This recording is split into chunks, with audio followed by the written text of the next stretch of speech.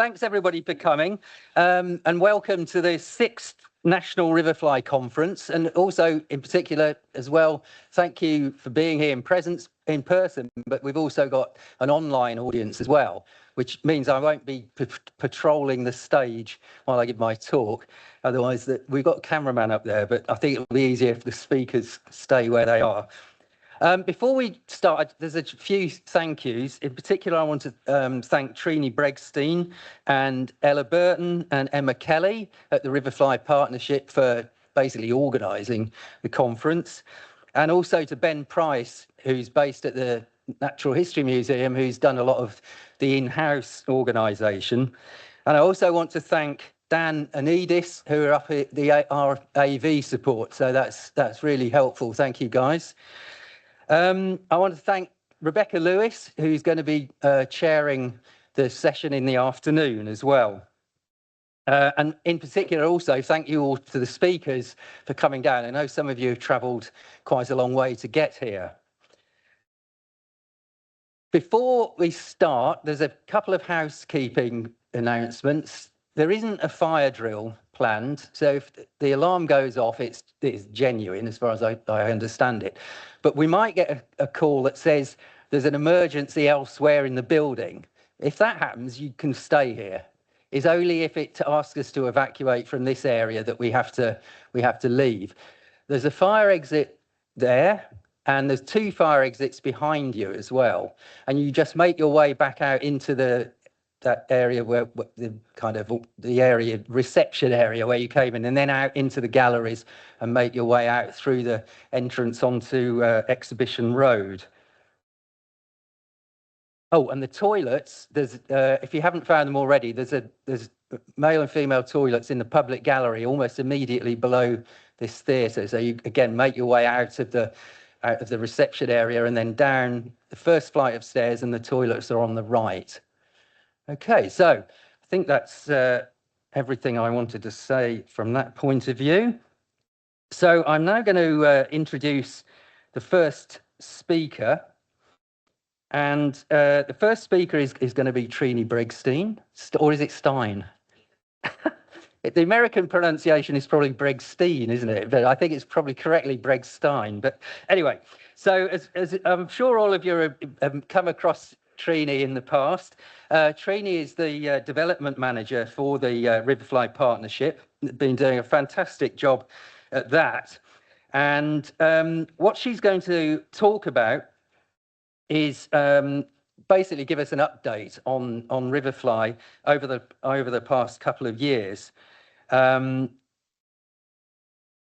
I think that'll be enough. I think. Okay, Trine. So if you come up, I'll give you a.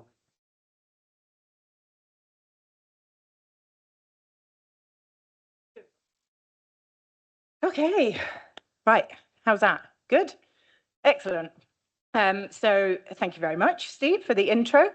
And yeah, thank you very much for coming down. So the last conference that we had was March 2023. That was meant to be in person as well, but got cancelled in person because of train strikes. So yeah, it seems like there's always an issue with our Riverfly conference. There might be some train issues for people going home this evening. But anyway, we're here, we've made it, hallelujah. So yeah, I am going to take you through what's happened over the last sort of 2.5 years.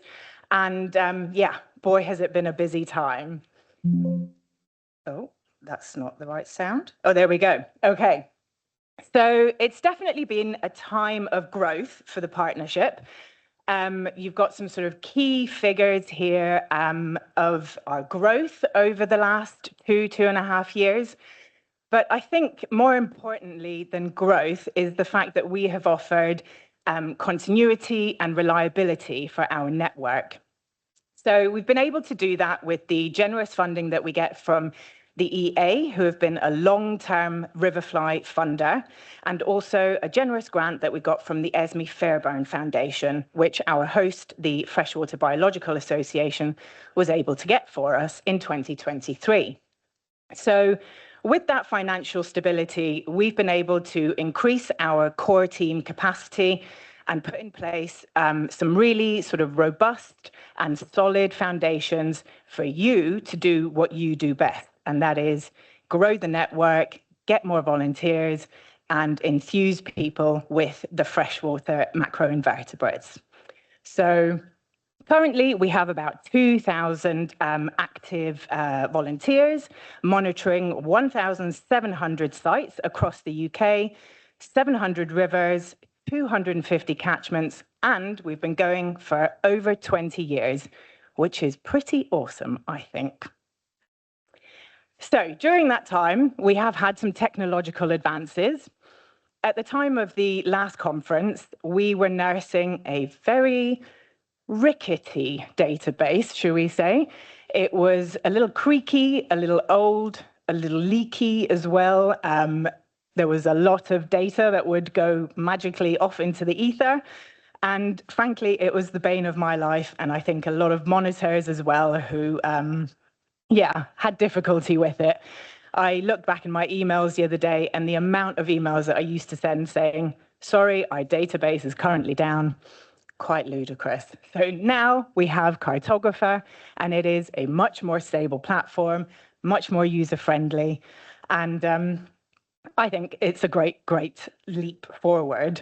So in 2023, that launched, and with Ellen and Beth, who had just joined as coordinators, we were able to migrate all of the users onto the new database.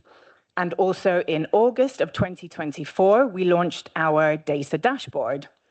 So our data is open access.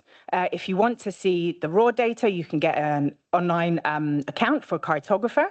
But our dashboard, you don't need any sort of login. You can just go and you can query and you can get the data from any site, team, catchment, river, whatever you fancy. And if you do want to look at all of the records, which you can do, we currently have 76,454 surveys on our database.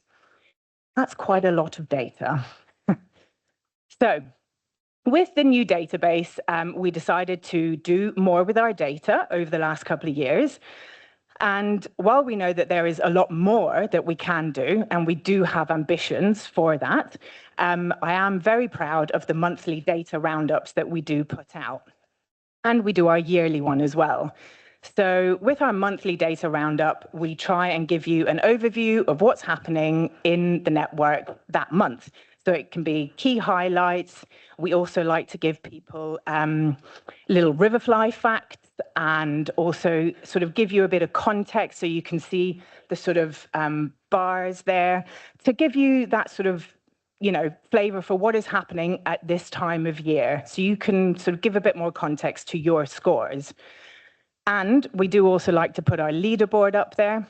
It's a very popular thing. Teams like to know who are the teams who are recording the most surveys. So that's very popular. If you haven't found our reports yet, you can just find them on the website, Riverfly reports, and you have them there every single month. And we do also send the links out in our newsletter. So when I was thinking about this presentation, I started looking at the sort of data that we have since we started the new database. It's very handy for me because it was sort of starting afresh in terms of record keeping, and so really useful for me for producing our yearly reports for our funders and our sort of half-yearly updates as well. So looking at the data, I did some comparisons, March 24 to March 25, but we're already in November. How did that happen? So I added all of that in as well. And I won't take you through all of these figures. You can see for yourself that there are some really massive percentage increases there in users, surveys, all that sort of thing. And it is absolutely astounding, really, just how much things have grown over the last couple of years. And yeah, that is thanks to all of the volunteers that are out there doing their magnificent work. And with the new database, we were obviously able to roll out extended and urban in earnest because we now had a database that could accept those records. So you'll see extended records have gone up a staggering 89%, which is bonkers. So people are out there using the new methods as well, which is great. And so, tutors. We have had some new tutors upskilled and added to the network over 2024 and 2025. And yeah, lots of help from accreditation tutors out there in the network. I want to give some shout outs to, obviously, Steve. He's signed off the most new tutors, but also Tim Pickering and Gareth Edge and also John Findlay, wherever they are. You guys have really helped us to spread the word of Riverfly, help tutors get signed off and spread the geographical reach. And you can see a map here of where we have all our tutors around the UK. And the picture there is a extended upskill that we did here in the Natural History Museum. And that was during the summer of 2024. The one that we did before was summer of 2022. So it seems like we do it every 2 years. So next summer, we'll do another extended upskill for tutors who are wanting to take the next step. And so over the years, these last couple of years, we've been able to put in some really sort of robust, rigorous pathways for our volunteers and our tutors to take the next step and go through from a volunteer to maybe a coordinator, from coordinator to tutor, and so on. There's you know, some very clear guidance and documents that help people do that. And yeah, I myself was able to leave the office as well and go and do some tutor accreditations. So I managed to go to Ribble Rivers Trust, also got out to the Ayr Rivers Trust and the Weir Rivers Trust.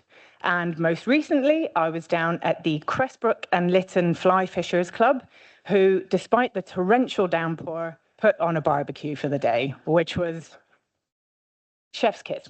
Fantastic. So over the last couple of years, we've also been, you know, really focusing on partnership work. So we've been part of CASCO, which is the Catchment Systems Thinking Cooperative.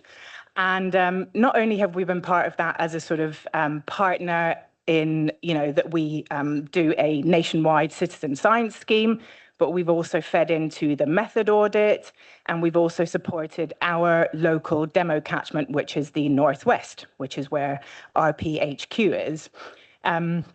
So we were able to attend a Ribble Rivers Blitz on World Water Day, which was really fantastic. There was sort of 50+ volunteers, and we used all sorts of complementary citizen science schemes to go out and do a blitz on one morning, this sort of synchronized sampling, a bit like we do at the FBA with Big Windermere Survey, everything done in one day, everything fed into the system, and that sort of snapshot giving the people at Ribble Rivers, the staff there, the sort of knowledge of where they need to target action. So it was a really fantastic day to go to, and I highly recommend that you go and have a look at their impact report. It's really, really fantastic to see all of these different schemes that have sort of come together to create this more sort of holistic view of what's happening in your river, understanding all, you know, sort of how all the puzzle pieces fit together and adding to the weight of evidence approach. And so also along with CASCO over the last couple of years, we've also, you know, engaged with the EA and their supporting citizen science scheme, which has been fantastic. They've had citizen science coordinators in each region who have been really instrumental in sort of helping join up some dots, you know, getting new groups signed on to Riverfly, helping existing groups deepen their understanding of what is happening at their river, and getting, you know, sort of maybe even sons deployed, or you know, sort of broadening the remit of what our volunteers are doing. So it's really fantastic in terms of upskilling knowledge of our volunteers. So there's been lots and lots of partnership working over the last couple of years. And thanks to CASCO, we were able to progress with our Targets and Triggers project, which you may have read a little bit about in our newsletters over the last couple of years. We did ask everyone to go out and take measurements at their sites. So that data, along with lots of other data, meant that some technical analysts at the Rivers Trust were able to use RivPAC's Model 44 to derive some modeled triggers and modeled targets. So this all sort of came about when someone asked, you know, what RMI score could I see if my river was in good condition? So we've sort of thought, okay, we need to give people a target, not just a trigger. And you may know now the way trigger setting works is a new site is set up in England where we have the EA to support our volunteers. We are often told you need to sample for 6 months to a year, and then they will take an average and use that to sort of set the trigger level. So we do, however, have, you know, a slightly more complex picture in the other home nations. They don't have as many ecologists on board, so trigger level setting can be quite hard. So we thought we could derive these scores and have it as a sort of national, standardized, scientifically robust way that we could have triggers and also targets so that people know what they could aim for. Now, I won't go into too much more about this because, frankly, RivPax and RICT hurts my brain. It's quite complex. Steve is also going to talk a little bit about this later. So we will be putting out the guidance that we have so far, the documentation. We'll also put out some guidelines for implementation. And at the moment, what we have is a fantastic data layer with all of these different data points to a sort of 50-meter resolution across England and Wales. And we need to figure out how to put that into Cartographer. So Dave at Cartographer is working his magic on that. And early 2026, we will hopefully have something which will look a bit like when you set up a site, you type in your NGR, and it should automatically populate a couple of boxes that will have a modeled trigger and a modeled target. So that way, if you are waiting 6 months to a year to have an agreed trigger set, you still have some guidelines to what scores you are seeing to give you a little bit more context to what it is that you are doing. And we did want to have the agreed trigger level still there because we want to give the ecology contacts the sort of opportunity to finesse that score. They can either use the modeled trigger as it is, or if they know something about the site, using the conditions, using, you know, any existing issues that they know about, that trigger can be finessed, and that is the one that we'll still use that for trigger level breaches. So hopefully it's going to be a really, really good thing coming in 2026. Right, so then working in partnership for some positive outcomes. I thought about all of the amazing things that happen throughout all of the network. And this is really sort of me putting a call out to all of you because there are so many amazing things that happen. And we want to keep sharing all of that. We want to share the best practice. We want to share the tips and tricks. We want to share, you know, amazing sort of volunteer recognition events. We want to share what the incident responses are, what support are you getting from our statutory bodies, because we know that there are some really, really fantastic things happening out there. People who are going out, who are sampling regularly, who are making change happen. So if you go to our case studies page on our website, you can read about several different groups who have made really wonderful things happen.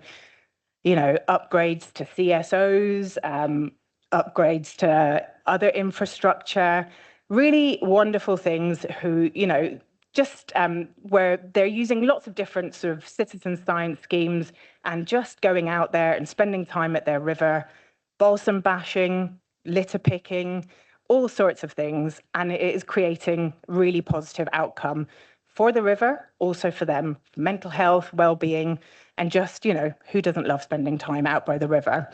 So when you have these amazing things that are happening for you, please copy us in, CC us into emails. We want to share that with all of the network because a win for someone is a win for all of us. And it helps to upskill all of us, and we can lift everyone, and we can make some really positive change all together.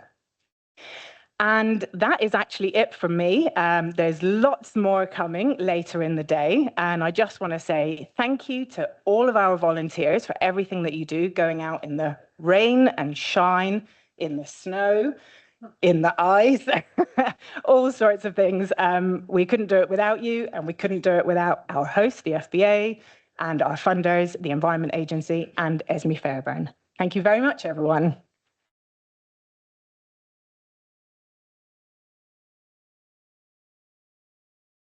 Any questions? I was going to say that. Any questions? Well, first of all, I'd like to say thank you for priming my talk this afternoon. You're very welcome. That will head it off a few questions, maybe. Anyway, does anybody have any questions? We've got a few minutes. It's fine if you don't. You can catch me afterwards. At lunchtime, I'll be out there selling calendars. Rebecca's got Rebecca. No, you're not getting away with that. I just wanted to ask you what your ideal scenario for the Riverfly. Where's your kind of blue sky? Where would you like to be? That's a good question. What is our blue sky thinking for Riverfly? What would you like to see? Well, I personally would like to see a Riverfly coordinator in sort of key areas all over, having someone, say, in the southwest, someone in the southeast, Midlands, Wales, Scotland, have multiple people who are there to support and, you know, help our tutors, help our volunteers. And yeah, just getting more, you know, sort of buy-in from the statutory agencies, progressing the sort of work of quality assurance of our data so that it's really taken seriously by people so that we can affect even more positive change. So yeah, just keep going, more of this and, you know, more buy-in from everyone. Yeah.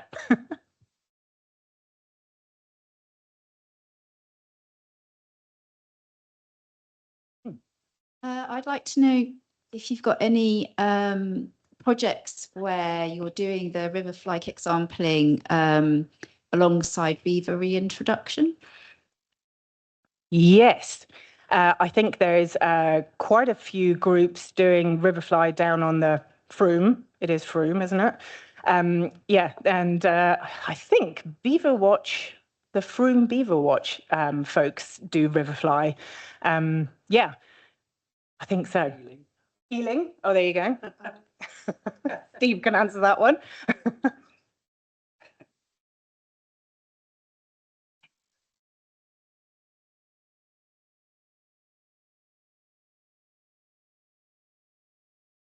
I'm A.D. Doyle, I'm on the River Crane, which is West London. Unless I misread the map, there seems to be not much people doing work in Wales. Is that a target hotspot? And is there a reason why that's a problem, if it is a problem? Well, it's you're going to hear from Gareth later, who'll tell you all about what's happening in Wales. But for a while, it was we've not had much support over in Wales. So NRW at the moment don't have the capacity to support Riverfly. So Gareth at South East Wales Rivers Trust has sort of been a lone wolf leading the charge over in Wales, doing as much as he can. We have just upskilled a tutor over in West Wales. So we've got the ball rolling. Things will be picking up a little bit, but Gareth will tell you more about that. Okay, lovely. Thank you. Okay, thanks very much, Trine. Right, just a minute. Oh, I'm going the wrong way. It's better. Okay, so our next speaker is Kerry Dodds. Where's Kerry? Ah, here she comes. She's based with Buglife in Scotland and is going to be talking about Guardians of Our Rivers, the project that she's running. Kerry has a BSc in Environmental Science from the University of East Anglia and then worked as a senior freshwater scientist at APEM. But now she's working with Buglife to engage communities and harnessing citizen science to safeguard rivers in Scotland. So over to you, Kerry. Thank you very much. Okay, thank you. Face down a little bit. Yeah, so I'm Kerry and I'm one of the Guardians of Rivers conservation officers at Buglife. Oops, wrong way. And I'm going to start off by chatting a little bit about Buglife. We're Buglife, the environment, the Invertebrate Conservation Trust was set up in 2000, and we're the only conservation trust in the whole of Europe that conserves all invertebrates. And our aim is to halt the extinction of invertebrates and to achieve sustainable populations in the UK. And we do this by raising awareness. We promote the importance of invertebrates and conserving them, shaping legislation and policy. Here we've got the Bristol Declaration. This was a letter that was co-signed by lots of NGOs to help to call out the dramatic decline in insect populations. We develop and disseminate information, sharing conservation methods with others, inspiring and supporting other invertebrate conservation initiatives throughout the UK, Europe, and the rest of the world, and with practical conservation. So that's habitat enhancement, habitat creation. So, Guardians of our Rivers. So we are the hub for the Riverfly Partnership in Scotland. We train and support groups throughout Scotland to do their riverfly monitoring. And three of the main reasons people are getting involved with Guardians of our Rivers. Restoration. Here, this picture is the Spittal of Mick in Cairngorms, where the Balmoral Rangers, the River Dee Trust, James Hutton Institute and the Cairngorm Volunteer Rangers work together to plant trees and to install large woody material. And so this is now the second site that the volunteers are monitoring so that they can monitor the impact of the restoration efforts. Pollution is probably the main reason people get involved with Guardians of our Rivers. People finding just connecting with their local river, they're concerned about the water quality, but also water quality is often in the news. So once people start Googling it, looking into it, they come across Guardians of the Rivers and get in contact with us. And community, people are coming together for their training events and coming together once a month to go out and do their surveys. This photo here is a group on Argyll, which is the west coast of Scotland. The geography means that people are quite spread out, but these two groups got together for their training session. And as well as Riverfly, they had lots of other initiatives in common and they were able to make contact through Riverfly. So that was great. So how did Guardians of Rivers begin? Rebecca Lewis, who's going to be chairing this afternoon, she was a conservation officer at Buglife. She still is at Buglife, but she's now Scotland and Northern Ireland manager. While she was a conservation officer, she was also volunteering with her local Riverfly group. They are a group that's set up in 2019 as part of a community engagement initiative. They really enjoyed it. They started to grow. They now have 17 sites and over 50 people trained. Rebecca coordinates the group. They work with schools, they work with other community groups such as the Midlothian Climate Action Network. They've been involved in filming projects with Landward and Scotland the Big Picture. They were really growing and had this really good momentum, but when they looked around at the other Riverfly groups in Scotland, they were seeing that there weren't really many active groups in Scotland. And when they reached out to these groups, part of the reason was that they felt unsupported after they'd had their training. And this was probably due to the fact that there had been somebody at SEPA, Scottish Environment Protection Agency, who was employed part-time to support Riverfly, but when they retired, that support wasn't as readily available. So Becky, along with the development team at Buglife, started to work on developing Guardians of our Rivers. And they were successful in getting some funding. So here's some of the funders for the first part of the project. It also had funding from St Mary's Charitable Trust and Northwick's Charitable Trust. And so training with Guardians, very similar to training with Riverfly in other areas of the country, I imagine. We help groups recruit volunteers for their group if they don't have enough people to run a monitoring survey. We help them with site selection. We do this desk-based and again in person when we go to meet them. We deliver the training. We've split up our training into a theory section and a practical section. Our theory session is over Zoom and is attended by people from all over Scotland. So this is really great.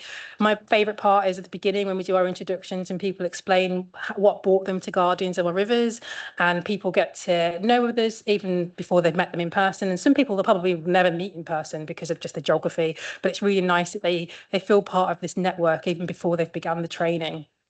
Then we have our practical session. This takes place at the group's monitoring site.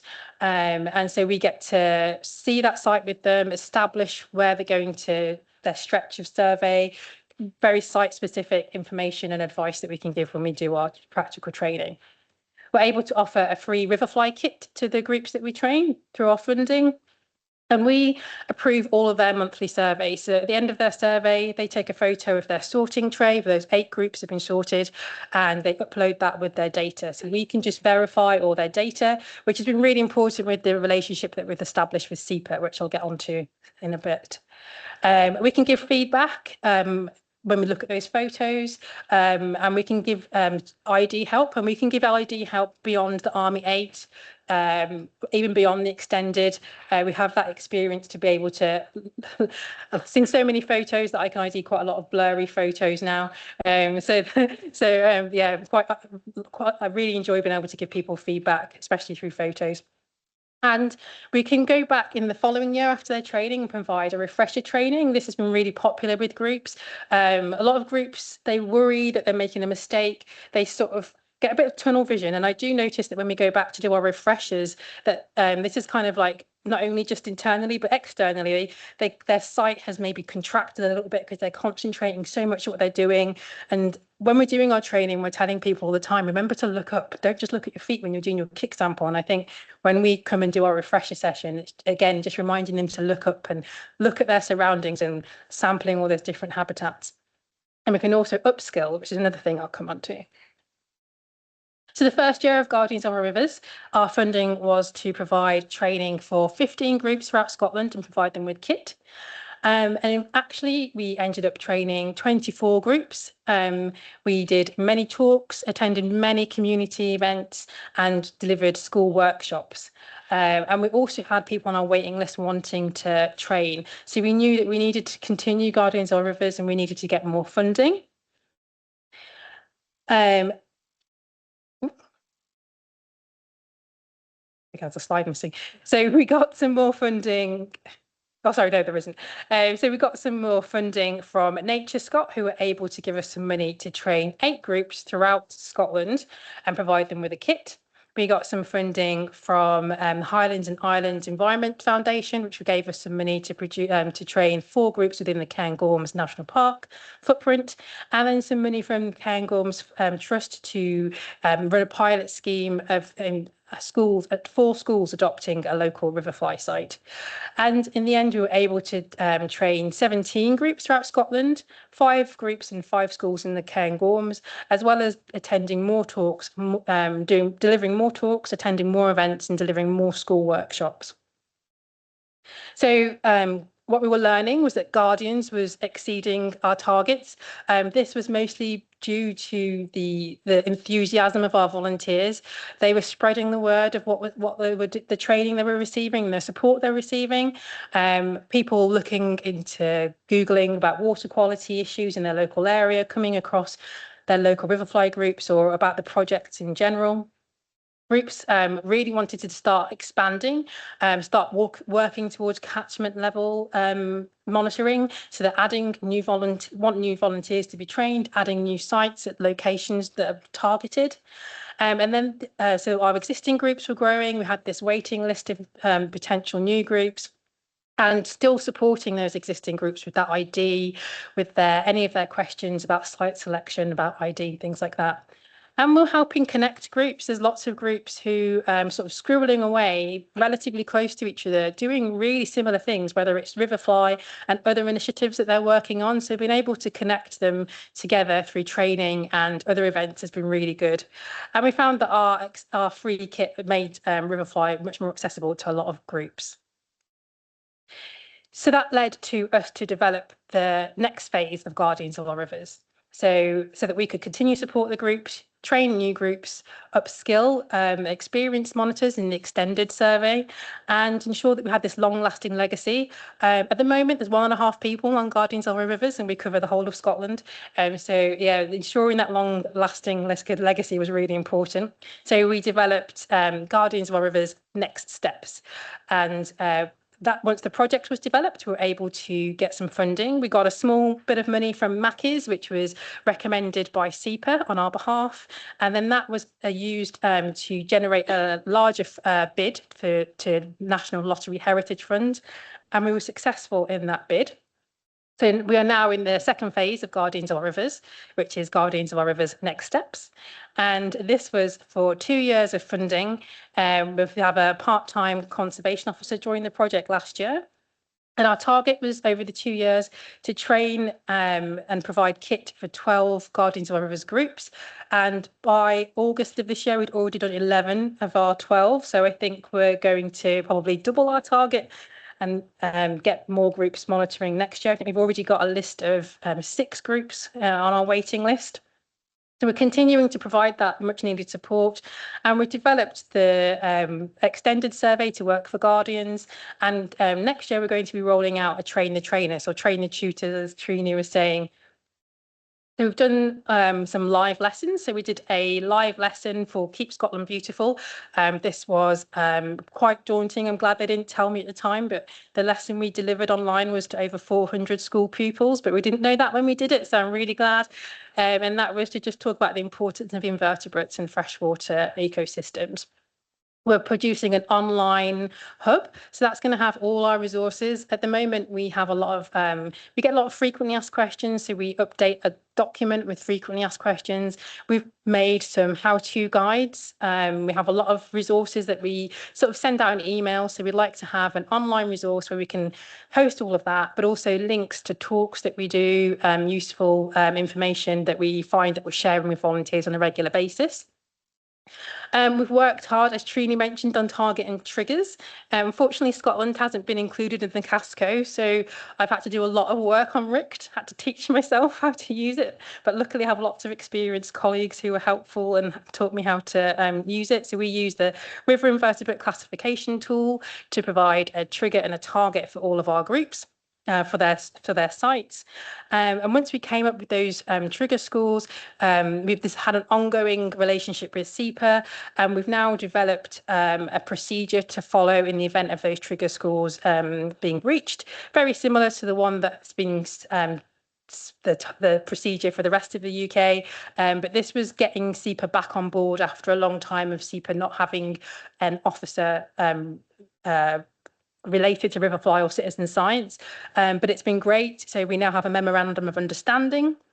And what we've built with SEPA, they're now almost using as a template as to how they can interact with other citizen science methods. So Riverfly has really blazed the trail in Scotland when it comes to citizen science. We're delivering this year for the first time the extended survey. So this is a learning journey. Once people have been experienced in the Riverfly monitoring, we're able to upskill them to the extended survey, where we go from the 8 target groups to the 33 target groups. And people always seem really daunted, but I always tell them that quite a few of those groups they already know. They know the worms, they know the beetles, the things like that. It's fine.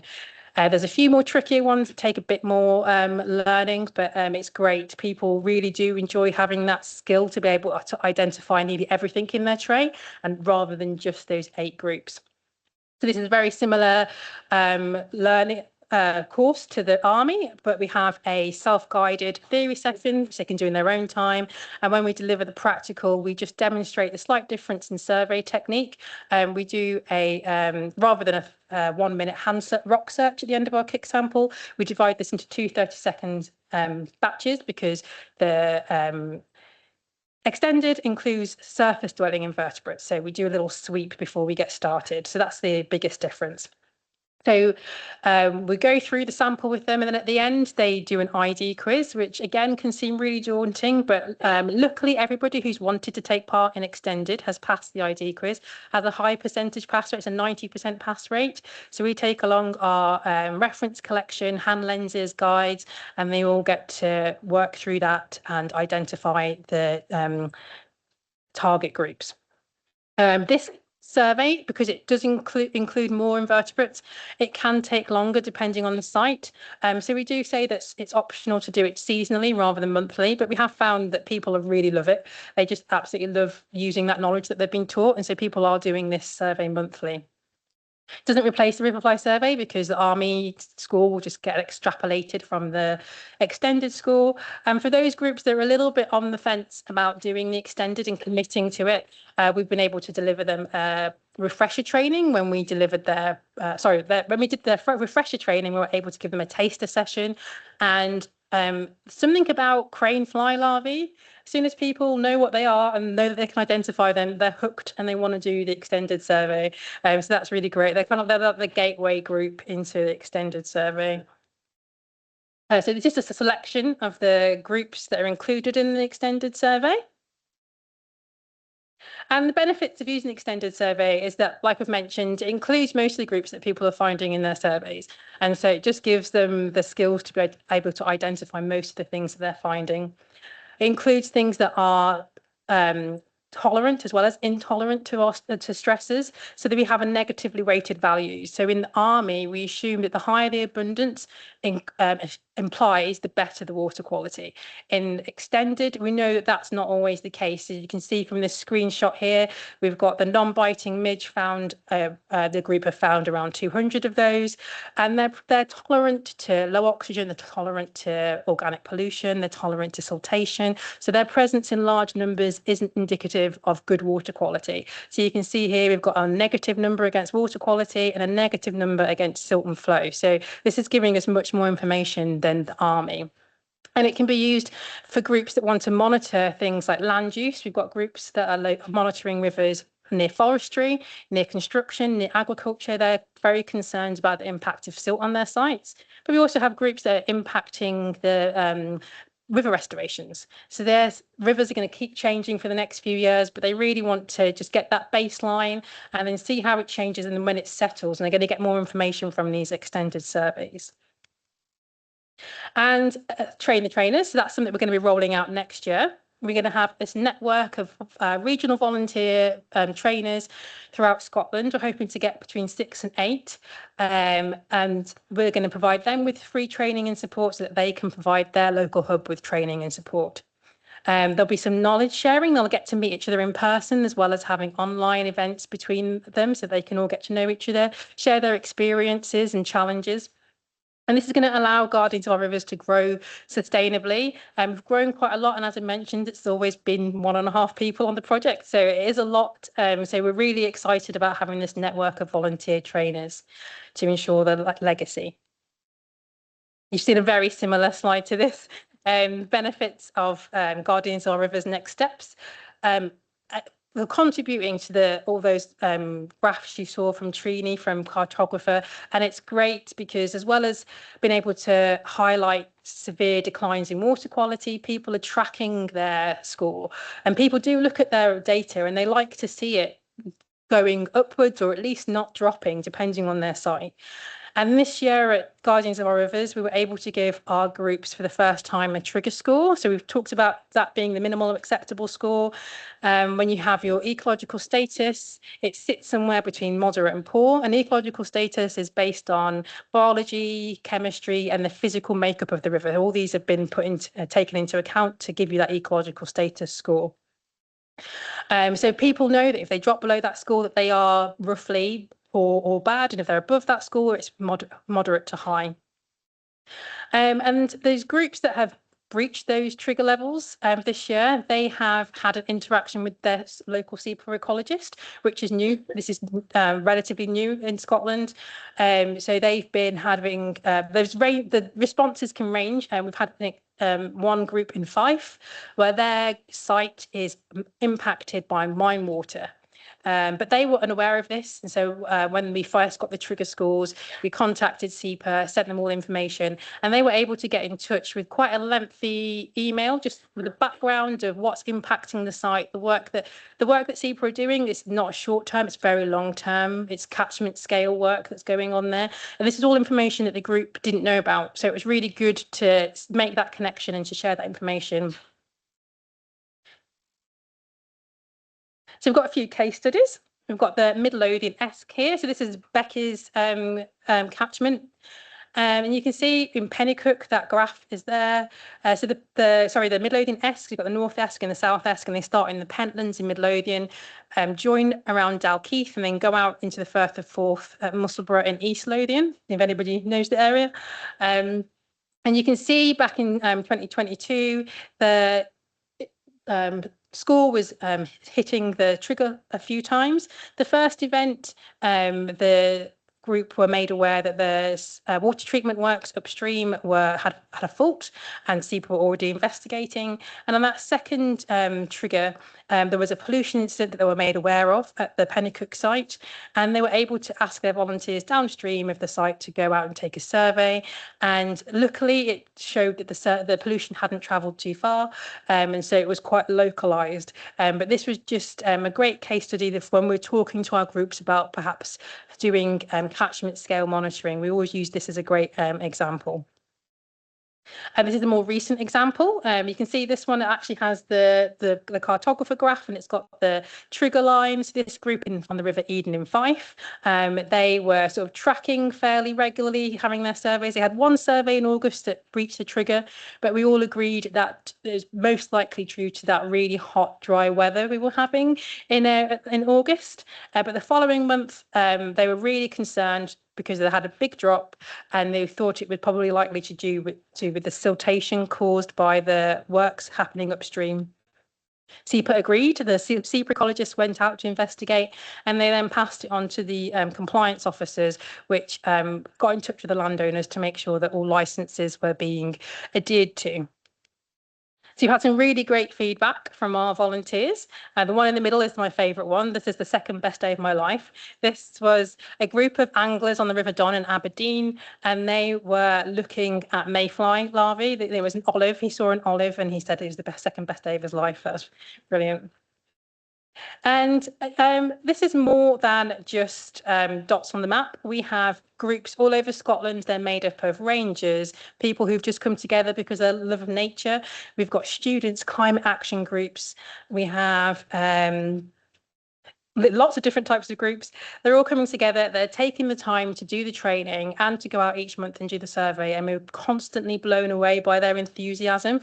All their questions that they ask, all the feedback they take on board. It's just great to see their interaction and how they want to continue, and how they're so pleased that what they're doing is making a real change. It's not, their data doesn't go into a black hole. It is really making change and helping people make decisions.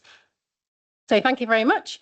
Thank you to all our volunteers, and thank you to Riverfly Partnership and to National Lottery Heritage Fund for the funding of this phase of our project. Thank you.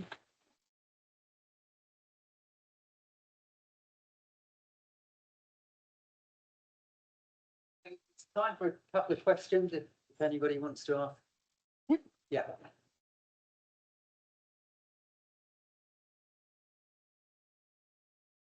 Hi, I was just wondering how the schools worked, the adopting the Riverfly sites. Did you have a trained monitor with that school, or Yeah, so, teacher? Or... So in the Cairngorms, we did Riverfly workshops with the schools. One of the schools had the teacher is trained, and she's a local monitor with her local group now.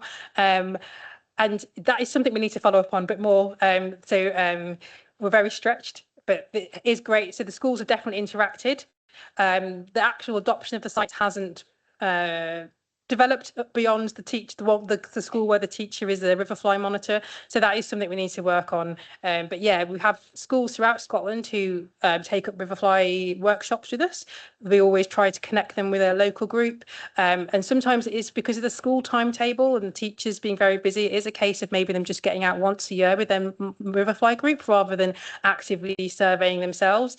A lot of schools do try. They really want to go out and survey monthly, but it's just quite difficult for them and for us to factor that into their curriculum. But we are looking at trying to be a bit more curriculum based rather than just sort of turning up and doing our workshop, and how we can maybe make it work for their timetable. So something we're looking into is to sort of meshing it more with their timetable, and then maybe they're able to make more time to use it as part of their lesson planning.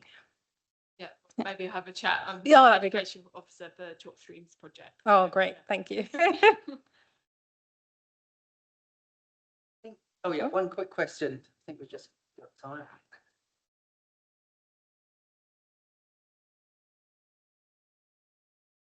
I'm sure everyone's wondering, is this in the room? What was the best day of that guy's life?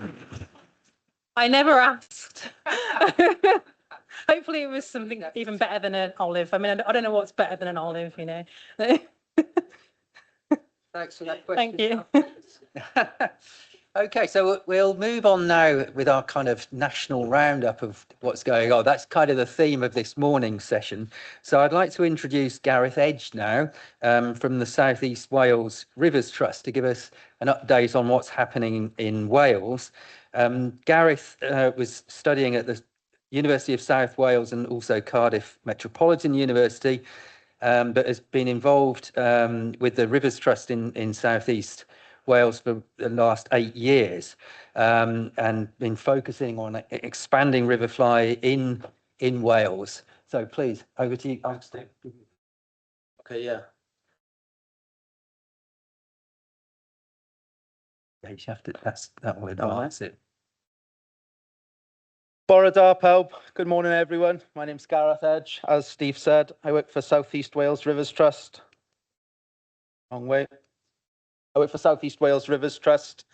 My current project is called A River for All, and it sort of focuses on the relationship between people and wildlife, and can we share that river habitat without one having a detriment to the other. And my current study river is the River Rhondda.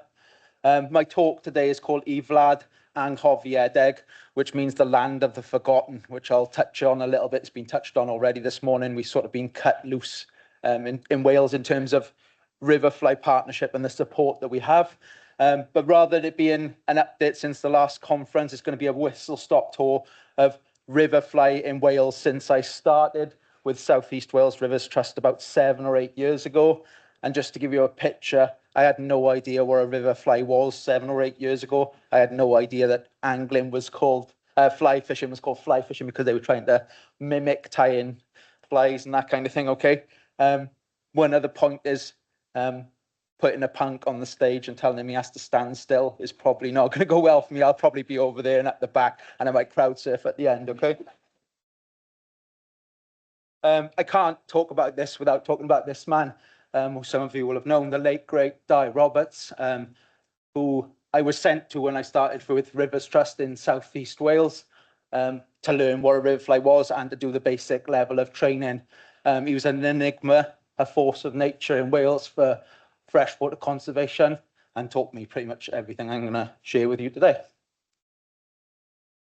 So after I'd gone to dive for the basic level of training, I went away and I looked at the data for Wales, and as somebody's already touched on at the back there, massive gaps in Wales for riverfly data. You've got this little band of data here, which was Di's data and Di's Gwent River Ranges, and there was some good stuff happening in the west. Obviously, the geographical space of Wales, North Wales, were quite lucky where tutors would be able to travel across the border, but the only tutors in Wales at the time were based in South Wales, in that sort of area. So it gives you an idea.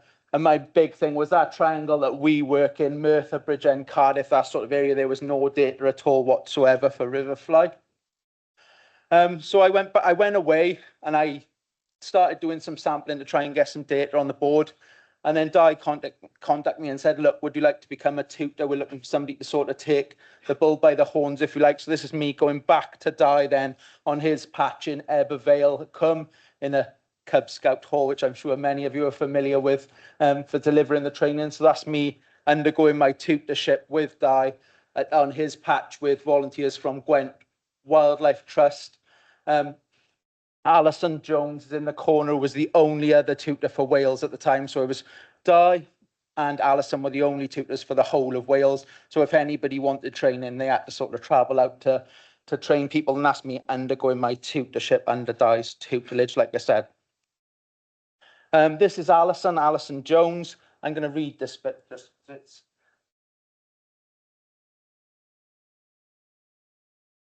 So Alison has been involved with Riverfly for quite a long time in Wales, and her focus is primarily on events and building the profile of Riverfly within Wales. This is at USC show, delivering at USC show, and she's trained some groups fairly recently, and as a really positive message, they've refound the rarest mayfly, to my knowledge, in the UK, Potamanthus luteus. It hadn't been seen on the USC for 10 years before this training course, and there was a riverfly training course that happened there, and that's been refound on the USC, which was really positive news for Wales.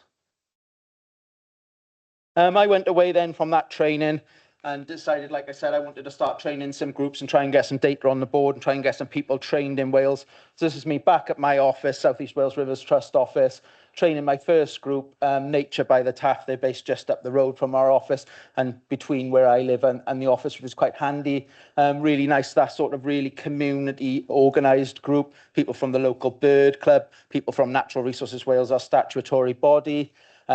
Some people brought their children, which was really nice. And that's them undertaking their traineeship. This then is the next course I delivered, which I was really keen to get some partnership going with a local university again, which is just up the road from the office. So this is the University of South Wales. They were mostly undergraduates at the time, one master's student and one local angler from Kirkwood angling group who'd asked to get training. So that was my second sort of trained group. And we're lucky enough that hopefully 4 of those are in the room today.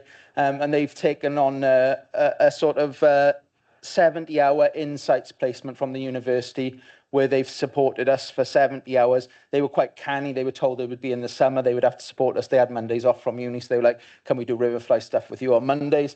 So 4 of them have been doing Riverfly stuff with me. So we've got Nuffis, Oliver, Liam and Hannah, who are all here today. Oliver's recently written his undergraduate on Riverfly and chalk streams. And Liam's just hopefully, fingers crossed, put in a proposal for an MRes with the Rivers Trust funded by us from a local pollution incident, looking at pollution incidents on the River Ely, which is probably the worst performing river in South Wales. And also we think we've located the demon shrimp, which hasn't been recorded before. So we're looking to do some eDNA stuff on the lower reaches of the Ely and the Taff River to see what impacts invasive shrimps in particular are having on those rivers. One of my things from going away from being trained and becoming a tutor was, and I don't know if this happens over the border, if this happens elsewhere, was can we echo what I've already done and embed a tutor into Rivers Trust so that each Rivers Trust has a tutor embedded into the trust, so that they can take the training on and become the coordinator. So just to touch on the title of the talk again, we sort of are not supported by Natural Resources Wales, our statutory body, in the same way that the EA and SEPA support the other Riverfly groups. So we do all of our own site setup and we do all of our own sort of trigger level setting, and we don't have any contact with an ecologist from any agency at all. So that's sort of where the title of the talk comes from. So this is YNUSC Foundation then, which is a fellow Rivers Trust organisation who'd asked if they could have Riverfly monitoring training as part of CASTCO. And this is them passing their traineeship. So we got staff and volunteers from the YNUSC Foundation. And I'm quite into that sort of circular economy, if you like, which is really nice. So Fiona in the blue t-shirt in the middle was my first volunteer on my first A River for All project. And she said, look, I really like what you're doing. I'd really like to get into that work in conservation. Will you write me a reference and will you show me jobs that are coming up in the area? And she got this job with YNUSC Foundation, and then that's me training her fellow staff and volunteers at YNUSC Foundation.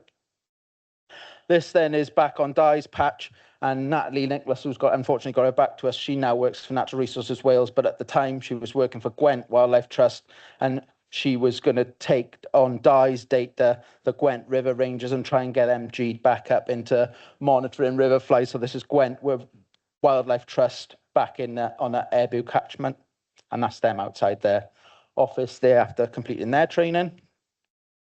This then is Merthyr Tydfil Biodiversity council team and their staff and volunteers. And this is at Park Taff Bargoed in Merthyr Tydfil, which was my first A River for All project.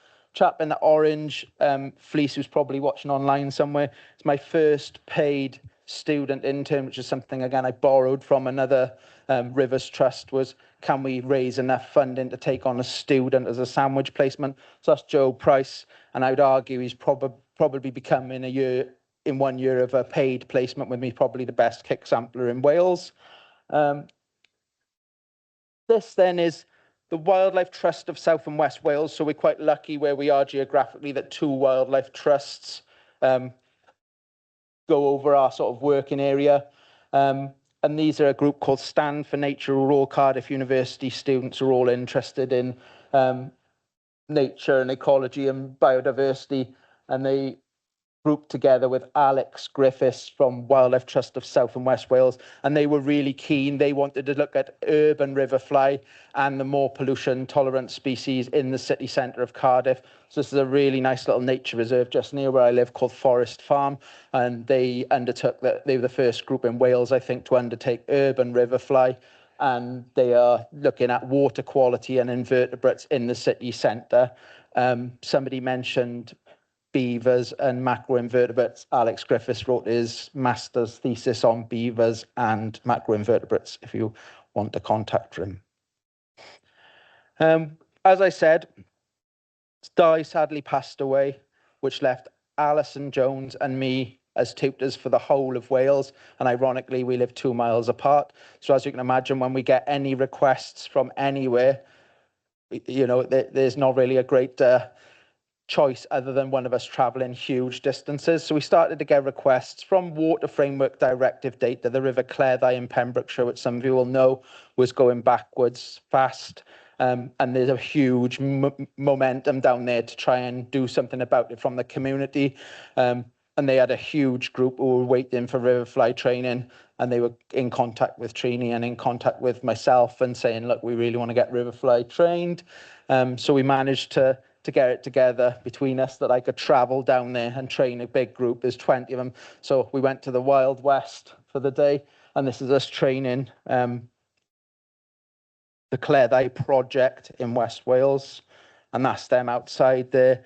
And just next to me is a girl called Emma Withers, who was from West Wales Rivers Trust, and she was sort of my first to come under my wing of my idea of can we embed a tutor into Rivers Trust. So we agreed, myself and Trine, that we could sort of fast track her. So she came to this training day. And then this is back at our office, University of South Wales, master's students this time, who'd come out and had a taste a day with me. We do an annual field trip for the master's course where they get to see us kick sample. 1 or 2 students might have a go. That's coming up in the next couple of weeks with the guys who are here at the back today. But this is them then coming off their own backs after having a field trip, saying, look, we'd really like to get that certificate. We'd really like to be able to offer that service. We get how understudied it is in Wales. We'd like to be involved. So this is master's students being trained in their own time to become Riverfly Partnership monitors. Then I had another call from Emma saying, I've got another group of 20 who want to be trained in West Wales, and me and Trine talked about it and said this would be a good opportunity for you to have a go at delivering the training yourself. So this is Emma's first group delivering in West Wales with me supporting her. And then this is Y&S Foundation again, fellow Rivers Trust, Gwent Wildlife Trust, us back at Y&S Foundation, and Emma undergoing her tutorship to become the 3rd only tutor for Wales, but bearing in mind then she's all the way in West Wales in Pembrokeshire, which gives us a much better geographical spread of tutors and expertise. In the navy top is Luke, who's my new trainee for this academic year from Bridgend College, and he's probably watching online somewhere. And that's us outside Y&S Foundation, again, like I said, with their staff after they've undergone their traineeship, and Emma's successfully passed her tutorship to become the 3rd tutor for Wales. This is Emma with us from West Wales Rivers Trust on the Redwater in Pembrokeshire, and I thought it would be nice to do the classic, why did you start Riverfly? Through engaging the Pembrokeshire communities with their rivers, it was evident there was a desire for them to undertake river monitoring at a deeper level than visual reporting. Some groups had already started water quality testing, so I was keen to supplement this with ecological picture that Riverfly gives us. When did you start Riverfly? I started using it as an engagement tool at community events in 24, showing people the microscopic life in rivers. However, I soon realised I wanted to be able to deepen my knowledge, roll out official training to communities. So in 25, I set out to become a Riverfly tutor to be able to train and support volunteers in their individual monitoring, allowing them to partake without me needing to be present. What's your local river? My local river is the River Allen in St. David's. What's your favourite Riverfly and why? My favourite Riverfly is flat-bodied upwing because they're the easiest to identify. Big bug eyes, and I like the way they float upside down. In 2025, like we said, we've run 2 training events in Pembrokeshire together where we've signed off 20 monitors at each. And then she's did her tutor sign off at the YNS Foundation with me. So if we look back at the data where we are today, from the graph at the start, hopefully you'll see there's quite a lot more data on that graph, and particularly that triangular area I talked about where we're monitoring. Hopefully you can see there's a bigger spread in the west, and thankfully whoever those tutors are who are travelling across the border from England into Wales to train groups in the north, thanks to them as well.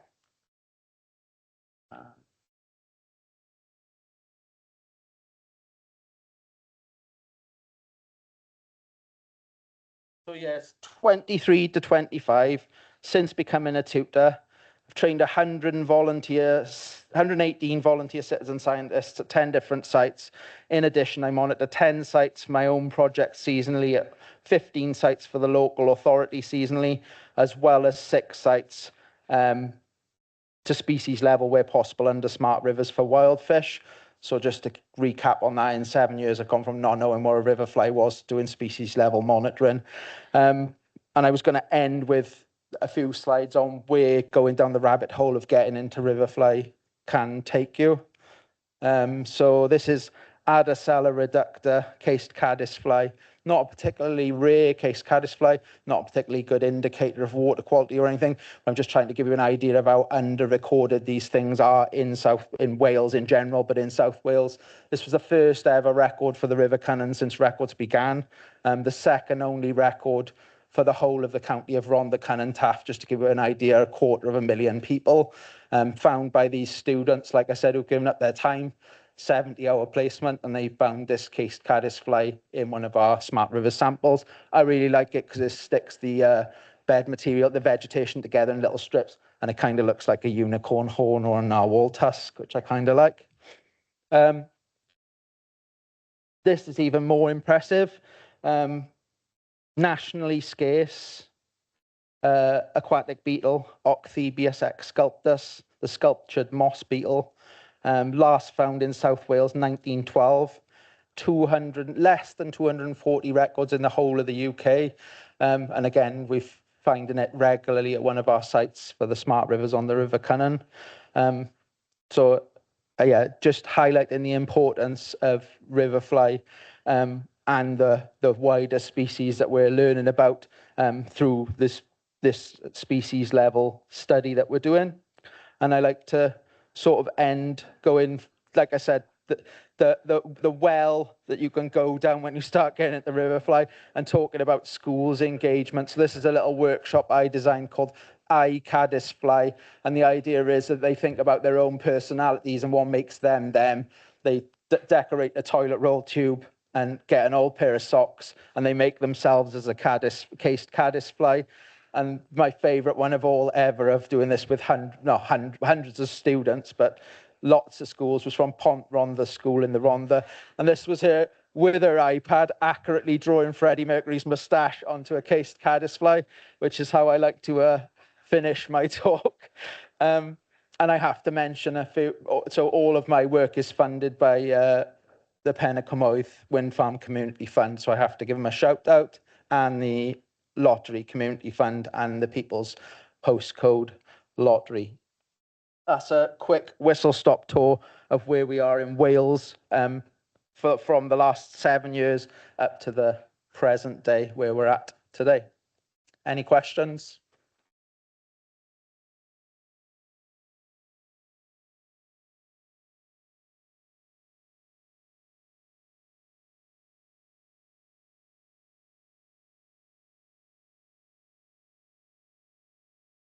the lower Cledder, surely you don't have any riverfly sites on the from Haverford down to Pembroke Dock? Because it's quite deep every time. Yeah, not to my knowledge, no. Most of the Cleddau stuff is tributaries of the Cleddau. Yeah, most of it's tributaries of the Cleddau. Yeah. Yes. Yeah. Are you Welsh? Is anybody Welsh other than them? One, two of us. Was there another question at the back? Yeah, I think. Yeah. Yeah, you can. I used to live in Wales a long time ago, and was at Aberystwyth University. There used to be a big freshwater biology group there sampling the Rydal Valley. Are they not doing anything in that area? Not to my knowledge, but again, you know, it's so geographically far from where I am that, you know, I wouldn't have looked at the data necessarily, but not to my knowledge. Is Trine? Because I'm going back to the 80s, actually. Back in the 80s. There used to be a big group there. Again, it'd be great to try and re-engage. Because I like the way you engage with the universities, because I haven't heard much of that here. Yeah. I'm new to this forum, but interesting to see. One of my comments is always that, you know, they'll be taken out, they'll do a freshwater module, they'll kick sample once on a 3-year undergrad, speaking to these guys, and, you know, they got so much more experience from coming and doing that 70 hours off their own backs and then carrying on with me. I think they got so much more to take away from it. But I also think this placement year thing is really where it's going to go. Like I said, the lad who I had for a year, I would argue he's the best kick sampler in Wales. Like within a year, he's better than me, and I've been doing it 7 years, and he could do it without getting hardly any bed material, but still getting all the inverts. Amazing. Was there any other question? Thanks very much. That was great. Thanks, Gareth. Okay, so moving on with our roundup round the countries. I'd like to introduce now, Lisa Kirkwood from Northern Ireland. So thanks very much, Lisa, for coming over. Lisa has got a degree from Biological Sciences at Ulster University and then completed further studies at Queen's University in Belfast, and has been working on encouraging people to engage with nature and the outdoors through her work with the Ballinderry Rivers Trust and also WWF and the Northern Ireland Environment Agency. So her talk today, thank you very much, is imagining the potential of riverfly in Northern Ireland. Thank you. Thank you. That's my bottle of gin with me just to keep me going. I think I might take my glasses off. I'm one of those, I've got to that age where I don't know whether to keep them on or take them off. So yeah, imagining the potential of riverfly in Northern Ireland. I managed to get this image of a guy in Etsy, the grasshopper geography account. And this just shows all of the catchments in the whole of Ireland. You can also get, it actually is the British Isles, so it has both Ireland and England, Scotland and Wales. And it's quite nice to listen to Gareth because I also feel like a poor relation on the back end of nowhere.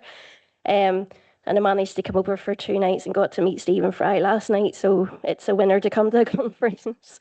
Oh, wrong way. Yeah, so this is roughly what I'm going to talk about. I've got a nice blue-winged olive at the bottom there, which one of our groups found in the last few months. Sorry for the Northern Ireland language. Normally we say the state of you in relation to how you look. So I'm going to talk about the state of us. Northern Ireland context, because we're a strange lot over there. Current issues, Riverfly and Loch Ness, possibilities, thinking out loud. And Tim and I were talking about blue sky strategizing. So blue sky thinking is where we're at. So in Northern Ireland, we are a very strange entity on the northeast of the Irish Isles. But we have 450 river water bodies. We have the River Bann, which is split up between the upper and the south of the country, and the lower and the north of the country, because it flows that way. 3 river basin catchment areas when you're talking about DERA and NIEA. And we also have cross-border catchments because that red line on that map doesn't stop where the water's going to go. We have 9 trained groups. There's active at the bottom, I had a check at our statistics, and in the last month, the only group that have any data is the Kellswater in Glenwherry, who were only trained about 4 months ago. So that's kind of where we're at, the state of us. We have statutory bodies, which is DERA, which is the Department of Agriculture, Environment and Rural Affairs. Get on to them shortly. Northern Ireland Environment Agency, who sit within DERA, and AFB, which is the Agriculture, Food, Biological Sciences Institute. So they all work as our statutory bodies. We do have a bit of support from them, but probably not enough. So in relation to the state of us, prior to me becoming a trainer in 2014, there was no locally based trainer. At the minute, we have established groups, but they seem to be very disengaged. And as it is with Northern Ireland, we are very self-deprecating. So that's because of me. I no longer work for Ballinderry Rivers Trust, so my job is diversified. So therefore, I don't have the time to put in to support the groups as much as I would like to. Ideally, I would like to get funding and be a coordinator and work really hard to get more groups up and running. So for Riverfly in Northern Ireland is very sporadic. So that's just a couple of nice images of some of our groups. Top right is Kellswater in Glenwherry, and those guys are new and super enthusiastic and have reinvigorated my love for Riverfly. It's very, I've become disengaged, I will be honest, because it can be a bit soul destroying whenever you don't have that support from statutory agencies or other organisations. But they've got funding to do their training. If anybody's been to Northern Ireland during our silly season, we did the training on a Sunday afternoon and we had a flip band marching past in the middle of it. So we had to stop and go and watch that and then get back. Because woe betide you walk across the road to get to a river in front of an orange man. That's like umbrellas at dawn. So Riverfly has been very sporadic. Our current issues in Northern Ireland, our 2021 Water Framework Statistics Report was delayed for, I think, 2 years because we had no sitting government, because they all throw the dummies out of the pram. And it's very much, I don't like what you say, so I'm not going to sit in the same room as you. So we had a delay because nobody could sign off on the document for it to be released. In the most recent report, which was 2021, actually came out in 2023, we have no river water bodies classified higher than a moderate because of river chemicals. It's changed the classification. If I'm honest, I think that's an excuse for the department to say, oh, we've changed how we monitor. So that's why we don't have any good and above water quality, but our water bodies. We've no lakes classified higher than moderate. We have no transitional coastal waters higher than moderate. And the only improvements we have seen is in groundwater. Why? As with all of our government departments and environmental departments, we've no money. We are under-resourced. We've had, our minister announced 20 new enforcement officers. They haven't come to fruition. In the same breath, he told me that the only money they had was for capital, not for resource. We have a very disjointed approach. Nobody really speaks to each other. We have DERA, the Department of Agriculture, Environment and Rural Affairs, who came to fruition, I think, in 2016. And you have agriculture on one side, the environment on the other side, and rural affairs down here. And they don't speak to each other. I worked on the Farm Business Improvement Scheme carrying out habitat regulations assessments, and the farmers were saying they were going to paint their sheds green for £1 million of a funding application. And then I had the department on the environment side saying we couldn't give anybody money because their ammonia levels were so high. We've major landowner issues. We still have legacy estates from legacy landowners. So you may have seen the Earl of Shaftesbury getting it in the neck because he owns Lough Neagh. We also have the Honourable the Irish Society, who own the bed of the upper ban and the lower ban.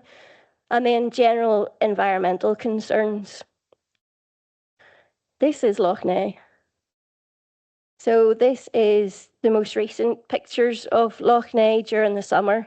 2023, all hell broke loose. We had massive algal blooms on Lough Neagh, and the world erupted. And everybody and their dog was concerned about Lough Neagh and how could the loch get so bad. And lots of finger pointing from everybody.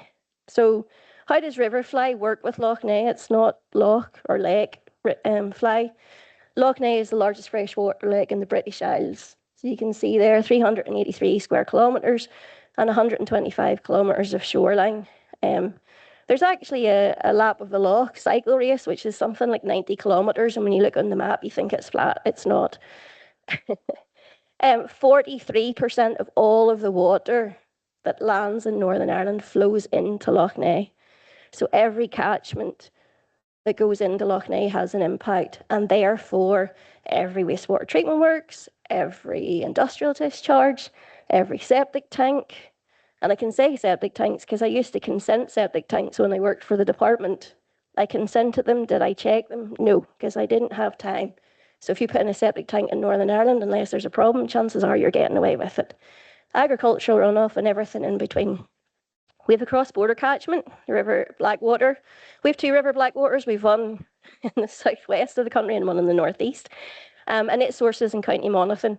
And I've trained some of the guys in Monaghan actually on Riverfly as well. So we'll do a bit of cross-border. So I'd be like the guys from England coming into your territory, Gareth. We have 6 rivers that go into Lough Neagh. We've got the Mayola, the Ballinderry, the Upper Bann, which is the one in the south, the Blackwater, the 6 Mile Water, and the Main is the one that's most closest to me. We have one river that exits, which is the Lower Bann, and it's a beast of a river, and it's not sampled because it's too deep. Funnily enough, Lough Neagh, massive algal bloom this year again. We had an interagency forum set up in July, and I thought, happy days, we're starting to talk about it. We're starting to get there. My job currently is with a local authority. I'm the outdoor recreation officer, so I have a remit for water bodies and coastal environments. And when I turned up at the first meeting, it was because we had the open in Portrush, and all they were concerned about was, did we look bad if blue-green algae went to the beach for the Gulf? So that goes to show you where our priorities are within our country. So there are 3 trained riverfly groups on the rivers which go into Lough Neagh. The Ballinderry, the Kells, Connor and Glenweary, and the 6 Mile Kells, Connor and Glenweary are on the tributary of the Bann. Are they active? The Ballinderry, the Kells, Connor and Glenweary are. Not too sure about the 6 Mile. The 6 Mile are great. They have a 6 Mile Rivers Trust. Great advocates, great for jumping up and down and singing whenever water quality issues hit their river. Whether their data gets onto cartographer is another question. The possibilities that we could have in Northern Ireland. So we have 5 rivers trusts, the 6 Mile, the Lagan, Ballinderry, Blackwater, and the Strule, which is in the Lough Foyle catchment, which heads over towards Derry, which is obviously cross-border with at Donegal. In Northern Ireland, we've just under 100 angling clubs. Again, there's the Ulster Federation of Anglers, and then there are other federations of anglers, and that just goes to show you what the political turmoil is like in our country, because if it has a certain word in it, certain groups won't want to get involved with it. There are almost 750 registered charitable community groups in Northern Ireland who state their focus is environment only. There's over 7,500 registered community charities within the country, but only 1% are environmental. As a result of what happened in Lough Neagh, there's a massive Share Our Shores, Protect Lough Neagh and Inland Waterways Facebook page. 2 years ago, whenever the blue-green algae hit Lough Neagh for the first, they actually had a funeral for the loch, and it was all over the press, and somebody carried a coffin in. We're morbid in Northern Ireland. 1,300 followers. We've 51 young farmers clubs with 3,500 members. If any of you have had any dealings with Northern Ireland and Riverfly and advocacy for looking after our water environment, you may have had the good fortune to meet a gentleman called Alan Keyes.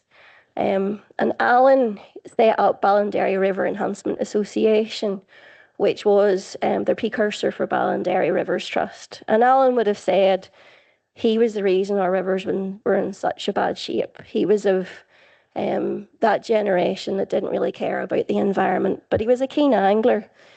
I used to have purple hair or blue hair when I worked with Ballinderry, and Alan would give me that look as if to say, I wonder, can I make a fly out of your hair? Needless to say, I had to lose wee chunks every now and again.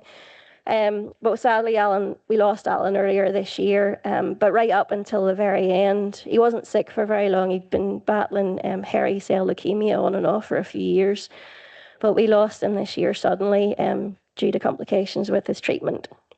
But I got to go out with him probably this time last year because he came up with this amazing idea, and I'm hoping somebody will take it forward, hopefully me, if I can get money, called Wee Bridges. And Wee Bridges to Alan was a bit like the red tractor, you know, the farm assured status for production of good quality food.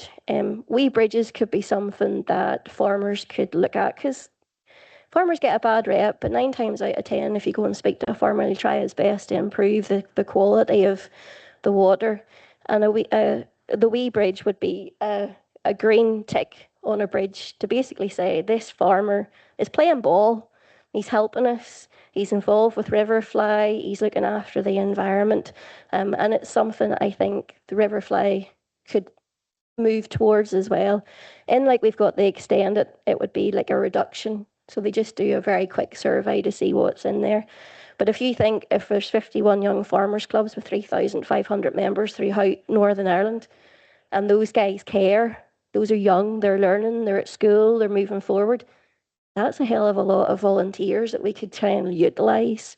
So yes, the cogs and the old 50-year-old brain are starting to go.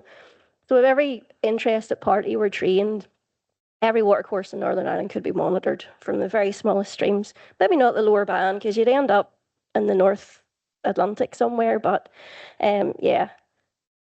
The thinking out loud, Wee Bridges, bridge the gap. We know that deer are under-resourced. In a year, we have support from our freshwater catchment team, the guys who go out and do the kick samples themselves. And we have a really good advocate within there, Alan Dixon, and he supports the work that I do. He comes, doesn't get paid, he comes and helps me with the kick sampling. He also goes back and set the trigger levels for our groups. And if it's a site that there isn't a trigger level, he will work to look to see where the department does have data, and works to try and get the trigger levels set up. So it's a bit like the presentation that as tutors we give out where there are gaps in the data. And we could really bridge that data if we got a lot more volunteers. Equipment libraries is something that's a possibility. I love the Buglife having kit for being able to provide kit, because it's expensive. It's really expensive for groups. I do help groups with their funding applications. I write them for them and then they just change the information.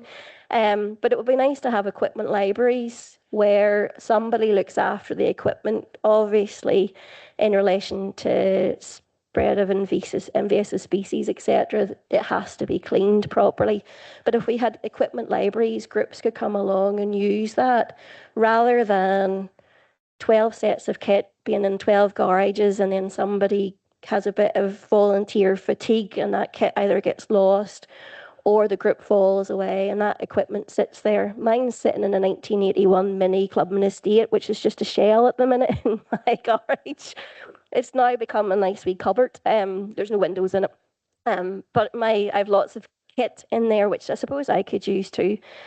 Really interested about the eco schools involvement. When I worked at Ballinderry Rivers Trust, we did hatchery in the classroom.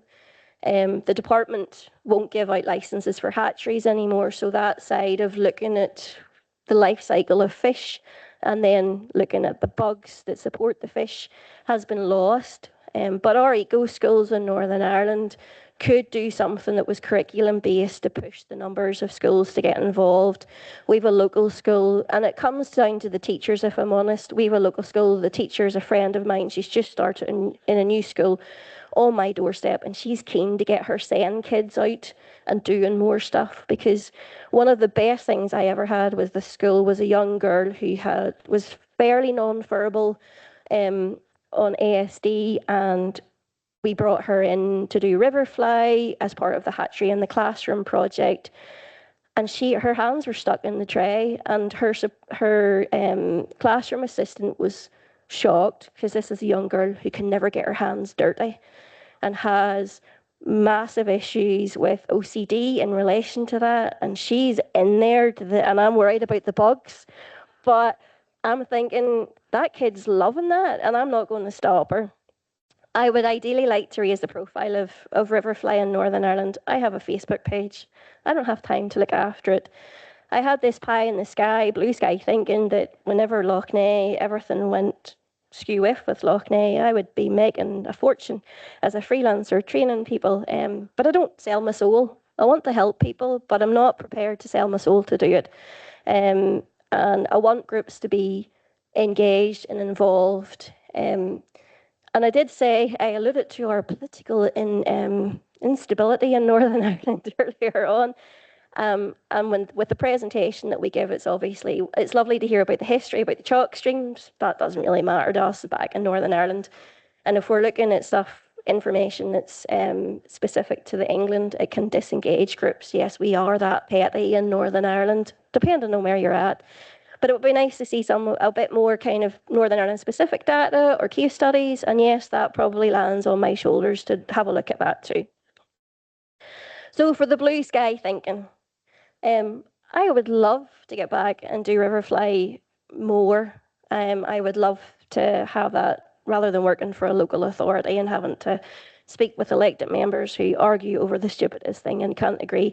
I would love to get back to being more involved in Riverfly. So it will be up to me to look for funding avenues, not necessarily as an individual, but going back maybe to one of the Riverfly Trust. I have a wee notebook and I sat down there, and one of the things I wrote was me and Rivers Trust ? Because we have a great group in Kells and they're on the main. So what's to say that we can't set up or reinvigorate a main Rivers Trust that actually does something, and it's not piecemeal and we work together. And rather than just looking at our small section and our wee part of the country, and our country's small in comparison to some, that we have that joined up approach and throw politics out the window. Identify those groups who have water quality at their heart. One of the big issues, particularly of the Loch Ness thing, is that people are great at pointing fingers at each other, but they have an apathy. There's no desire to constitute themselves or to actually form a proper group. We find that with cold water swimmers, anything that we engage with. It's great, they're happy enough to do their own thing over there, but don't want to regulate themselves and don't want to take responsibility, I suppose. And one of the things whenever Loch Ness, the first year it hit off and everybody was pointing the finger, and it was the farmers, it was Northern Ireland Water, my response was, we all go to the toilet, we all flush. Where does that go? We all use cleaning products. What does that do?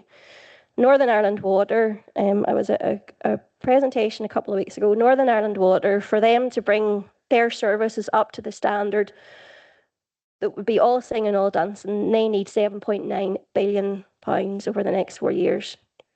Realistically, for them to actually be able to complete the works with a supply chain, they need over 2 billion, and they get 321 million a year.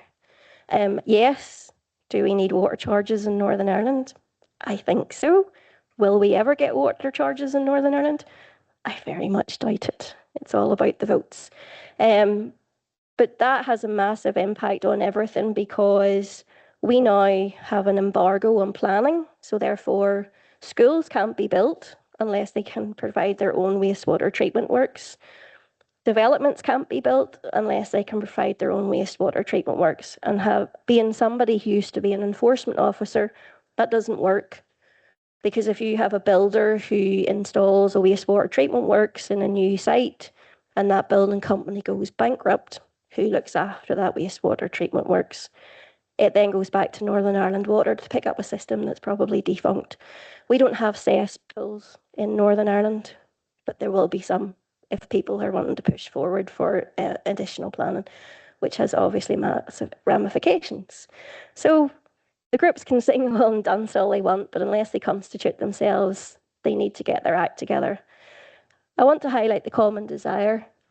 People care, people do care. You know, when we see that with all of the stuff about Northern Ireland water and water quality and the blue-green algae and the things that we see in the press, there is a common desire, but how do we bring all of those groups together?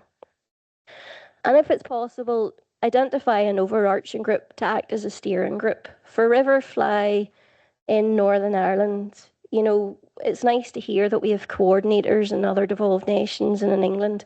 It would be lovely to have something very similar in Northern Ireland for us to be able to progress and improve and have a lot more dots on a map. Thank you.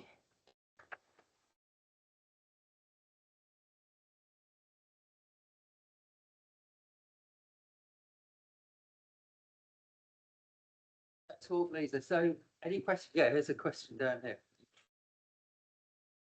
First of all, Lisa, I'd just like to say we had a very upbeat talk from Gareth, and I've sat here listening to your talk feeling very sad. I always feel quite tearful.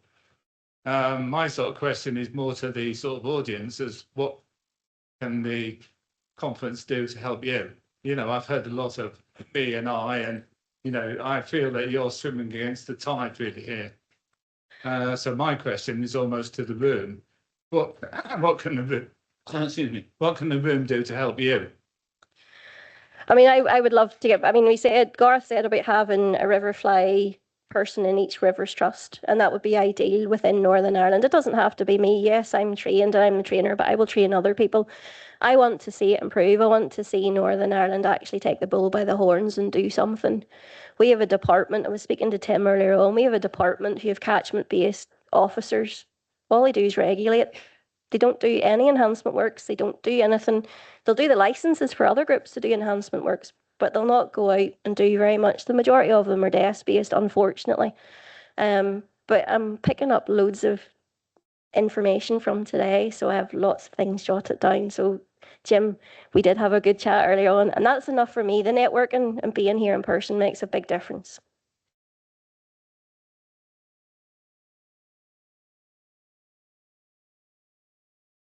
Hey, Beck.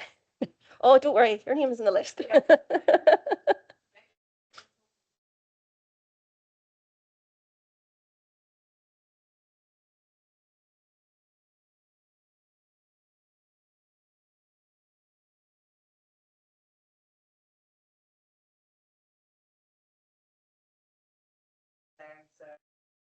So there is some support to progress that in the future. All right, that gin can stay. I don't have to drink this gin now. Yes, lunch, no problem. Perfect, thank you. There's been a lot of talk today about engaging schools, and unfortunately, schools do have to overcome an awful lot of bureaucracy to go and get out on a day trip to go and get into a school. And I would encourage people to engage with a local scout and cub group, because there's far less bureaucracy there. Also, that tends to bring along a lot of parents to a site visit, and you're engaging not only the next generation who's going to be looking at after us, but also the parents who are engaged to do something about it right now.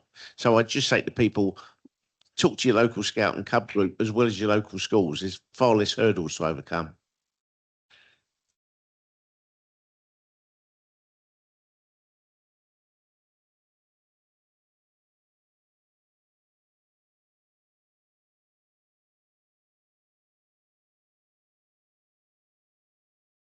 So as well as doing some, well, helping out volunteering in Hertfordshire, I actually, please don't hit me in the room. I work for a company that does all the infrastructure for the water companies.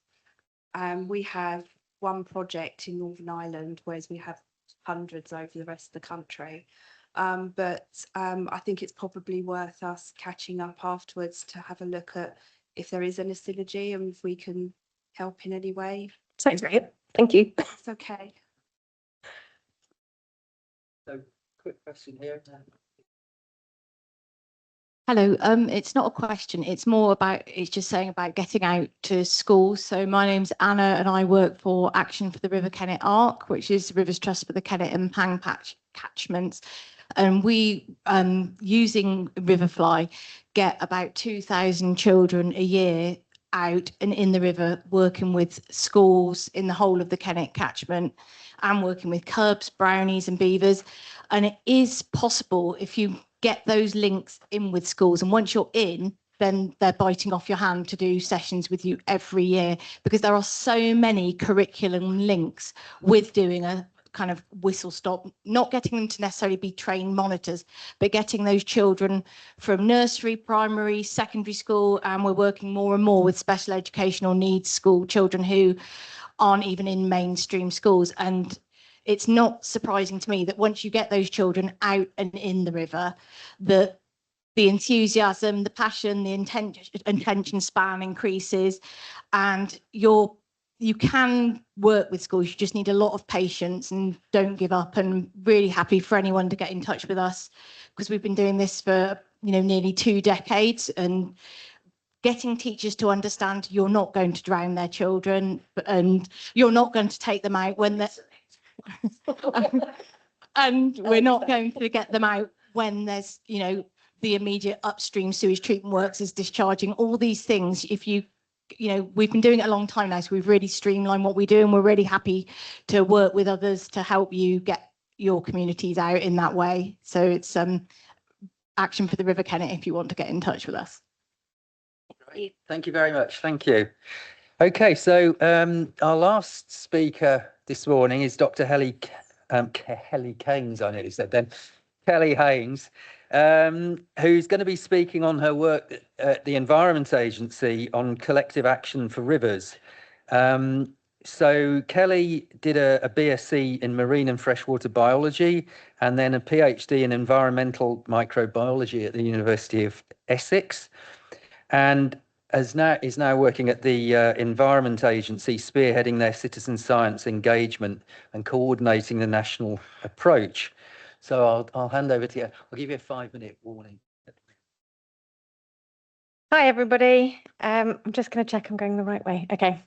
So yeah, I'm delighted to be here, and it's really impressive to hear about all of the work that's happening across the country and to kind of feel the enthusiasm and the passion from the room. So it's a great place to be today.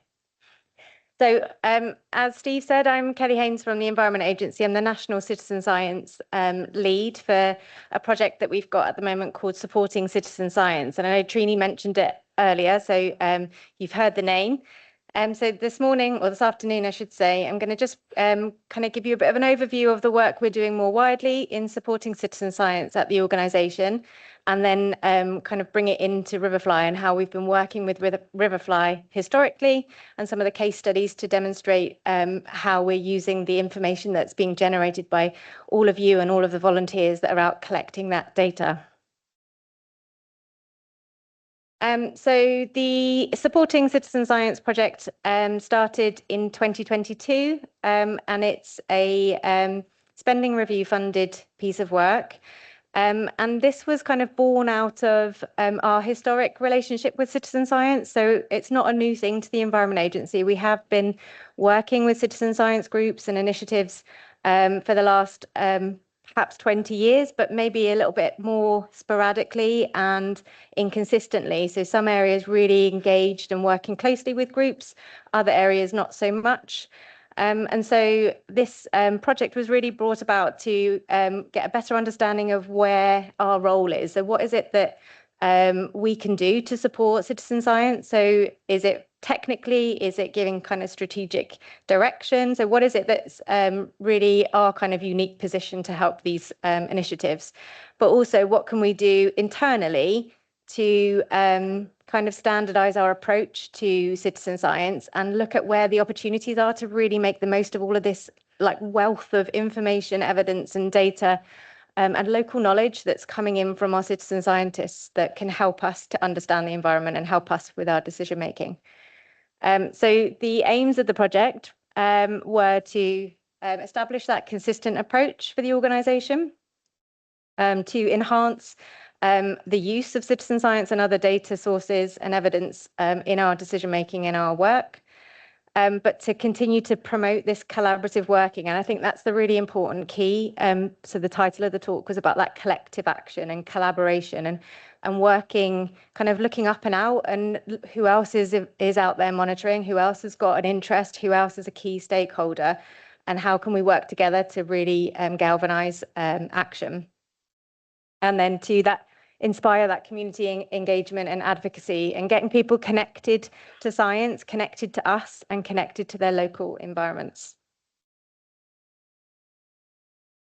So the project is being delivered strategically at a national level. So there's a few of us at the national or in the national team, but really the delivery of the project is all being done on a local level. So in the audience today, and Trine mentioned, we've got area citizen science leads. So these are really the people that are working hardest on this project to deliver.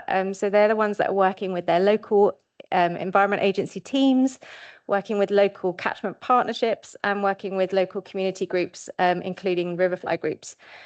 So across the country, each of the areas, apart from, I should say, East Midlands, which is number 6 on the map, there is a environment agency member of staff that's been either as a full-time member of staff or a proportion of their time as a citizen science advisor.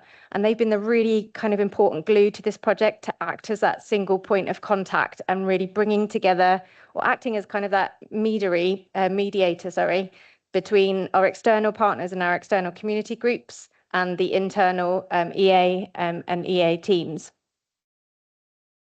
So here's just some pictures of some of the activities that have been going on. So you can see up there some Riverfly training, some groups, I think that's the Pilbrook group, doing a Riverfly sample down at the bottom. Then we've got one of our area citizen science leads daughters taking part in a Lakefly trial. And then you've got Josh and Charlotte doing some engagement at, I think that might have been at London Rivers Week. So since 2022, we've really been trying to build our understanding of what's happening in terms of citizen science and where we're best placed. And through that, we've had a public consultation that we asked for some feedback. So what is it that communities, what is it that individuals or initiatives would like from the Environment Agency? And then we've also been working really closely with partners. So as Trine mentioned as well, working really closely, sorry, I don't know why that's happened, overlap, but with the Riverfly Partnership, but working as an advisory partner on Casco and all of the partners that are under that umbrella as well as some of the other bigger initiatives like Earthwatch and Smart Rivers with Wildfish, to really bring together a framework from the Environment Agency, which is the first of its kind, which is our technical advisory framework for citizen science. And this really gives our opinion and our view on kind of direction and guidance to carrying out successful citizen science and how that citizen science data and evidence can be used by us and by others. And so that's, I've put a few QR codes through this presentation, so you should be able to scan them if you can to get access to these documents. But the technical advisory framework is really built around kind of 8 key principles, which aren't unique to this document. They're kind of recognizable in other monitoring guidelines as well.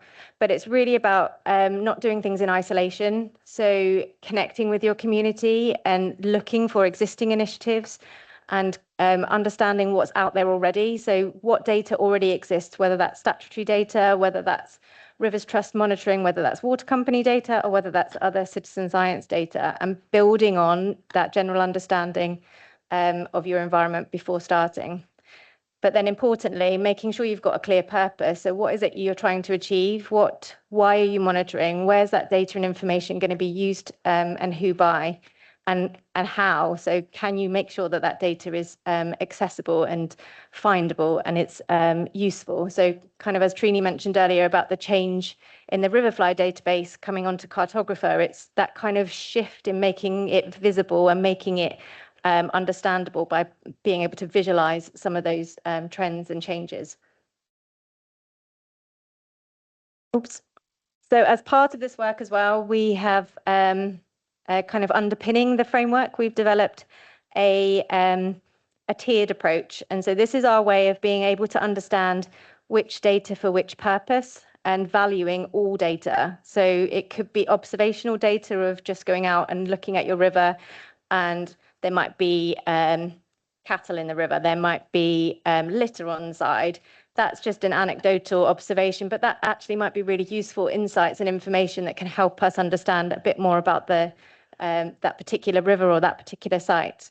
Or it could be that higher level data of sondes being placed in the water and giving us high quality, robust data maybe every 15 minutes. So there's a huge range in scale of citizen science, and we wanted to be able to kind of understand how and when and where that data can be used. So we've kind of built it into this tiered framework where we've represented it as a puzzle, because all of those insights and kind of nuggets of information help us to build that picture. So they're all parts of the puzzle. And so some examples here. So you can see we've put Riverfly up here. It's high density and it's an indicator of water quality, and it can be an early warning sign of pollution. So it covers all of those things about the training, about the quality assurance, about the validation and verification of results. And it gives us a really good overview of changes over time. And it can be relative to different points on your river, on your water body. And kind of just moving around the picture, you can see, or you may recognize some of those, like the big river watch from Rivers Trust is more observational, so it would be a lower tier. So that's kind of the background to what we've been doing more broadly to understand how we can support citizen science, but equally how we can bring citizen science into our decision making in terms of adding extra evidence and information. But thinking about more specifically our relationship with the Riverfly Partnership. So it's a beautiful photo. Sorry, it's a screen grab, Trine. I tried to get one of you smiling, but I couldn't stop it in time. So you're mid-flow. So there's another QR code up there. We've got a video that Trine kindly contributed to. So did Michael, who's in the audience. So we've got a video that really kind of hopefully represents all the different parts of the puzzle of Riverfly. So what the statutory body is, so how the EA and the ecology contact, what their role is in this, the Riverfly hub coordinator, and then the Riverfly volunteer, and then how that kind of comes back to Trine as the overall partnership. So have a look at that video. But yeah, like I said, the EA isn't new to citizen science. We've been supporting particularly the Riverfly. We've been funding it for the last 20 years through ROD license funds and on and off through water restoration funds, WEF funding. But that funding is kind of in addition to the in-kind contribution from the ecology contacts. So we have a network of ecology contacts around the country in the Environment Agency that are the ones that are kind of that statutory role. So they're the ones that are doing the trigger setting and trigger breaching, but also acting as that point of contact for Riverfly for those local groups.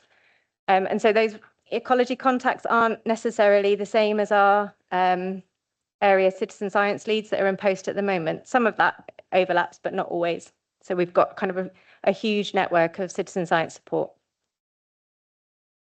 And so just to show you, so this is from one of the Riverfly documents where we sit and our role in that kind of network of support for volunteers. So last year, I think it was last year, we did a bit of an internal review where we asked all of our ecology contacts to keep a record of the hours that they spent with Riverfly and what the kind of interactions were. So what was the different things they were doing during that time spent on Riverfly. And as you can imagine, a lot of the time was spent on trigger setting and trigger breach response. But you can also see a large proportion of time was spent on meetings and guidance, and those kind of one-to-one contact might be about verification of ID, or it might be about site kind of looking at proposed sites. And then there was some time spent on training, and then a small proportion of that time spent registering those sites. But kind of what was interesting, I think, is when you dig down into the detail of what those interactions were about, you can kind of start to categorize them. So a lot of it was around engagement, so building relationships with those local groups and improving our kind of visibility. So them having that point of contact in the EA really opens up their understanding of what we do and what our role is. The monitoring and data, so being time spent on kind of helping to decide where to monitor and helping them to understand and interpret what that data means. Visibility and communication, as I've kind of mentioned, and then training and that wider citizen science, which I'll come on to in a second as well. So the rest of the talk, really, I want to just focus on specifically how we are working with Riverfly and how we're using Riverfly data. So I'll briefly mention some of the Army and other ways that early warning signs of pollution have been indicated. And supplementary monitoring, and I think we've kind of touched on this quite a bit this morning already, is what else Riverfly can help us to understand and how Riverfly can be used as kind of a complementary set of different citizen science monitoring. And our wider catchment intelligence or catchment knowledge. And then what we're doing to kind of look at how we can develop Riverfly, and that links into the RivPACs and RICT that Trine mentioned earlier. So obviously, Army in particular is set up to indicate pollution or as an early warning sign of pollution. But actually, that regular monitoring that's being done by Army volunteers helps to pick up other signs of pollution that isn't necessarily related just to a change in their invertebrate communities. So I think this is a really good example of the power of having those extra eyes and ears on the ground. So by people just being out there and monitoring, and they're in places that we wouldn't otherwise monitor, or in places that we wouldn't otherwise have any kind of footfall or people passing through, they can pick up on things that we wouldn't otherwise see. And so this is a really good example in the Itchim. So it was during a Army monitoring site visit that the citizen science volunteers noticed the kind of silty river on the top picture there. And first of all, rang it into our citizen science coordinator, and he advised them to then bring it in as a pollution incident. And then this was picked up because this was this was a tributary that was going into an important salmon spawning site. And so kind of behind the scenes, the citizen science coordinator, the land and water team and the incident response team were able to quickly piece together the puzzle of what was picked up by the citizen science volunteer and the potential impact that this could have downstream when it entered into the main watercourse. And so they immediately did an investigation, met with the local farmer and put an immediate short-term measure in place, which was to grass and clover that field to reduce the siltation. And so we wouldn't have known until that had gone into the salmon spawning site that there was a problem. And so by those volunteers being out on the tributary at that early stage, we could pick it up and intervene before it actually had an impact. So I think that's a really brilliant example of that kind of wider benefit of just being out on site more often and in more places than we would otherwise be.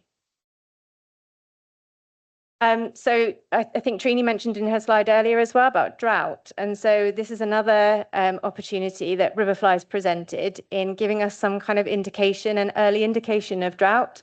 So this is a slide from, and I should say actually most of these slides have come from the area citizen science leads. So this is from John Finlay, which was looking at a particular site at Hengrave, and this is a site that is or was otherwise quite a diverse community of invertebrates, but a shallow and wide site, so prone to siltation and prone to downstream pollution from Bury St Edmunds upstream. But you can see that this is again a graph that's come from Cartographer. You can see that when there was a trigger breach in 2018, it was investigated and no signs of acute pollution were kind of present.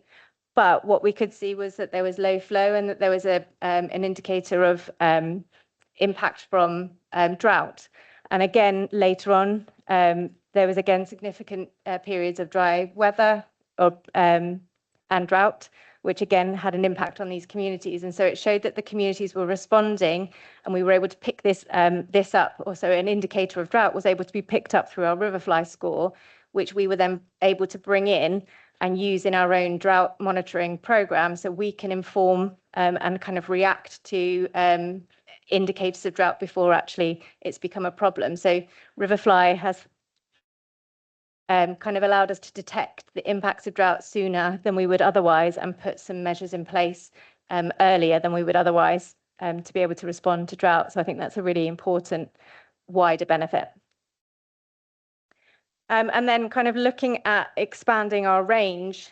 So Riverfly, or an interest in monitoring our headwaters, is becoming more and more popular. And this isn't just when we're talking about winterbournes that pop up from chalk streams. This is our headwaters of all rivers, including our urban rivers. And so you can see here the example of the bottom of an urban stream, and then the kind of ephemeral headwater of that same stream is a completely different picture. But by monitoring some of these headwaters, we're identifying a new range of some of the species that we perhaps didn't know about, or we're identifying actually species new to that water body because we've never sampled, or it's an often overlooked area, particularly in our own monitoring, but in other monitoring as well. Those headwaters aren't always monitored. And so what we're finding is that perhaps there is this pocket of diversity sitting at our headwaters waiting to populate those downstream areas, but we just need to get the conditions of those downstream areas right to allow those to colonize. So we've seen new species such as the winterbourne stonefly in the Chess and the purple dun on the Hamble Brook. I don't know if this will work. So this slide is thanks to Charlotte Hawkins, who's also in the audience. So yeah, another example of kind of broadening and extending our understanding of those rivers and what's living in those rivers. And then I think importantly from us as an organisation, it's how Riverfly can be used to supplement some of our wider understanding and provide some of that catchment knowledge. So this is an example in Lancashire, where we were having some issues with our bathing waters. And so a project was set up to do a bit of a baseline survey. So it was a bit like the Blitz that was mentioned in the Ribble. This was similar in that we did a mass kind of catchment scale monitoring program. And this was a combination of EA monitoring and citizen science monitoring. And so citizen scientists were trained in Riverfly and in some of the other water chemistry sampling as well. And they monitored across the catchment. And this helped us to identify where some of the potential hotspots of pollution or sources of pollution could be that would then be impacting those downstream bathing waters. And so this was the first year to create that baseline survey. The second year of funding then allowed us to do more in-depth E. coli monitoring for the bathing waters. And then the third year was funding, once we'd now established where those hotspots of pollution were, to put in interventions. But while this is happening, so those first 1, 2 and 3 years, those samples continue to, or those monitors continue to collect samples. So we've got a really good background baseline, and then signs of any improvements that are happening as a result of those interventions. So it's Riverfly being another piece of the puzzle to give us that information of what's happening on a wider scale across the catchment. And a similar program in the Chess. So you can see here, again, there's a QR code up here. So this is a Thames Water funded project. But again, Riverfly was part of a complement of different citizen science initiatives that was done across the catchment to understand where the potential sources of pollution were, but also where the gaps in our knowledge were to fill that gap. And then that continuous monitoring has enabled us to understand the changes that, or the improvements that have been done as a result of restoration that was informed by this monitoring. I'm going to whiz through. And I just want to lastly mention about the work that we are currently doing to look at Riverfly. So Josh Hammond in Kent and South London is doing a bit of a desk-based study to look at how we can improve our triage of trigger breaches. So when we get a trigger breach come in, actually doing a bit of a desk-based study of what other data do we have for that particular site that can help us to understand what's going on, and how can we try and encourage the citizen science groups to use that data and information as well. So pointing them to other sources of data that they could look at to help them understand what's going on, but also, like we've been saying, to give them or signpost them perhaps to some of the other monitoring that they could do to improve their understanding, such as water chemistry sampling. And this is an example where we potentially could be using Riverfly monitoring more effectively to monitor our restoration and our success of restoration. So this is EA data, but you can see on the graphs the pre-restoration and the post-restoration, and the increase in number of taxa and the increase of average score per taxa goes up. And that's because we had that data available, but actually if we've got Army monitors in place doing that monthly monitoring, we would be able to record this improvement as well. And that kind of gives us strength in our evidence of success or challenges to some of that those interventions. So this is an example of where that could be happening. I'm going to flick through, sorry, Steve. So this is in, again, in Josh's catchment in the Highborough. And you can see here, there's a restoration that's just started. So Riverfly was brought in beginning of 24. At the end of 24, they started a restoration.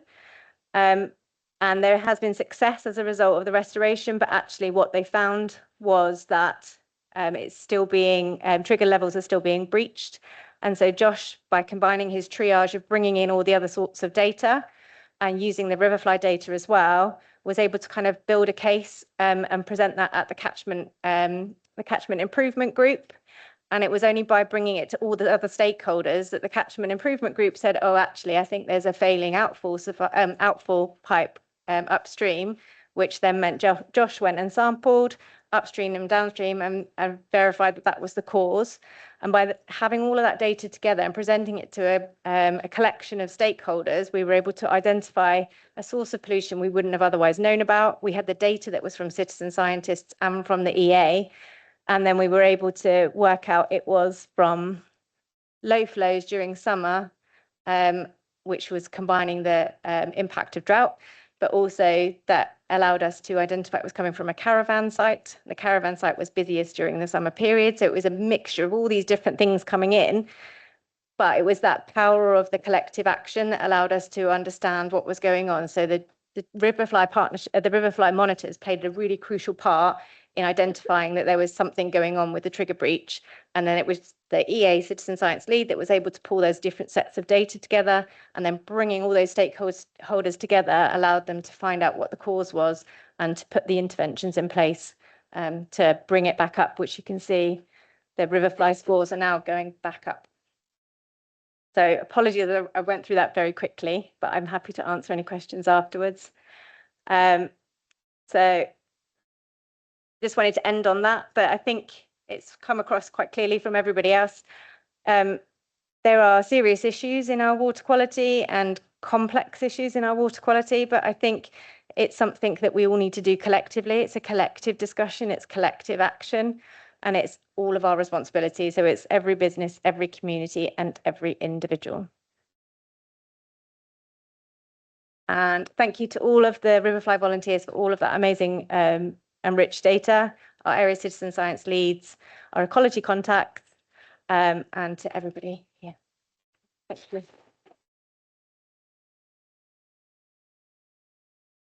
you. Many thanks, Kelly. I think we probably haven't got time for questions. We've overrun slightly, so we have got lunch though. So people can button the whole can. But it's great to hear really from the Environment Agency how useful they're finding the Riverfly data that we're generating. So everybody keep up the good work really. So we'll reconvene at 2 o'clock.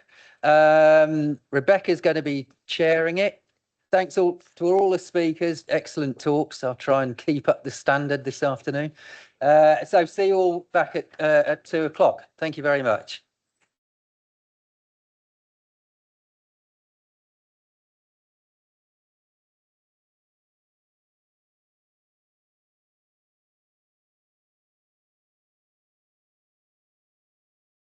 Okay, back and forth. Job done. Thank you very much. All right, well, welcome back. Hope everyone managed to have a sandwich or two and drink and a catch up. It's so nice to be able to do these face-to-face things again and have real conversations. I think my name is Rebecca Lewis. I'm the Scotland and Northern Ireland manager for Buglife. And I'm really, delighted to be able to chair this afternoon session. I think one of the nicest things about citizen science, apart from all the wonderful data, is learning about people and getting to know people and spending time with people. And one of the nice things about today as well is I get to read all these little biographies about our speakers today. And we've had such a fantastic lineup of people from all different backgrounds, all different disciplines. So I'm going to read these little bios to you one at a time so you can step into their world and briefly into their lives as well. So we're going to kick off the session now with our next speaker, Dr. Josh Cohen, who's an environmental anthropologist and research fellow at the University of Leeds, presenting on riverkin. So Dr. Cohen, with his PhD in social anthropology from the University of Cape Town, explores the deep connections between people and water, researching water's entanglements with histories and infrastructures of power and control. Dr. Cohen is interested in the different ways of knowing and valuing waters and how this might play into the composing less destructive and oppressive political ecologies. He will challenge us to think differently about our relationships with the river and its habitats. So Dr. Josh Cohen, the challenge is on. If you would like to come and do your presentation. Thank you.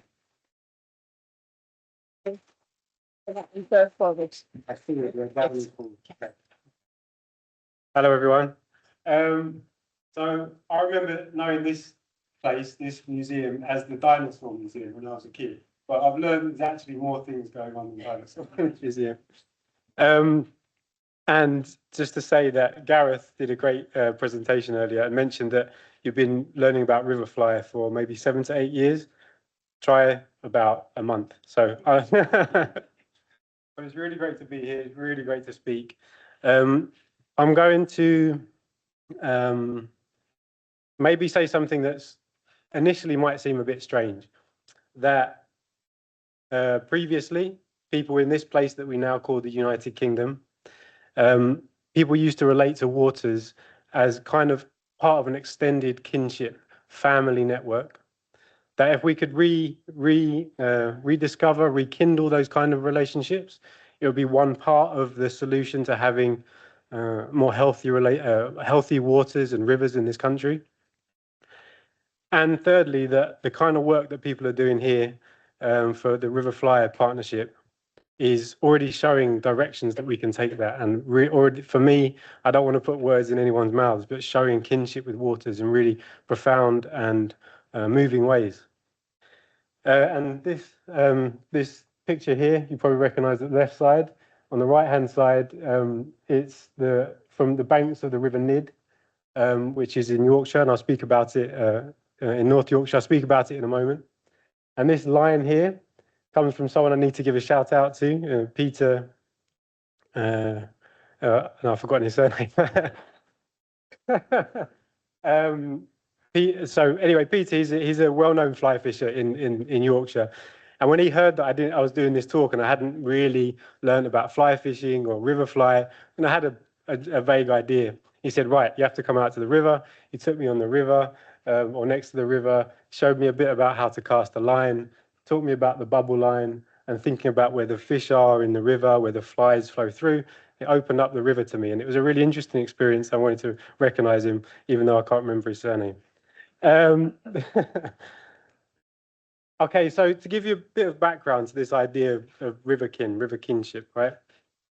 So back in 2021, 22, I was working with a great group of researchers at the University of Leeds, tied to water at Leeds. And we were looking at some of the major debates, right? What's going on globally and in the UK? What are some of the major debates in the public and in sort of academia? And some of these, okay, so inadequacy of current laws and governance, the state of the Earth's rivers. Some of us probably know what some of that is: biodiversity loss, pollution, changes in morphology, that kind of thing. Then sewage in the UK rivers was really hitting the headlines at that moment. Then COVID, water and well-being was not a big one, that people, because of COVID, were outside, going into watery spaces, swimming. It's really important for well-being. It was being discovered in this new way. And then indigenous struggles for rivers, particularly in Colombia and in New Zealand. And people may have heard of the Wanganui case, 2017, the Wanganui and the mountains and the landscape that leads down to the sea was recognized as a person in law. But something connected these because it was not present or nearly entirely not present in these debates and discussions, but was present in this discussion. And that was kinship. So people recognizing rivers as part of this extended family network, maybe a brother or a mother or a sister. And that was motivating people, right? If it's so powerful, if you have this relationship of care, of ancestral relationship, pushes people to fight for the rivers, to care for the rivers in the long term.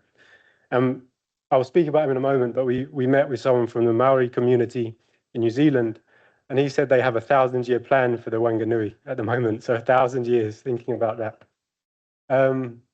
So this idea of kinship with rivers may sound strange when, like me, and especially trained as an anthropologist. I don't know if there's any anthropologists here, but when you train as an anthropologist, you learn about kinship diagrams, right? So people joined by dots give birth to give children, and so that's how we reckon kinship, right, in the human.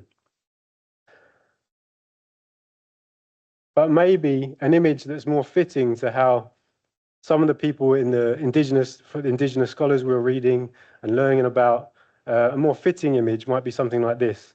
This is that riverbank of the Nid. It might be more familiar to people in this room. When you think about the entanglements of life, right? And actually Darwin used this image not this particular one, but, of a riverbank, right? The entanglement of life's relations. You think about from the water, the riverfly, the humans, the birds, everything, the fungus, the plants, everything, the soil, and the way they interrelate as this, a more fitting image to this kind of kinship, this interdimensional, not interdimensional, but multi-dimensional kinship pattern. And so Enrique Salmon, indigenous scholar from Mexico, talks about this as a kin-centric ecology, in which people are part of an extended ecological family that shares ancestry and origins, and awareness that life in any environment is viable only when humans view the life surrounding them as kin. And so importantly, part of this is it's not just developing, not just creating you as a physical being, but as a social being as well. So what's the relationship between living in a place where kinship is reckoned in these very straight lines between humans and other places where it's this much more organic, multi-dimensional kind of relationship with a living world? And with my friends at University of Leeds, and particularly drawing on the work of Veronica Strang, an anthropologist and historian, we tried to look at this in a historical context and made this argument that over history, especially under Euro-colonial modernity, water and nature in general has gone from a kin to a thing. So this is a broad, very brief history. There's a lot of detail in there, but so personhood and animism people relate to. So hunter-gatherers didn't control their environment, and they rather engaged with nature in mutualistic terms. And at this point, water is less something to be possessed and subject to human will, and more someone with whom to maintain a reciprocal relationship. Then moving forward to settled agriculture, hierarchy and control, thinking more in terms of mutualistic relationships with agentive water is replaced by gods in human form in increasingly hierarchical relationship to humans. Then moving on, and kind of the height of this, right, is the 17th, 19th century, and European elites will to control through technology and to control nature and waterways, and to use them as waste disposal channels and for power. And this is what decolonial scholar Aimé Césaire from Martinique talks about as the thingification of the world at the heart of coloniality, right? So you're cutting things and people off from their relations that make them what they are in order to exploit them, in order to buy and sell them. And so moving forward, this is the term we've borrowed from Jamie Linton, to kind of 20th, 21st century, where water becomes mappable, controllable, and a potential commodity, an economic good, a thing. So what are some of the repercussions for that, right? In this context we're speaking from now. This recent study, 2025, saying that the UK is 55th out of 61 countries for nature disconnectedness, so most disconnected. And then another study, the State of Nature, 2023, that says the UK is one of the most nature depleted countries in the world. And you can see where we are relative to the rest of the world and the G7 there. And this is another implication, right? Privatization of water. I was just at this, a book launch of this at the Houses of Parliament on Wednesday, really interesting book by some top researchers. And these are probably things that we're familiar with, right? That public regulators, in their words, are always behind the curve of the private sector with more money, more lawyers, water bill service debt more than infrastructure, and captive markets. That's all of us enable financial extraction. And it's not to say that have a solution or pointing fingers or anything like that, but it's to say we recognize that recognizing our kinship with waters and our relationship with waters and rekindling them is an important part, but only part of this bigger structural problem, right? It's economic, it's social, it's political. So we argued in the paper that we wrote out this research that a return to river kinship is possible and that there are signs of life. And you can see that in studies of water beings in the history of human-water relationships in the UK, explorations of people's engagements with waters and well-being. And it was very interesting as we looked at that literature, how people are talking, especially during COVID, how important going into water, spending time by it and in it was to themselves, not just physically, but mentally, spiritually, for who they felt themselves to be as people. And then if that water was threatened, to stand up and fight for it and defend it. And then various aspects of nature-based solutions where water is starting to be viewed again as agential, as something that we can't rigidly control in every context, and we have to work with it. And then rights of nature campaigns that I'm starting to be involved with one at the moment, quite complicated, but that start to view water from an object to a subject in the law. This is the paper we wrote. Riverkin seizing the moment to remake vital relations in the United Kingdom and beyond. And what's been really interesting is the kind of response this idea has generated, not because of the brilliance of the idea, but we think of because of the timing and because it's an old idea, right? It's not our idea. We're just kind of noticing something that wasn't being spoken about. So here's my colleague, Julia Martin Ortega, in the middle, third from the left there, talking at World Water Week in Stockholm. And then we were able actually to contribute to a high-level meeting at the UN on harmony with nature, where we were able to put in this idea of river kinship and that we need to think about water in these terms. And it's been taken up in all sorts of different contexts, including by the Freshwater Biology Association. Simon mentioned to me today, he's sitting at the back there, that they set up a Wensum Riverkin, and it's got like 1,000 members, it's got exploding. So there's something about the idea that kind of gets a response. And then this was in the President's perspective in the 40th anniversary special edition of Circulation, the newsletter, the British Hydrological Society. So saying that with exploring how kinship with rivers is central not just to Indigenous understanding, but could put our relationship with water on a more sustainable footing. People will fight more passionately for their kin than a thing. And again, I think it's just because we're pointing to something that wasn't being spoken about. And in other places that we've had nothing to do with, kinship is kind of in the air. People are speaking about it. This is a great book. People kind of taking direct action to care for the environments, rivers, forests around them. And then a friend of mine who's in the audience was at an event where this was mentioned, kinship with the River Lee. Again, we've had no contact with them. kincentricleadership.org. And so a part of this, we're able to attract some funding through the University of Leeds. What's it called? Leeds Arts Humanities Research Institute, who funded us. To work with the NID Action Group. So the NID Action Group work in this river here, where you can see the red dot there, slightly north of Leeds. And they face some of the challenges that I think probably some of us are familiar with, some agricultural runoff, outfalls, and kind of weirs and dams in the flow of the river. And this is David Claydon, who leads it. He's the chair. He's also an inspiration. He's a fly fisherman, and with Peter and Alan, sorry, I had it in my notes, but I can't see my notes. But Peter and Alan and David, they were fly fishermen, right, in about 2021, and they were noticing these drops in riverfly populations, and then they did some monitoring, did some testing, and then they got the EA and Yorkshire Water to respond. They got bathing water status.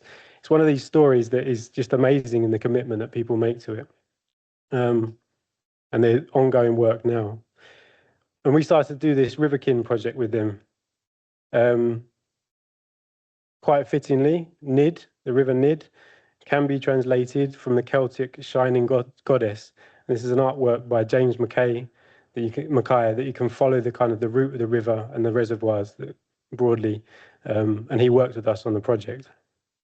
So basically, the idea was that we wanted to crowdsource this idea, right? Tell people about the idea, have conversations. How could we take inspiration from this idea? Very conscious that we didn't want to appropriate ideas from other part of the world that don't fit here. How could we do it? So we had discussions, and there's Christy Clark there, who's a expert on relational water law at Canberra University. Nicholas Salazar-Suto, who founded Guardians Worldwide, and Hayden Torua, who's from Maori, has a Maori heritage, and he works with communities up and down the Wanganui, and was around as his elders were fighting over 100 years for this recognition in New Zealand law of the river. We had a floating seminar, we had workshops, we had a public engagement day where you can see James Mackay painting there in the middle. He was painting a story of the river, and I'll come to that in a second. And there was a quilting activity as well, where people could express their relationships and ideas about river kinship in that form. Then we had a library exhibition where we asked for more ideas from the community. This was in Knaresborough in North Yorkshire. And here you can see, I was going to read James's words, but I don't have the notes in front of me. But this is representing the way that, for him, this is a representation of the movement of the river, the route of the river, and everything that goes into it, right? Ancestral visions, animals, riverfly, historical events, people sampling the river, everything is joined together through this flow of the river. So alongside that, we had these long form conversations with people about what they understood kinship with rivers might mean. And these are some of the sort of the highlights, some of the things that came up quite regularly. So care, love, responsibility, commitment and reciprocity, stepping up. So stepping up how we need to care for our human kin, the same way we need to care for our river kin. That rivers create and maintain bonds between human beings too, even across life and death. So there are some really moving stories of people scattering the ashes of loved ones close to rivers that were really important to them and maintaining this connection across those generations. Timelessness, that the river is permanent as our lives change, and that for some people express the river as a kind of ancestor. A relationship with the river as an entity, which is richly storied and memoried. Someone even said, spending time with the river makes me a better person. You remember that idea of kinship is what makes us people. Kinship is stronger with those rivers where people spend time with. So you learn the ways, right? The rivers that you know the best, you spend time with, people feel more kinship with them. And learning what the river needs, like you do with a friend or family. And I was thinking about this again and again today, with people paying attention to particular bits of the river, getting to know it and knowing exactly what it needs in order to care for them, how they need to be cared for.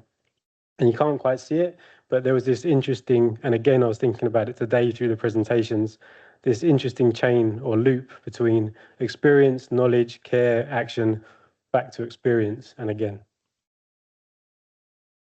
And then I was thinking about some of the work that's the group, people in this room probably are doing, and that it's care over time. I think this group has been sampling for 11 years and has worked with the EA to make changes. Then the Weir Rivers Trust in County Durham, where they saw this the kind of foam in the river, and then did kick sampling, did testing, were able to get response, I think, from the EA. So a lot of what we spoke about here today has been really powerful, really important, and showing the dedication of the work that everyone's doing, and love and attention in bringing knowledge to those who have the power to make decisions to change things, right? To do testing, to change things. But it's also about this, what I was saying here, that experience and knowledge leads to care. And Peter Coleman Smith, I don't know if he's in the room, but from Trout in the Trim was saying that another benefit of riverfly monitoring is that more individuals are knowledgeable, committed to the welfare of the local river and visiting it often. As an example, one of our monitors realized that it was a build-up of silt at the site. Leaders of Trout in the Trim looked into it and wondered if it was running off huge building sites upstream. This was reported to South Gloucestershire and the EA, who are formally investigating. We wouldn't have spotted this, or at least only eventually, probably months later, without our monitor regularly spending time in the river and getting to know our patch. And I was thinking today about the presentation from the EA exactly at this kind of thing. And again, a friend at Wild Trout Trust, John Gray, Professor John Gray, sent me some images. He says, well, if you're talking about the kind of dedication and love that people are putting into rivers, you need to talk about anglers and show pictures of anglers. So he sent me some pictures.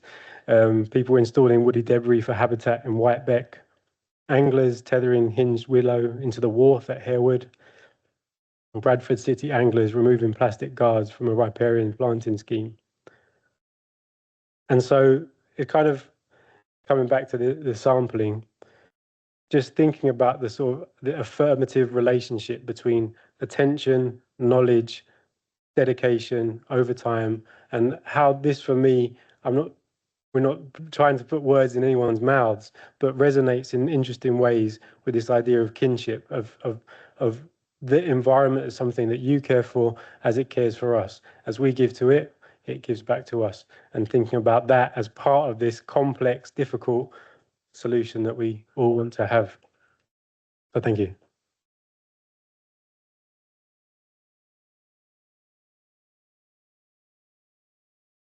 Oh, you're going to wait here. He's disappeared in fear of questions. No, I do, in the words of Robert McFarlane, really want to ask you if a river is alive. But I'm not going to, that's probably another day.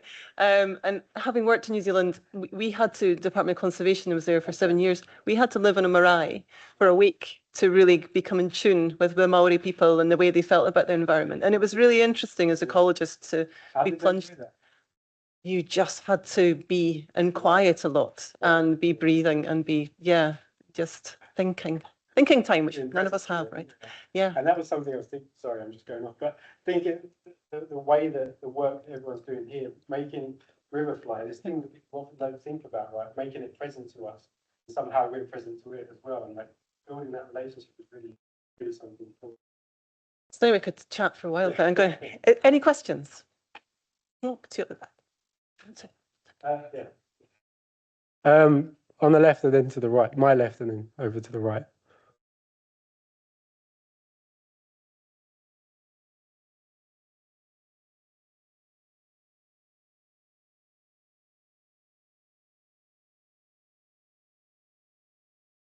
It's an interesting question. I think they're closely related. I think that if you feel a kinship for an environment, you probably want to take care of it and steward it. I think these are terms that kind of flow into one another, but potentially kinship has a,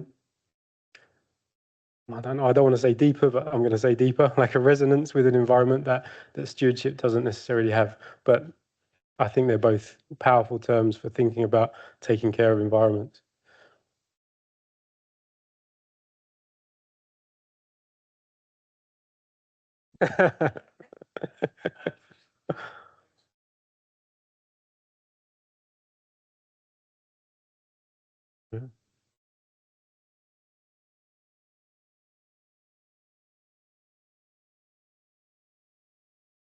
Yeah.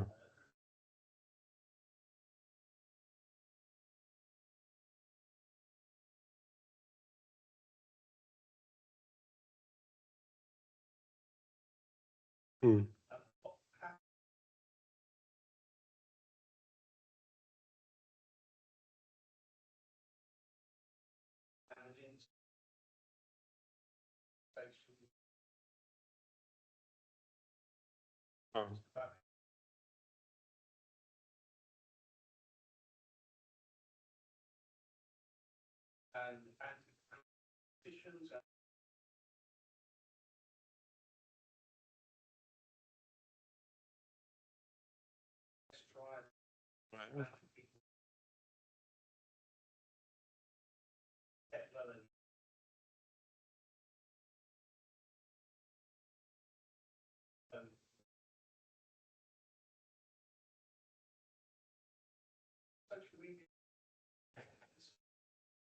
Great, thank you.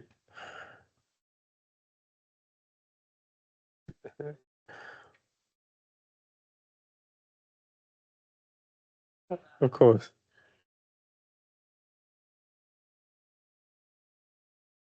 Mm.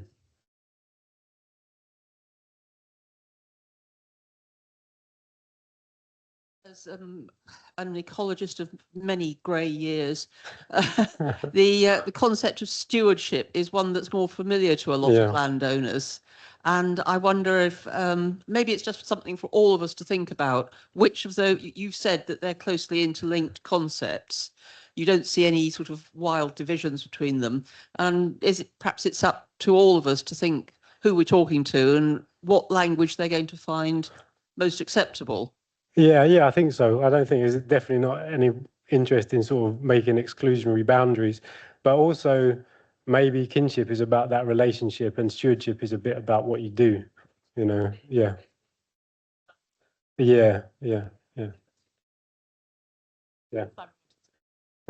Sorry.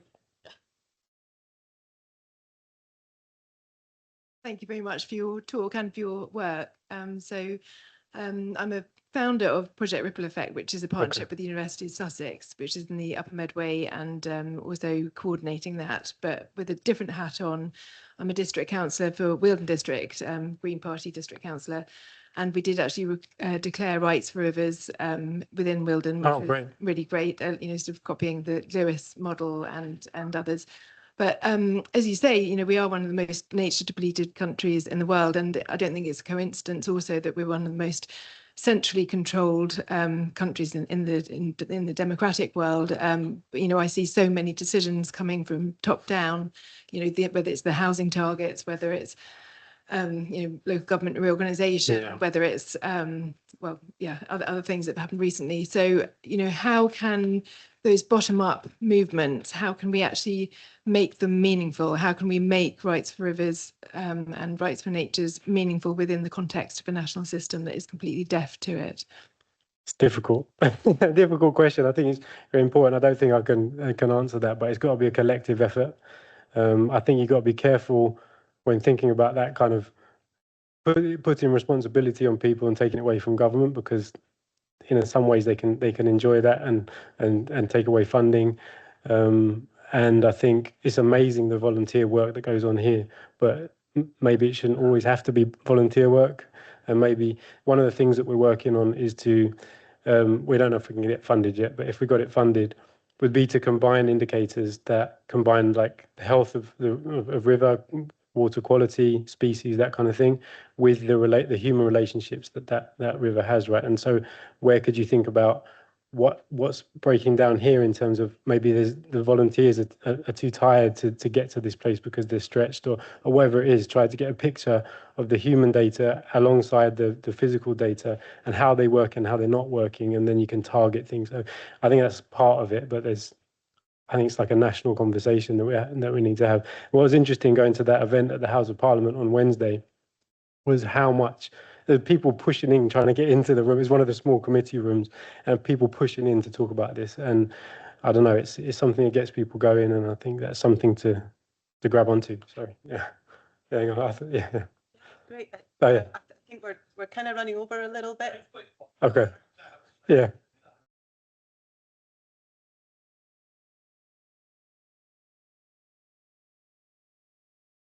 Yeah.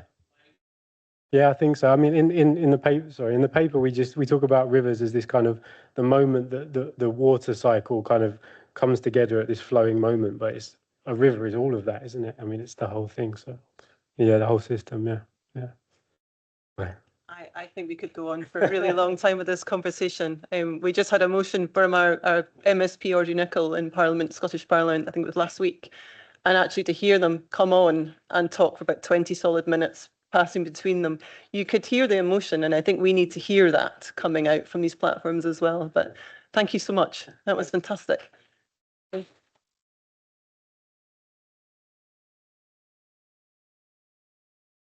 Okay, thanks very much. So for our next speaker of the afternoon session, again, I'm going to read a wee bio so you can step into their lives, is Dr. James White from the University of Birmingham for his talk, Birmingham River Champions and Urban Riverfly Trends in the Second City. So Dr. White graduated from the University of Birmingham with his BSc and MSc, and then went to Loughborough University for his PhD in freshwater ecology and hydrology. So back at Birmingham once more in his role as Research Fellow in Freshwater Sciences, he has been engaging local communities in urban riverfly monitoring, and his work provides vital insights into pressures of river systems running through densely populated areas, championed by dedicated local volunteers.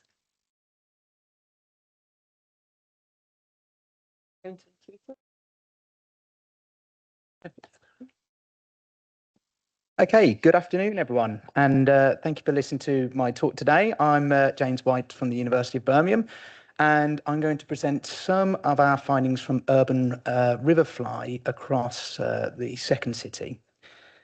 So just to quickly outline the rivers that we have in Birmingham, we sit within the Upper Tame catchment, which is one of the most urbanised catchments in the country, housing Birmingham, Solihull and parts of Wolverhampton as well. And with this comes a suite of different pressures, which has really degraded our ecosystems over the years. I always love to use this diagram here, which is from an ecologist drawn in the 1930s, which just highlights the extent of untreated sewage pollution back then, where all of the black lines here represent where there was no wildlife in the rivers whatsoever. So there's a real legacy of pollution within this highly urbanised context. And as you can see from the graph on the bottom, this is from a paper by Terry Langford, who used to work at the University of Southampton.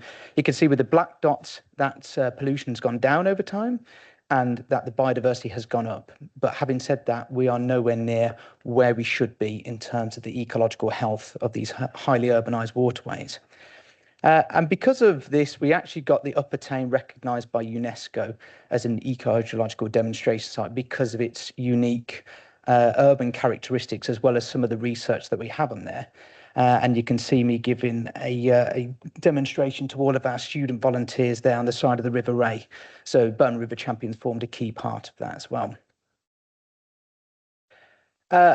And so despite all of these different pressures that we're experiencing across the city, we're actually seeing a huge decline in ecological monitoring in recent years, to the point where I'll go on to say about the achievements that we've done so far, but the amount of samples we've taken in 2 years has surpassed what the Environment Agency have collected in the last 15. So in this region, we've had real cutbacks in terms of monitoring, which means a lot of our pressures and impacts on our river ecosystems are going unchecked and undetected.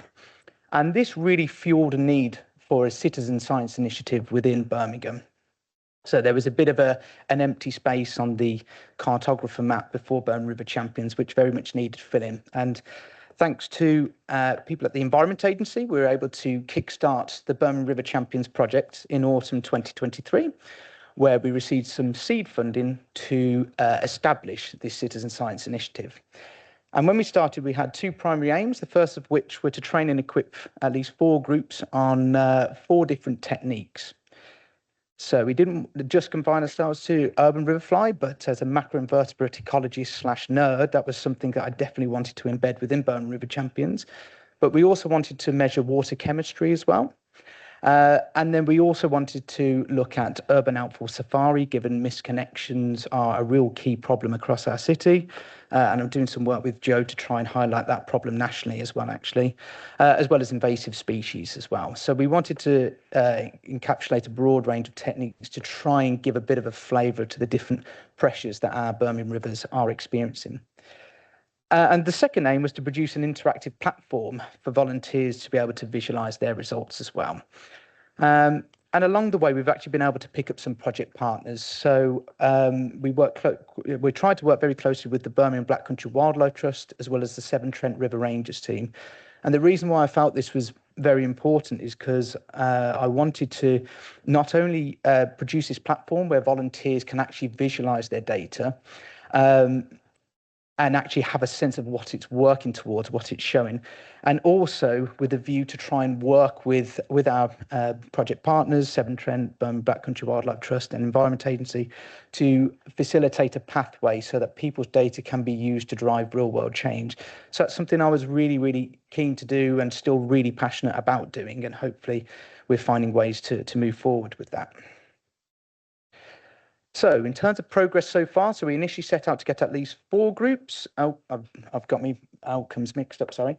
We've got the R Shiny app online now. So I'll leave the QR code up there if anybody wants to scan it. It's similar-ish to the cartographer, maybe not as slick in certain ways, but it's tailored for the Birmingham River Champions. And what volunteers can do is they can look at the colour of their points across the city, and they can click on individual points and they can see how their trends are changing over time as well.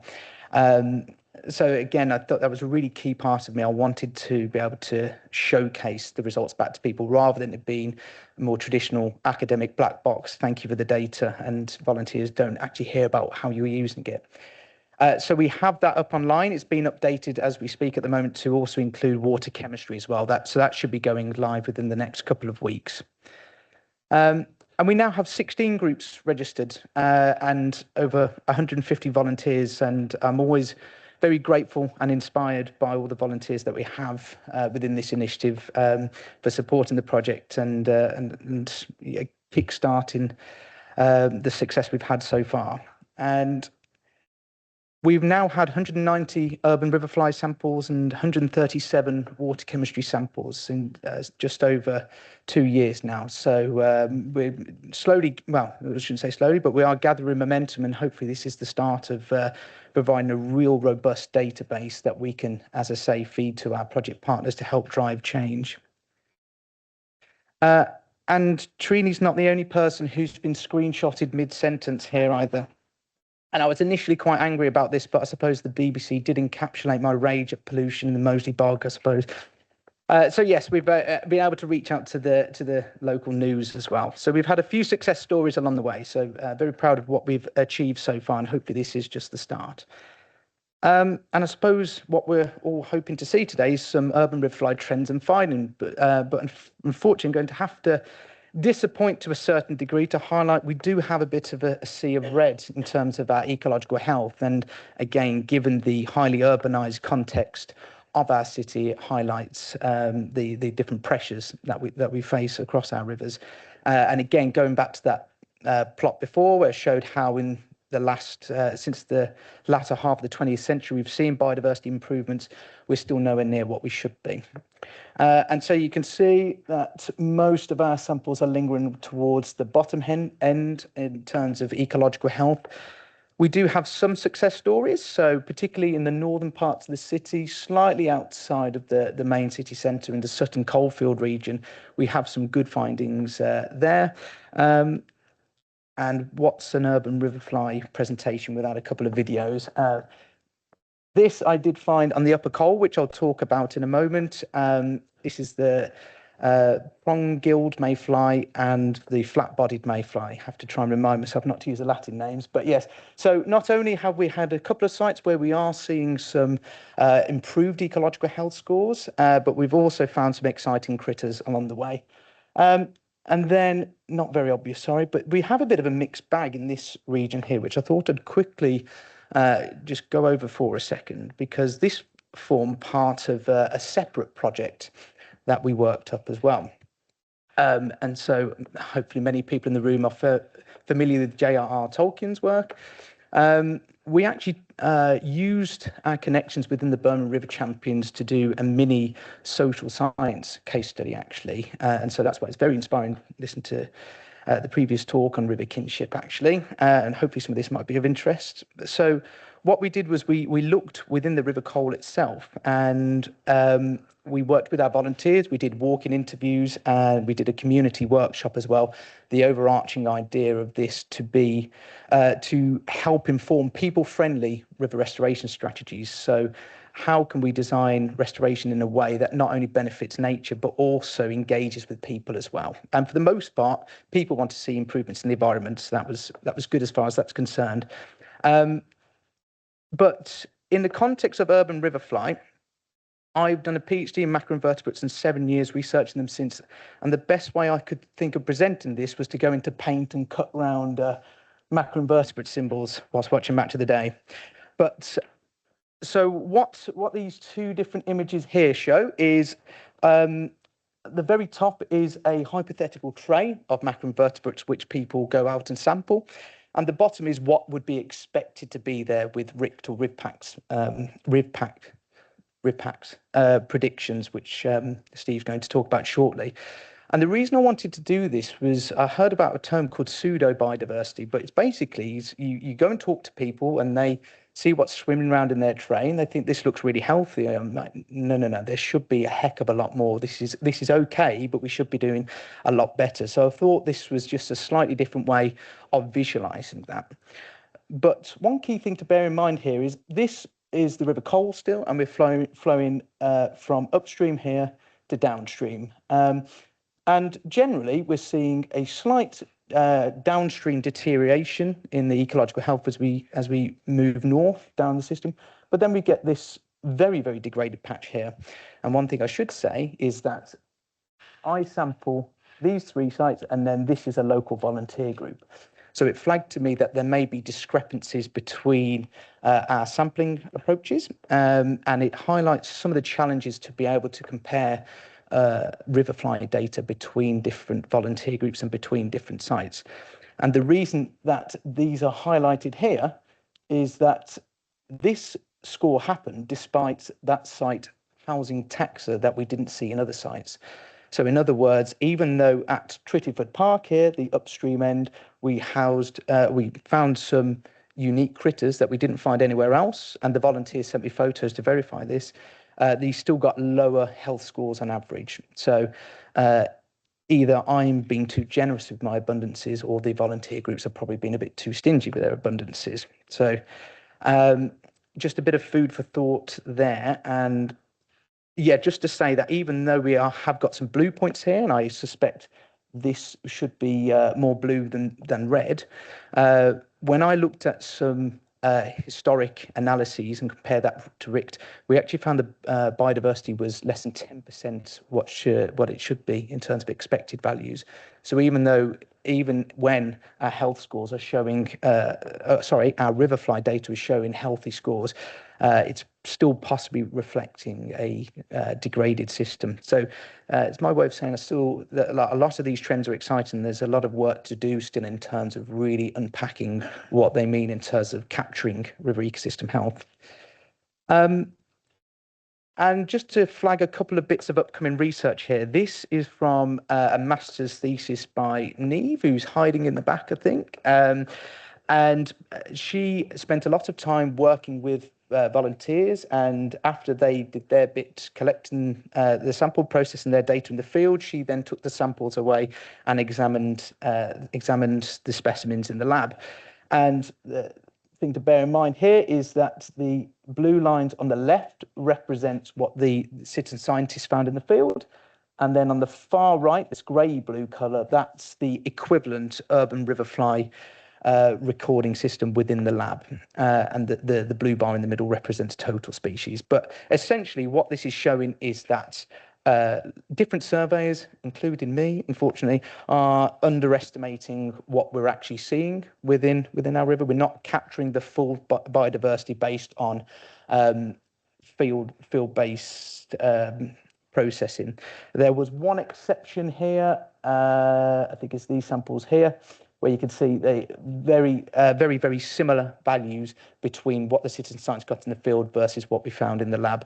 And that's where there's a particularly good taxonomist alongside a real army of volunteers that have a much more thorough sampling approach. So we are hoping to try and write something up about that in the coming months. We'll also have an intern undertaking his dissertation with me, and what he's quite keen to look into is how sensitive the Army score is to pollution. So because we're taking corresponding water chemistry samples, we can actually do a bit of cross comparison, which is something that we struggle to do within official monitoring. So what we're going to do is match up the Army scores versus water chemistry, see where it's performing well, see where it's not performing well.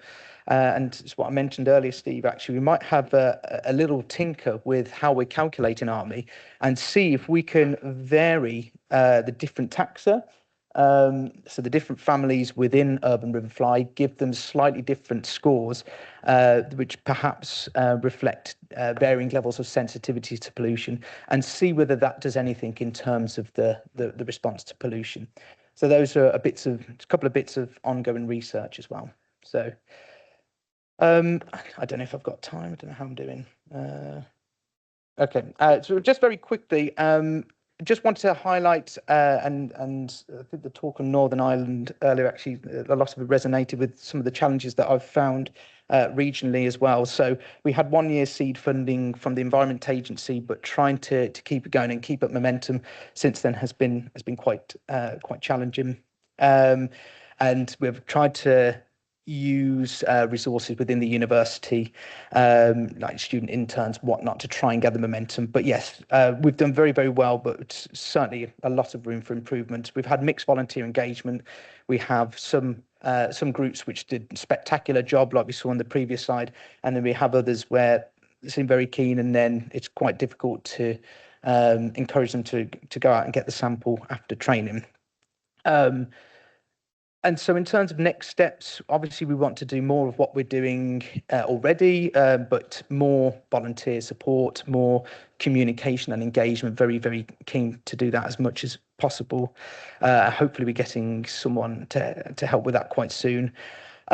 I'm interested in ways of trying to incentivize people. So we feel like we very much lean on people's goodwill and passion for the local river environment, but can we give back more? So with the students in particular, we've created a certification scheme which they can put on their CV. I don't think that's of interest to most of our volunteers, but if anybody has any suggestions on incentives, please do let me know. And like I say, I'm very, very keen to link monitoring with action. From the Environment Agency talk, there was some brilliant examples there, and it's something I'd very, very much like to replicate within Birmingham. Like I say, there's one particularly nasty outfall, which I've been pestering Severn Trent about for over a year now, and it's still not been resolved. And what I'm conscious of is that turning volunteers off in terms of their engagement. So yes, so those sorts of stories is something I'm really, really keen to explore. And yeah, potentially broader environmental social activities. But yes, I'll leave the summary up there. Just say we established in 2023, we've made very good inroads in terms of the number of samples collected. Ecological health is generally down, but with a couple of good areas in terms of ecological health. And we're undertaking ongoing research to see how these health scores could be adapted and improved. So thank you very much.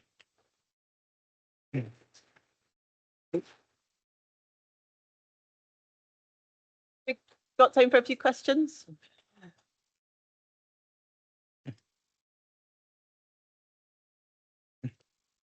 And I should also say thank you to Ellen for very patiently dealing with me as I send my data in a different format from the normal cartograph one. Yeah. I just had a question about kind of your relationship with Severn Trent and when you identify these problems, especially with misconnections, how would you find that? Because we have a similar thing with Thames Water and the structure around it. We just struggle so much with identifying these pollution sources and then following up on them, and there being this massive waiting list and kind of feeling lost in that. And I was just wondering, how do you find that? Do you have good systems in place? No. No, we share your frustration as far as that's concerned, and it's again a shameless plug, sorry, but something that me and Joe are writing up something at the moment nationally. But yes, I mean, I've flagged the incident. There's one particularly bad outfall, and it's not all Severn Trent's fault. It's like a needle in a haystack, and then have to send out enforcement, and then it's up to the goodwill of Peter. So there's a lot of complications. It's not as easy to point the finger compared to CSOs, but it's a lengthy process for a very damaging pollution source. So no, unfortunately, we don't have a good system, but hopefully, I think urban outfall safari is a very good way of putting a number on how bad that outfall is rather than it being anecdotal. Yeah, so sorry, I don't have a better answer.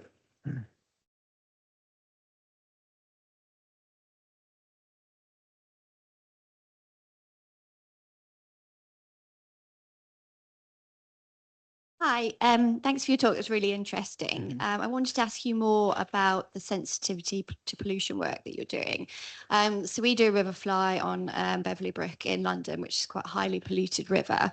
And we had a major sewage kind of incident recently, but it was a bit frustrating for us actually because Thames Water came out and there wasn't a particularly high level of ammonia. And so when we came to do the Riverfly, we only dropped a couple of points and it didn't cause a trigger warning. So we were a bit frustrated that our results didn't really reflect what we could see that was happening, which was definitely a drop in abundance more than anything. So I was just wondering if you had any insights yet into how you think the system could be altered to reflect those kind of pollution incidents.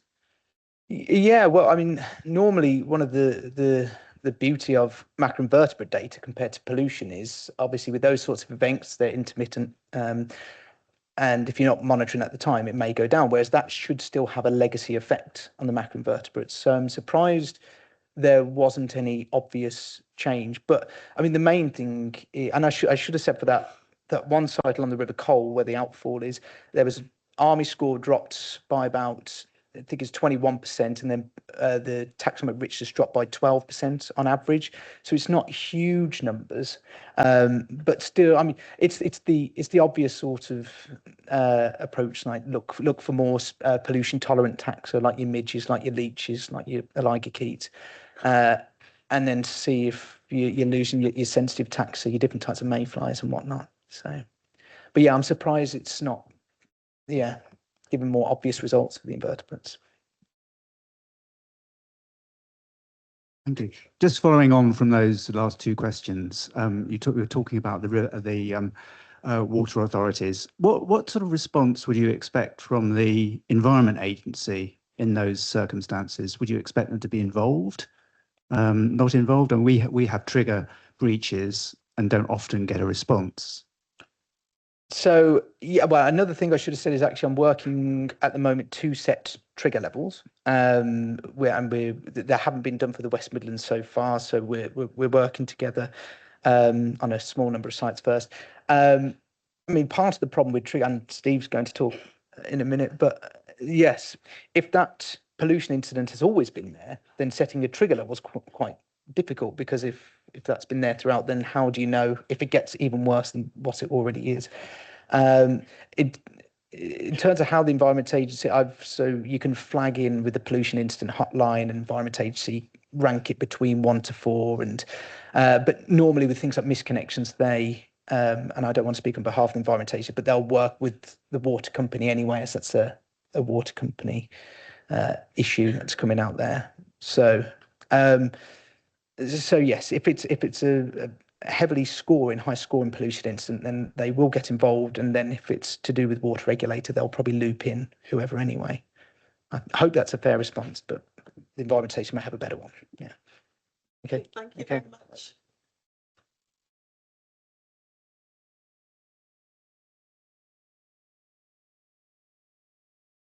Okay, Steve.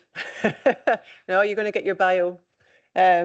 Most of you probably know Steve Brooks by now. I hold him almost solely responsible for the many, many hours I spent. He was my mentor in the early days. Him and John Clayton got me trained up in Riverfly, and it's gone on since then, clearly. So Steve is a co-chair of the Riverfly Partnership, and with his talk, How Good is My River? Using extended Riverfly and predictive Riverfly scores to assess site quality. Steve is an authority on the scheme's methodology, having been instrumental in the inception and work on the partnership, and remaining involved for over 20 years. 20. Steve is a founder member of the British Dragonfly Society, has written several books and guides, teaches on the university courses, gives popular lectures, and engages with communities through citizen science. And although he's retired, you might not know that, for some years ago, you wouldn't know. And he's incredibly busy and remains very involved in all things Riverfly as a co-chair of the partnership.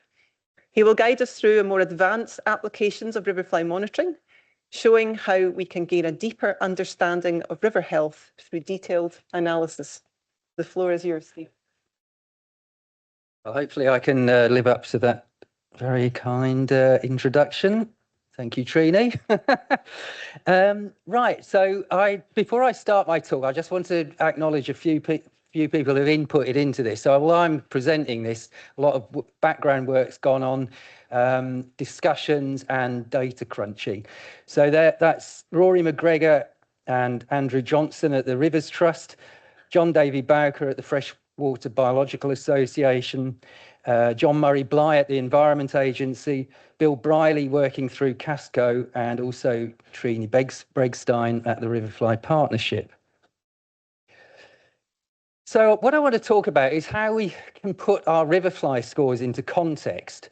So all of you, I think, are regular Riverfly monitors, and you've been looking out for trigger level breaches. In all the years I've been doing, I've never had a trigger level breach, which I'm really pleased about. So I'm getting the same sort of data 1 year after the other. So lowish scores in the winter and high-ish scores in the summer. But how high are those scores? Are they really good scores, or could they potentially be higher? Well, we've heard a little bit about RICT already, so I'm going to go into a little bit more detail about that, because this is a mathematical tool developed by scientists at the FBA and also at the 4 UK environmental agencies to predict exactly this. What would the river be like in almost pristine condition? And this is based on a data set of macroinvertebrate communities and taxa collected from the top quality 200 rivers across the UK. So that's what we might call a training set for this tool. And it will produce predicted army, urban and extended riverfly scores for all of the EA, SEPA and NRW sampling sites. So those data are already available. So how does it work? Okay, well, it's based on the 12 physical variables which best predict the macroinvertebrates that are most likely to occur on a good quality river. And the most important of those variables is alkalinity. So this is the buffering capacity of the river. And then it's substrate composition. Well, we all know about that because when we do our sampling, we have a look at the substrate and we can see a silty patch where we might expect to find mayfly, for example, a gravelly patch, cobbles maybe, where there might be stone clingers and stone flies, and then a patch of submerged vegetation where there may be, say, blue-winged olives. So you can see how substrate will have an influence on the river flies that occur there.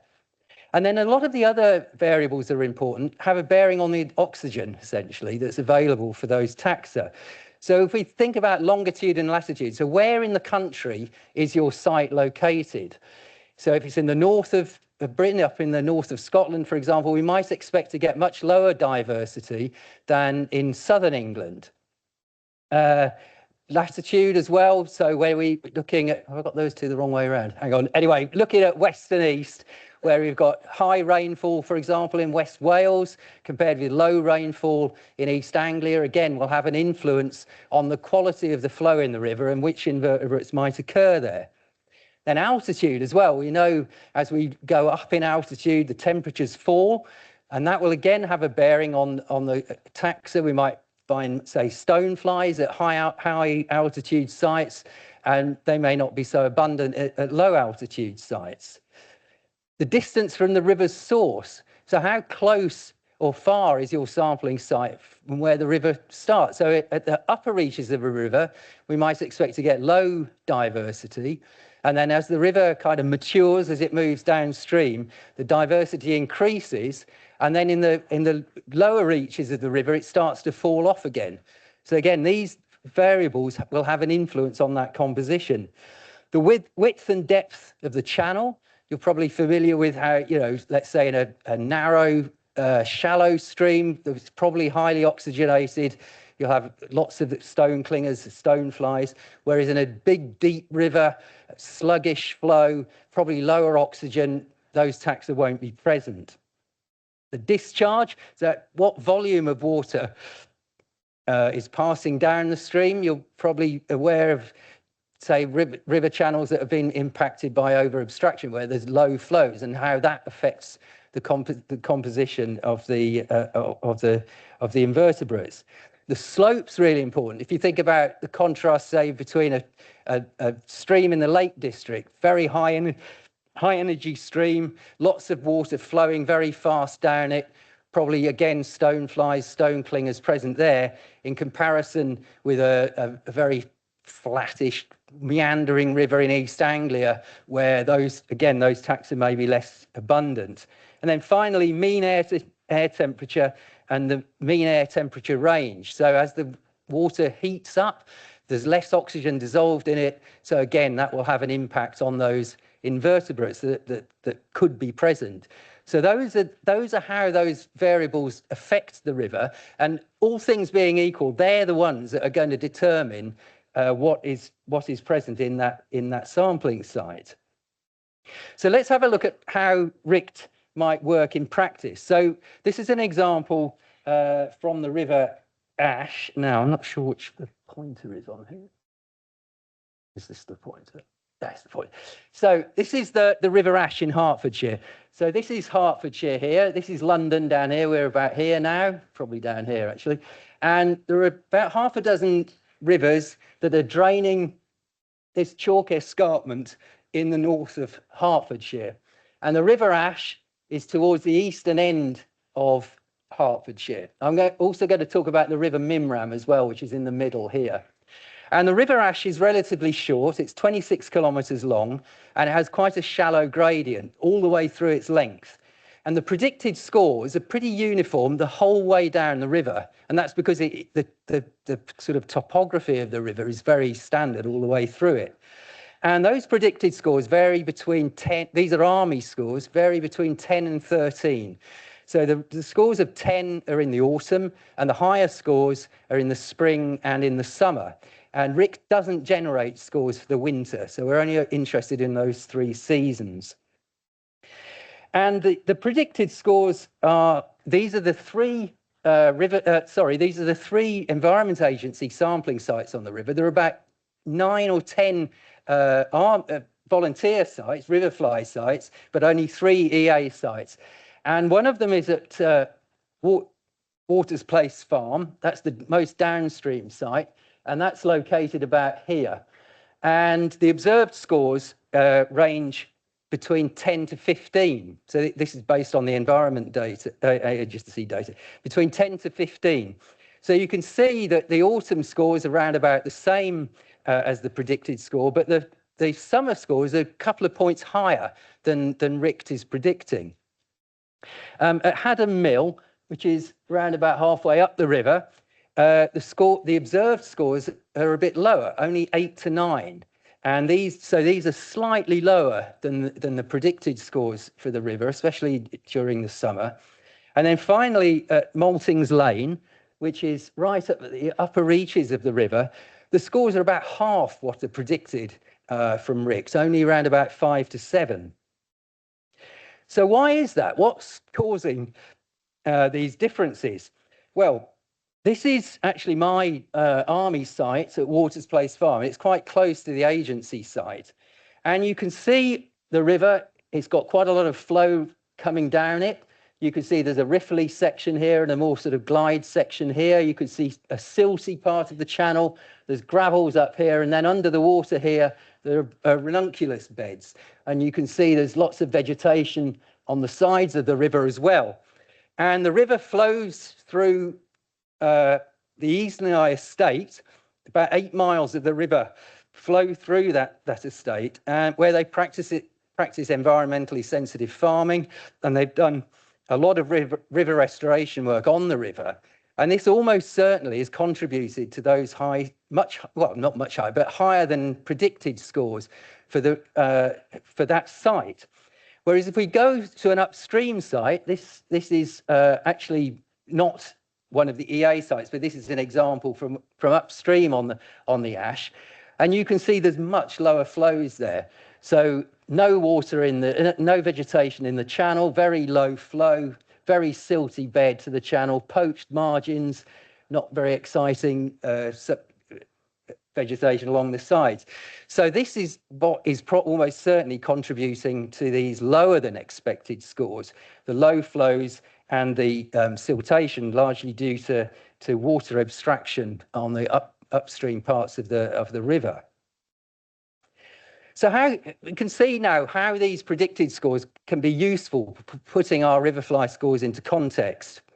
We can see which parts of the river are in better than expected condition, and also which are in worse than expected.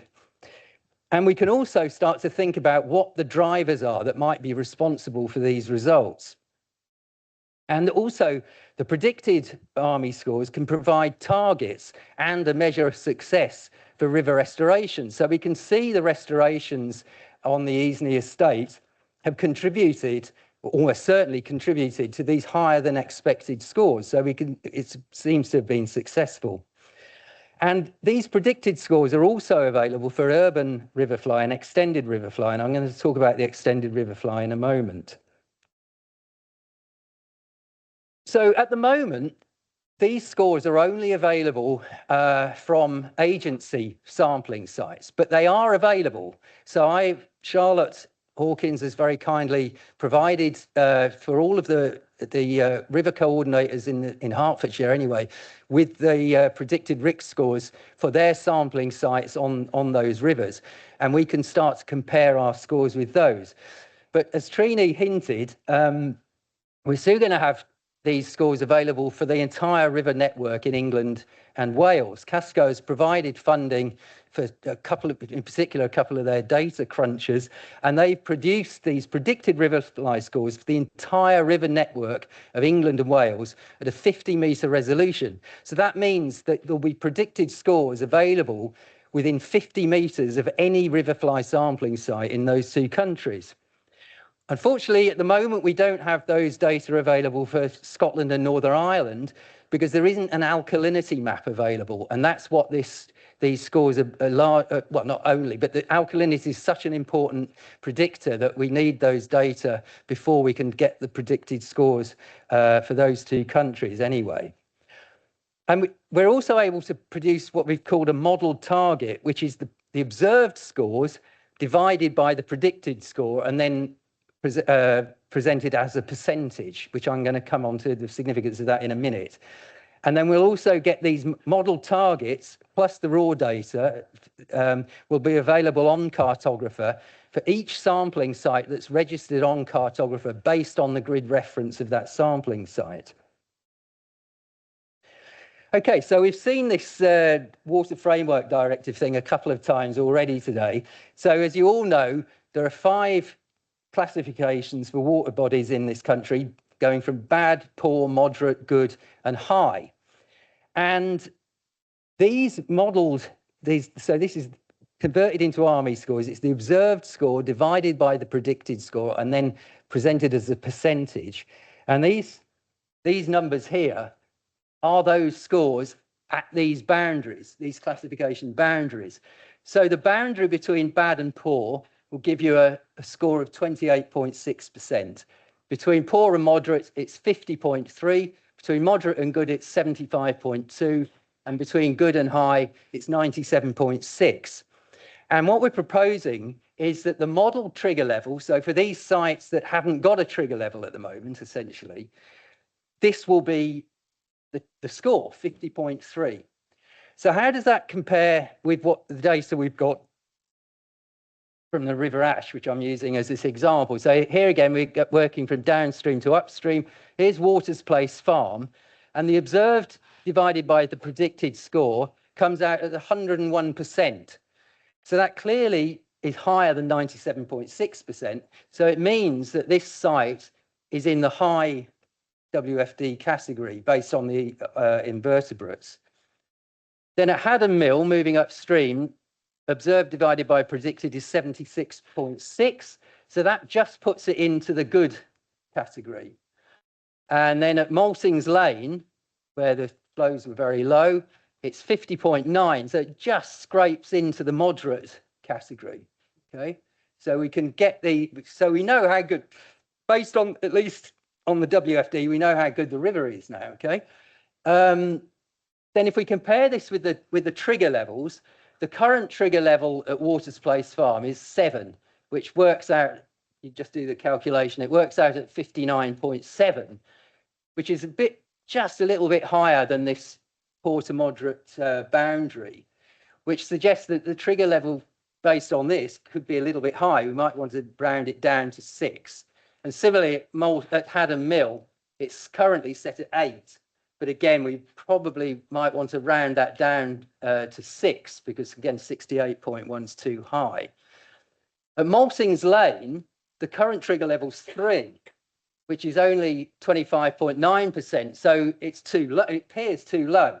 But this is what we talked about a bit earlier. This is using local knowledge. So we know that the low flows at Haddon Mill, at Maltings Lane, are always going to be giving us low scores. So if we set the trigger level at 6, we'd just be getting trigger level breaches the whole time. So here we're using local knowledge to set the trigger level at a lower kind of expectation. So at least we can still detect any problems with the river over and above the one that we know about, which is the over abstraction and the siltation. So let's briefly move on to extended riverfly. So as most of you probably know, extended riverfly is based on 33 taxa rather than the basic 8 taxa.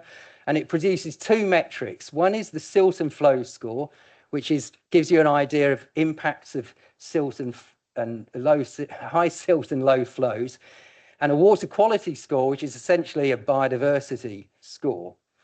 And again, if we look at the Waters Place Farm example, the predicted silt and flow score is 27, but the observed score is 46.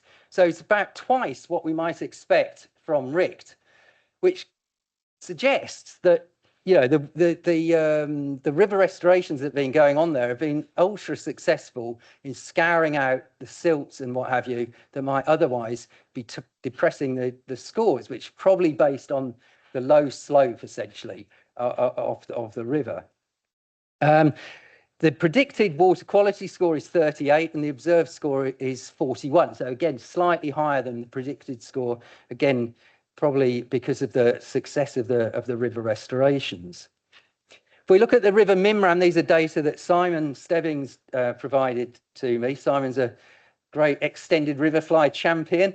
And he's got monthly data here over a couple of years or 18 months from the River Mimram at Tuinbury, relatively close to the Environment Agency site.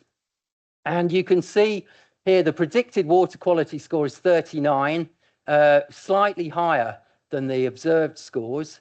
Whereas again, the predicted silt and flow score is 28, quite a lot lower than the observed scores. And here's the Army score, predicted score of 12, which is pretty well spot on what it would be. And I just want to point out also how the Army score is pretty well flatlining across there, whereas you can see how the extended Riverfly score is teasing out these, or really exaggerating or emphasizing these other trends in the data. So again, emphasizing why it's useful to do extended Riverfly. Finally, just one more example from a restoration on the River Mimram at Panshanger. These data show 5 sites. This is the most upstream site, and this is the lowest downstream site. These sites 3, 4, and 5 are inside the restoration. It's basically woody debris restoration. And these 2 are upstream. These are essentially control sites. The blue is prior to restoration, and the orange is 1 year after the restoration. And you can see the silt and flow score, the water quality score, and the Army score are both lower in the year of the restoration, whereas if you look within the restoration, those scores are actually higher. So demonstrating really that the restoration has had an impact and probably had an impact in improving those scores. And you can also see the predicted scores shown here. So not quite getting to what the WQS is predicting, but better than the silt and flow, and also better than the predicted Army. But the most noticeable difference is on the abundance. Now, these are preserved samples. So we took the kick samples and then put them in alcohol and spent about a year sorting them out and identifying them.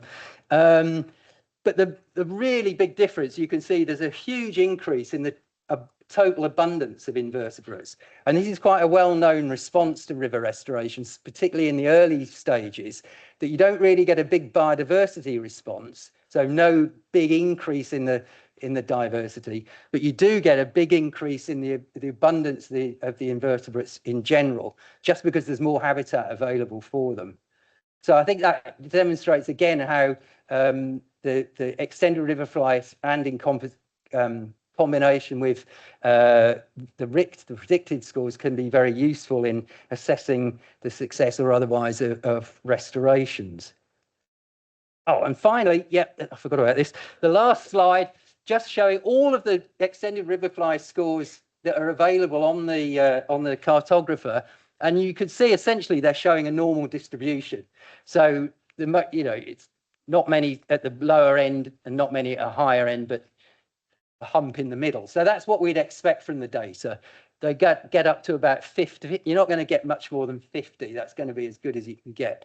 But notice there are quite a lot more than expected low silt and flow scores, and perhaps also water quality scores as well. So these are poor quality rivers there. So I'll end there. Thank you very much.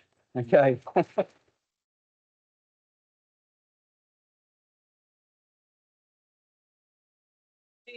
Questions for Steve? Thank you. Steve, I might have missed this, but I think it's fantastic you can use RICT to calculate trigger levels and targets, but how have you accounted for or how do you account for the difference between laboratory process samples and bankside samples? Presumably RICT used laboratory sorted samples to create the predictions, and ways you're comparing those with bankside assessed samples. And also, how do you account for artificial modification to rivers when you're thinking about trigger levels and targets? Missed the last artificial what, sorry? Oh, modification. Yeah. Okay, I'm not really the person to answer that. I suspect John might. Yeah, he's got his hand up.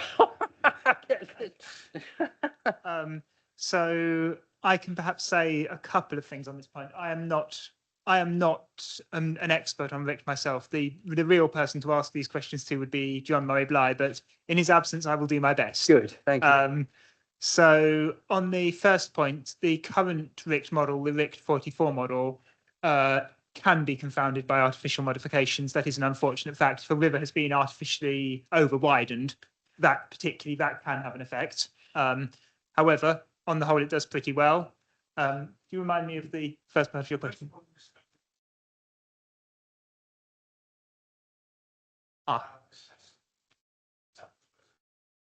Okay, I'm not the right person to answer that part, that question. I can answer the second bit, which is to say that, as I say, there are certain artificial modifications that do confound the model. Unfortunately, they haven't. The intention is to build a model that excludes width and depth, but to date that model hasn't proved as accurate in natural water bodies as models that include width and depth, because unfortunately width and depth can be a product both of natural processes and of artificial processes. Yeah.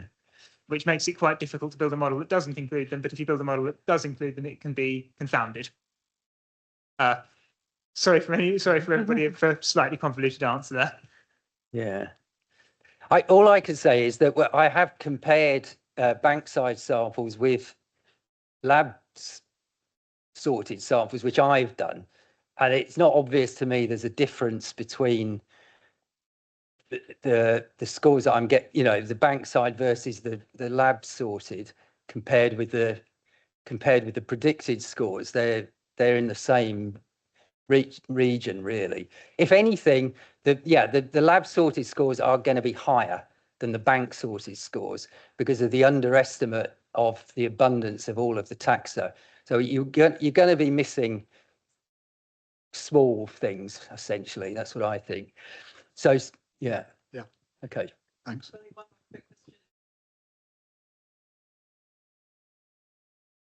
The general thinking is that the headwaters of a river or a stream should be purer than lower down. And yet you've got a situation with the River Ash where the headwaters have not got the diversity. We've got the same thing on Yedding Brook as a tributary of River Crane. Have we got that wrong all this time? Is it just the case that they should be flowing further down to pick up more diversity? Yeah, they will pick up more diversity because they're getting bigger, really. So there's more habitat available, essentially.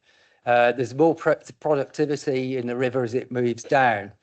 So as far as I understand it, that's why the diversity increases as you move down, at least into the middle sections of a river. It will tail off again right towards the mouth of the river as it gets slower and deeper.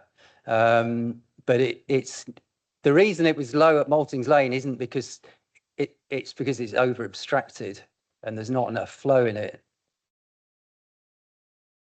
Steve, just a very, very, very quick question. What's the practicality of implementing this across 2,000 different sites for us citizen scientists? Well, it's going to be all on cartographer, so you'll be able to look. Be able to do it through cartographer. Yeah, you'll be able to look up your site. You'll get the observed divided by predicted percentage score, and also you'll get the predicted score for your site. So you'll be able to compare your scores with the predicted score.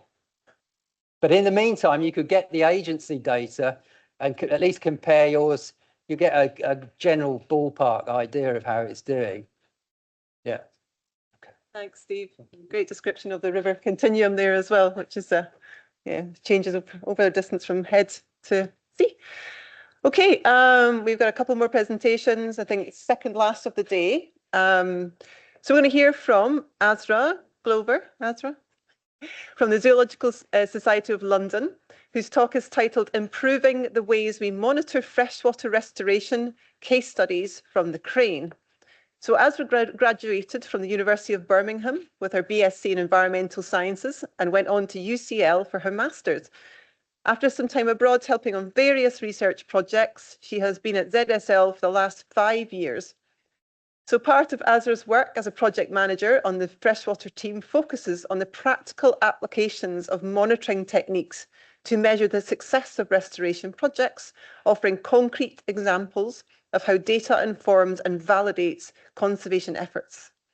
She is committed to collaborative, science-driven conservation, working at the intersection of policy, ecology, and community action to create lasting positive impacts on our waterways. Welcome. Okay, perfect. Thank you. That was a very official introduction. Thanks, Trine. So yeah, I'm Azra Glover. I'm working at the Zoological Society of London, and we're having a little bit of a think about the ways that we want to improve the ways that we're monitoring freshwater restoration, nature-based solutions, and I'm going to be doing that today by running you through a couple of case studies from the Crane River catchment. Oh, wrong one. There we go. So what do we actually mean by restoration? We're calling this all of the actions that are taking place to help restore natural river wetland processes. This can involve things like tackling pollution, reducing flooding, and addressing biodiversity loss, and all in all, helping to bring these freshwater systems back to life. And we're lucky enough in the Crane that we've had quite a few recent examples of this through different funding streams and through a lot of partnership working through the Smarter Water Catchments Initiative that's included some really exciting re-meandering, some floodplain reconnection, some wetland creation, and even some water vole reintroductions now that the habitat's looking a little bit nicer. So altogether, if you get this design, the monitoring and the maintenance of these freshwater restoration projects correct, then there's the potential to improve not only biodiversity, but water quality, the geomorphology of your river. You can help to reduce flood risk and water storage, and then also hopefully well-being if you're Joe. But why does this monitoring actually matter so much? It's the only way that we're going to be able to know if these projects are actually working, both now when the mayor comes and cuts the red ribbon on your restoration projects and pats you on the back, but then also looking a little bit further down the line and into the future to make sure that they are still working. And if we've got this good monitoring, this can help ensure that the projects are actually delivering on the benefits that we set out to achieve when we were in that feasibility and design stage. It also helps to inform the maintenance and adaptive management of these sites, which can often be quite complex, but a lot of the time we're working with local landowners or local councils to do this. It also builds this really strong story of evidence that can help inform future design, but also potentially future funding. And it also helps to engage and empower these local communities, even if a lot of the time during a lot of our volunteering sessions, you end up looking a little bit like that, soaking wet, but still lots of very happy volunteers. And that's where citizen science has come in for us. And we're really lucky in the Crane. We've got a huge team of volunteers. So it's a map here of the Crane, so all across West London. And those are our Riverfly sites, as Kevin said, a little bit lower in the top of the catchment and getting a little bit better as we go further downstream near to where the Crane joins the Thames. We've also got a lot of pollution problems adding to this in the upper parts of the catchment. And this is kind of where things all started. So in the Crane, we've got this year we had 14 active Riverfly monitoring sites with about 75 volunteers that go out monthly to collect their data. But now we've got 16 as of this year, which is really exciting. And We've kind of moved on a little bit from that. Riverfly was where it all really started for us, and so was a bit of water quality sampling. But now we've got these skilled volunteers that are trained as these long-term data collectors from things like outfall safari to water vole monitoring, wetland invertebrate monitoring, water quality monitoring, and now dipping their toe into the morph side of things, which is a little bit complex at times, but we're getting there. And ultimately what we're trying to do as Citizen Crane is to expand all of this training and all of these skills to help us to track multiple parameters when it comes to freshwater restoration projects, and particularly the ones that ZSL are involved in implementing. So my first case study, and I'm a bit biased, this is one of my favourites. This is Spider Park. Spider Park is in Ruislip, and we were looking at restoring a section of river on the Yedding Brook West that for 160 years has been over-straightened, over-deep, over-shaded, all of the overs, and not over biodiversity, I will say. There wasn't too much going on in there, and lots of issues with things like pollution.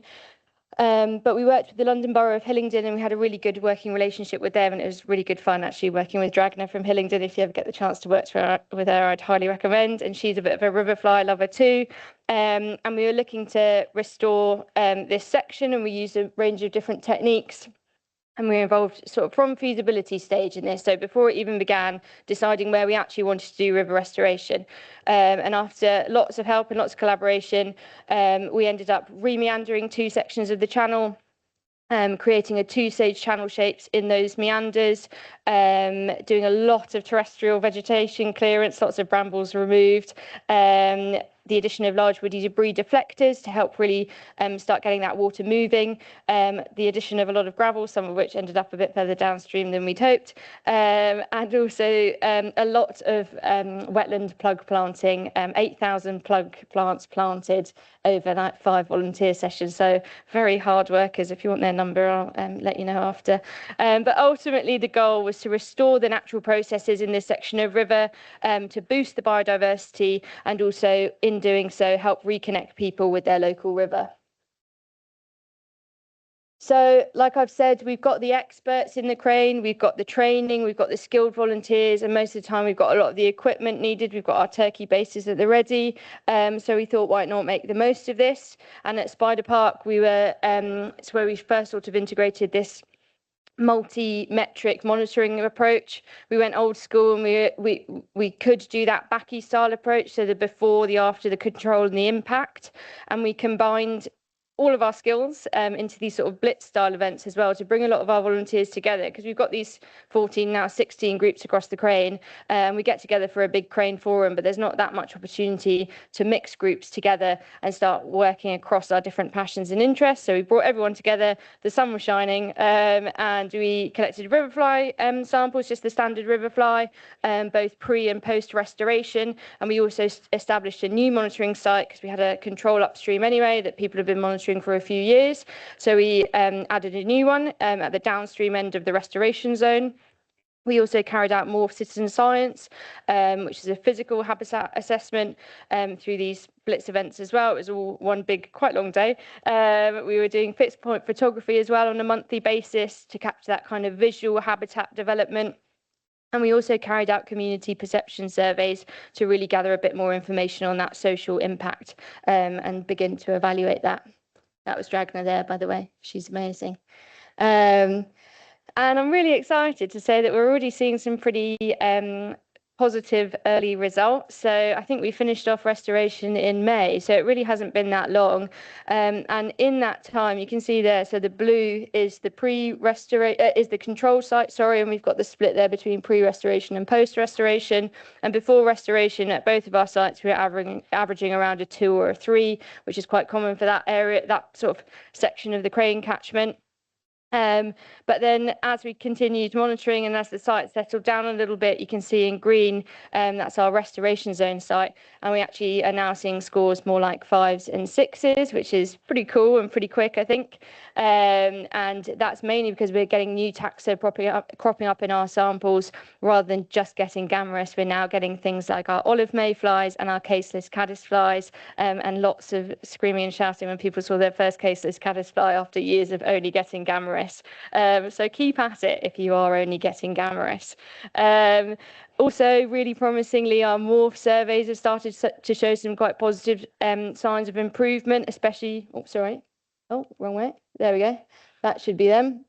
So that's back in 2022, and we did actually do another one since then, but I didn't get the right graph. And then that's now in 2025. So we're seeing some positive improvements when it comes to channel habitat complexity. And then we are getting some, I am reassured, quite expected initial declines, because morph helps pick up on that kind of man-made aspect of restoration as well. But we weren't actually seeing as much as the cartographer thought we were. And actually there's, since yesterday, actually, we've got some more data coming through that is showing an even more positive sign of uplift. So that's really exciting. And then also our public perception survey was quite enjoyable to read through, actually, with overwhelmingly positive feedback. So 96% of people saying that they want to see more projects like this in the Crane in the future, and 85% saying that they were now more likely to visit Spider Park as a result of the restoration works. We had some open-ended questions as well. You can see there that wildlife was the thing that everybody was clearly talking about. Lots of words like amazing, thank you very much. But also some really helpful information about things like blockages, stagnant water, because we do have some chronic blockage problems downstream where the river enters a culvert. So all really useful feedback to us.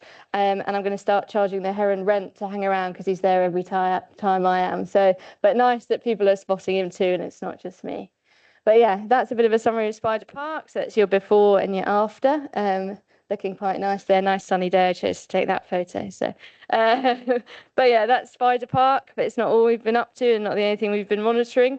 So we've also been looking at how how we want to monitor constructed wetland systems, and why are we interested in monitoring these? They can have a whole range of different sort of purposes and benefits, from amenity value to water quality improvements, biodiversity improvements and water storage. But they are often juggling these multiple priorities, and they're sometimes used as a bit of a band-aid to a lot of different problems. So you can see there some pictures of just what they're dealing with and some of the water that's coming in. That middle one's actually lots of little bits of fat on the surface of the water. So some really nasty water coming in. And then they're expected to pump out very nice clean water at the end. And we've done a lot of work around this through the Smarter Water Catchments Initiative, monitoring a wetland at Headstone Manor Park near the top of our catchment. And asked to monitor this because there's a lot of them cropping up around London, but not necessarily much when it comes to a standard methodology for monitoring them or for maintaining them. And we noticed this when we were trying to get a grasp of the biodiversity in the wetland when we were monitoring, and the riverfly methods weren't quite working, the pond methods weren't quite working, and mainly because of that quality of the water coming in just not being very nice at all. So through this process, we ended up tweaking the Riverfly methodology, giving Steve and Trine a call to make sure that we were on the right track. So thank you for helping with that, and developing a bit of a pilot for the constructed wetland monitoring method, which we then carried on trialling at Headstone Manor Park. We then added 2 more wetlands to pilot this out to. So Headstone Manor Park, when we were monitoring, was about 5 years old. So it just started to establish actually, and had got a bit better after that first year that we monitored, and things went a bit crazy. Newton Park was a much older system, about 10 years old when we were monitoring it through the data in this sort of presentation that I'm showing you. And Chimbrook Meadows, which was brand shiny new, and they'd just cut the ribbon on that the week before we started monitoring. Lots more details of the methods, PowerPoint presentations and all that kind of stuff on our website. Or just give me a shout if you're interested, and the full report with lots of heavy metals and stuff in there too. But just as a brief summary of the wetland monitoring method and how it works. The volunteers, like with our riverfly sampling, went out monthly and collected samples from the inlet and the outlet of their wetlands using this adapted RMI score, where we incorporated that aspect of the negative weighting of the scoring of the really pollution tolerant taxa, because that was when we were seeing our trays at times overwhelmed by leeches, worms and midge larvae. And also no kicking, because there's a lot of really nasty hydrocarbons, so you would just end up with a big black tray of sludge, and there's also quite steep drop-offs in the designs of lots of wetlands, so I didn't want to lose any volunteers into the abyss. We also carried out a bit of water quality monitoring as well to complement this data, so our volunteers were using ammonia and phosphate HANA checkers, and we were also doing some more fixed point photography again at the site, because it was really quite telling at headstone and a really good, an even earlier warning sign than the Riverfly at times. And all of our volunteers were sharing their information on Padlet and Google Sheets, because obviously it wouldn't quite fit on Cartographer. So the results of this were also really interesting for us. So at our more mature sites, we were seeing higher outlet scores than inlet scores, which is what we would hope for. So that water coming through, getting cleaner as it goes, and seeing less of those pollution tolerant taxa, but not as much of a clear pattern at Chimbrook. Probably quite likely to, because it was quite a fresh new system. So a lot of those wetland plants that they'd planted, the root systems hadn't quite established, and the wetland was pretty much just figuring itself out while we were stomping around trying to collect all the poor riverfly that had only just got there.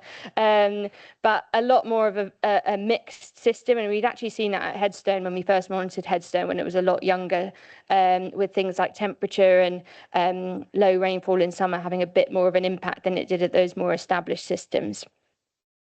Ultimately, we saw that greater invertebrate diversity was corresponding with these healthier, better functioning wetland systems. Our methods ended up proving to be quite safe, repeatable and scalable, and helped us gain a much better understanding of this full story of this nature-based solution, how it was working, what aspects weren't working, when were blockages affecting our results. And this is really important because especially with constructed urban wetland systems, if they're not managed correctly, they can actually end up causing a little bit more harm than good, which nobody wants, and actually becoming sources of pollution rather than sinks. So a bit more of a breakdown of data there.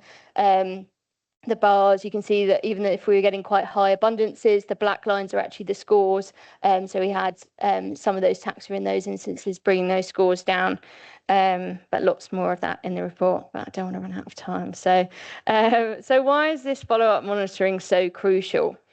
Mostly because within these systems, these benefits are evolving over years, not weeks, not days. It takes time for plants to establish, for sediments to move and settle, for species to return, and for these habitats to start to change.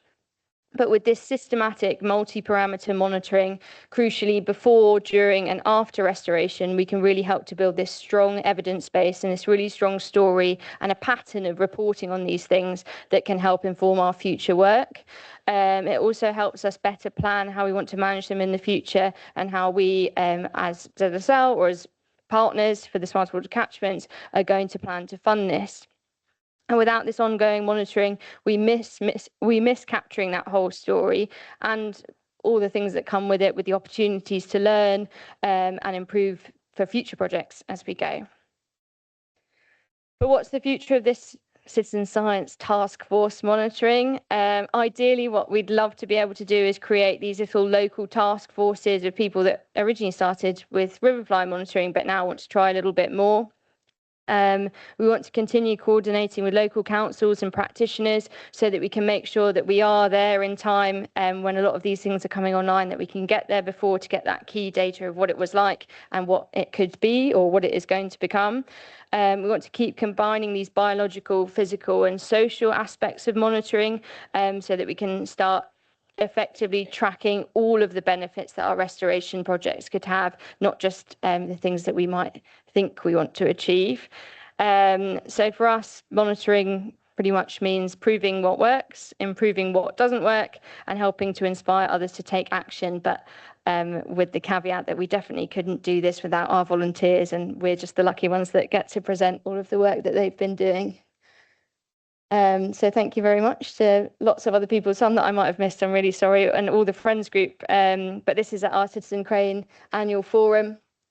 which is one of the spaces that we get to present some of these findings back to people. And I think ultimately with these sort of living case study documents that we're creating, that's the ultimate goal, that we want to be able to produce things that people can understand, that people want to read, and that we can keep adding into and start sharing it back to people, even on things like the River Restoration Centre's River Wiki. I think would be a really useful place to share some of this stuff at forums like this, or our big London Citizen Science Forum, which is basically just a big thank you to everybody who collects lots of data over London. But yeah, thank you very much.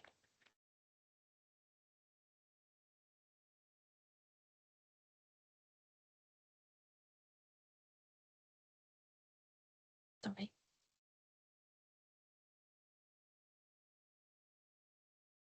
That was, is this on? Oh yeah.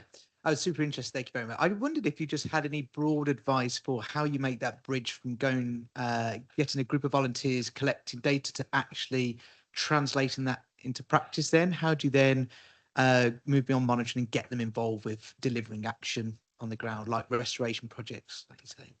I think a lot of it, the restoration work kind of does for itself. I don't know. I think you already have a lot of people that are already interested.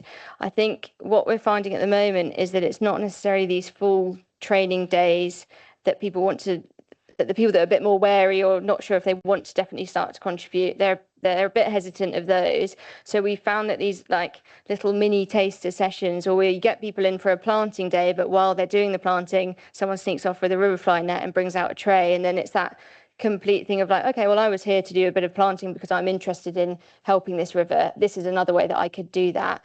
So it's that kind of like stepping stone in, and then you end up finding lots of volunteers. Like we've got somebody at the moment that just keeps wanting more. He wants loads of data to start analysing, and it's quite linked to your talk actually, because he wants to start doing things like getting university credits for data analysis. So looking at how we actually are certifying some of our volunteers is quite a big step for us going forward as well, because we're now moving into that space where people are wanting to analyse data or do sort of the citizen science plus side of things. So how can we reward that? How can we actually start to sort of celebrate that with the people that really want to put that time in to do it? I hope that answers your question. Uh-oh, don't make it hard, Adrian. The answer is biscuits. Biscuit. Oh yeah, actually, we've done quite a lot of work on barriers to engagement, and one of the most effective things apparently that we found with our survey of getting people involved wasn't biscuits, Adrian. It was cheese straws from Marks and Spencer. But no, essentially, but the motto of that story, bringing people together, food, fun, making it social, getting people to sort of share their passions and stuff like that, I think is actually hugely helpful with when it comes to citizen science engagement. My question is an answer to your question, because working with Azra at the beginning up at Headstone, I developed an interest in it because you could see the connections of what was going on. And I think the one thing that's come out of this conference today is that there are more surveys, there's outflow. They're all connected. And when you see those connections, you get a bigger picture. I think when I started this, I didn't understand those connections. And in what Azra and her team have done, I think, and working with the ZSL, is because we were developing a new concept, you know, the monitoring process for wetlands, there was a sense of, that's really nice. I feel I'm doing something very valuable, which has a UK impact. And one of the things that's come out from today, I think, is, particularly with our poor colleagues in Northern Ireland, maybe we should have the conference in Northern Ireland next year.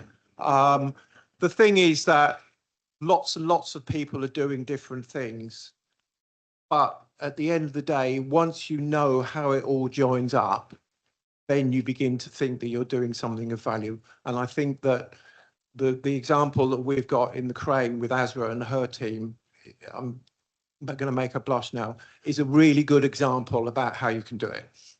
I bribed him to say that with biscuits. It was only one cheese straw, actually.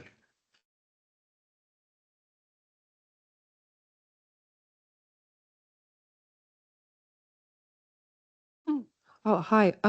Thanks for your talk. I'm just thinking about what you're saying about well-being and what was said earlier about reciprocal care between people and their environment, and about barriers to engagement. I've been working in a municipal park, and we do all sorts of events for families. And one of the most popular things is pond dipping, which seems exactly like the sampling, the biodiversity sampling. And really, people can't get enough of it when they turn up for that. I mean, you know, they scoop up stuff in a tray, and then you've got this ID sheet, and just the joy that I see in people, you know, parents and children, of finding out about all these new different creatures that they never knew existed, you know, the way that they move, and you know, I was just thinking there must be some way to sort of tap into that kind of that joy and that sort of source of well-being in terms of engaging volunteers. It's just a thought, maybe more than a question. No, I definitely agree. I think I mean, we were doing a German hairy snail survey yesterday, and we invited wider members of our team, not from the freshwater side, and just having people out getting muddy away from their laptops. Everybody was raving about it and saying also I was saying it was very good for my well-being. I was in a very good mood when I went home, but it's the same thing. And even when it comes to things like morph, which I don't know if anyone else feels the same sometimes, when you've been to the whole one-day training, it's quite overwhelming. It's a lot of information to take in. But with these blitz days, we also opened it up to people that hadn't been morph trained previously, and we just paired them up with people that had been, or with interns or members of staff that had a bit of morph experience, so they could sort of teach them as they go. And they ended up picking up so many skills and could probably go and do a morph survey without having been to the training, but it really got them out. And I think that was the most engaging part that kind of got them hooked. And now they want to come back and they want to see the results for the after of the project, because they've seen them before and they're hoping for positive change. So I think that it's the getting out there and doing it that's getting people hooked.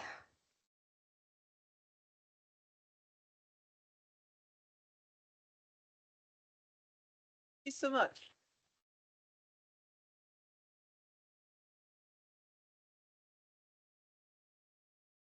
Coming to the end of the day, I think Kerry and I just did the morph training the other day, and yeah, it was really good. And I think being bug people to step into that was really nice. But I think the other thing is never underestimate your audience.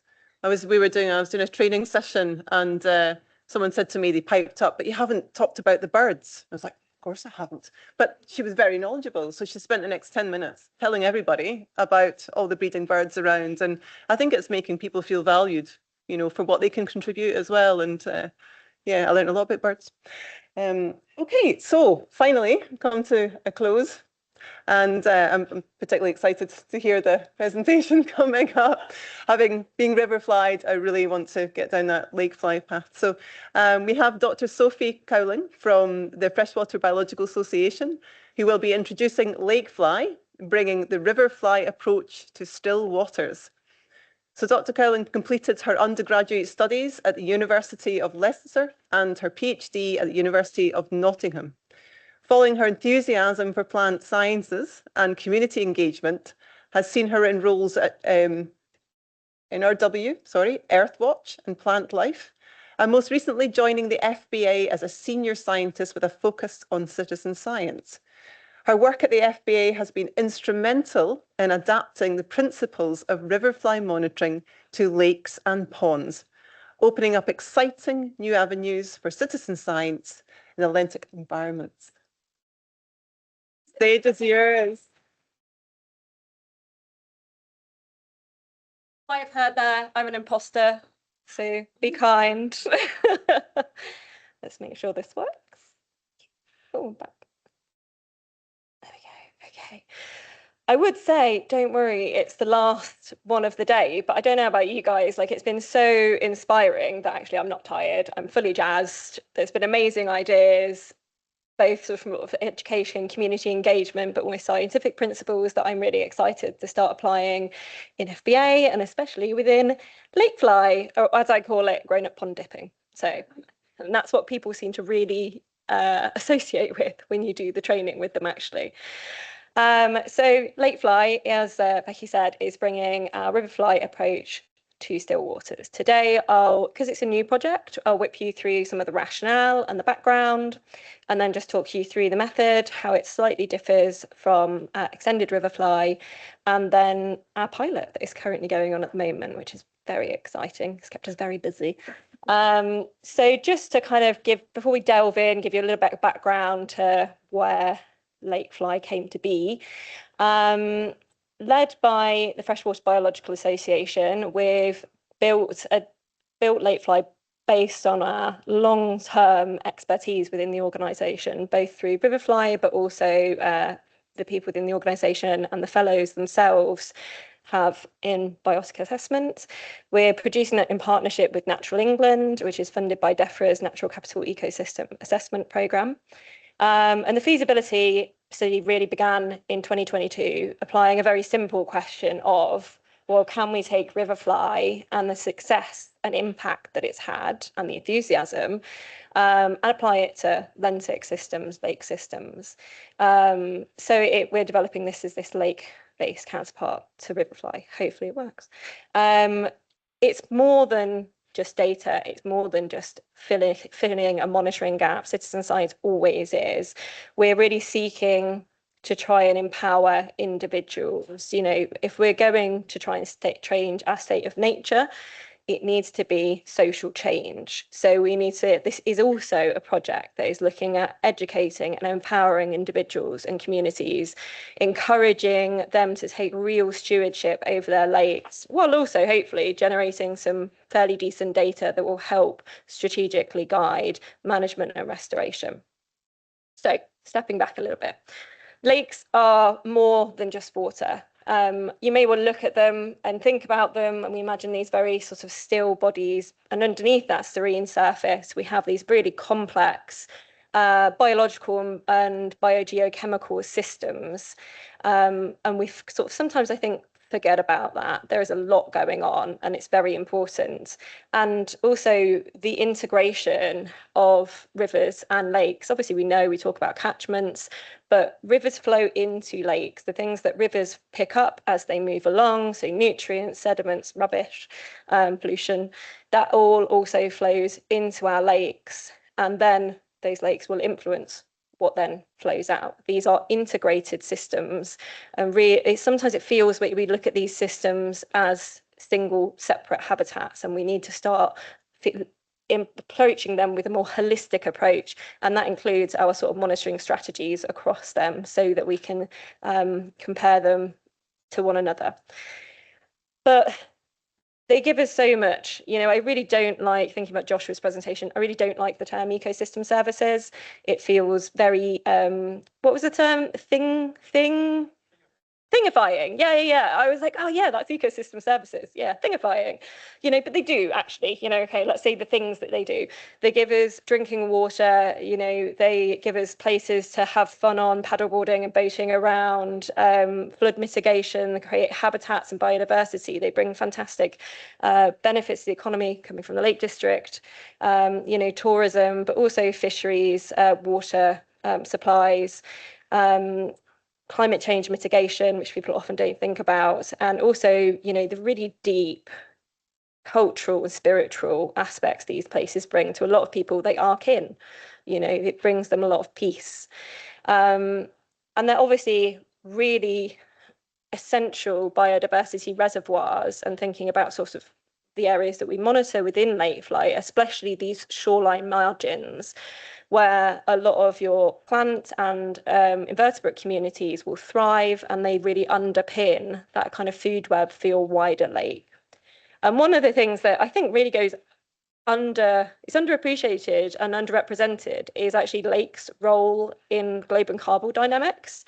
So they actually only represent 3% of the terrestrial surface, but they store more carbon annually than oceans do, than all the oceans. Okay, but equally, they can release carbon. So, and I was having a look at this the other day. It turns out all the factors that affect our riverflies in lakes, or invertebrates in lakes, are the same things that will trigger carbon release from our lakes. So all these systems are interconnected, and I just thought that was a little interesting tidbit. So along with all these amazing ecosystem services they provide us, lakes also are amazing environmental indicators. They sit at the heart of a system where you have rivers pooling into it and everything the river carries, and the surrounding, land use, the climate change pollution effects.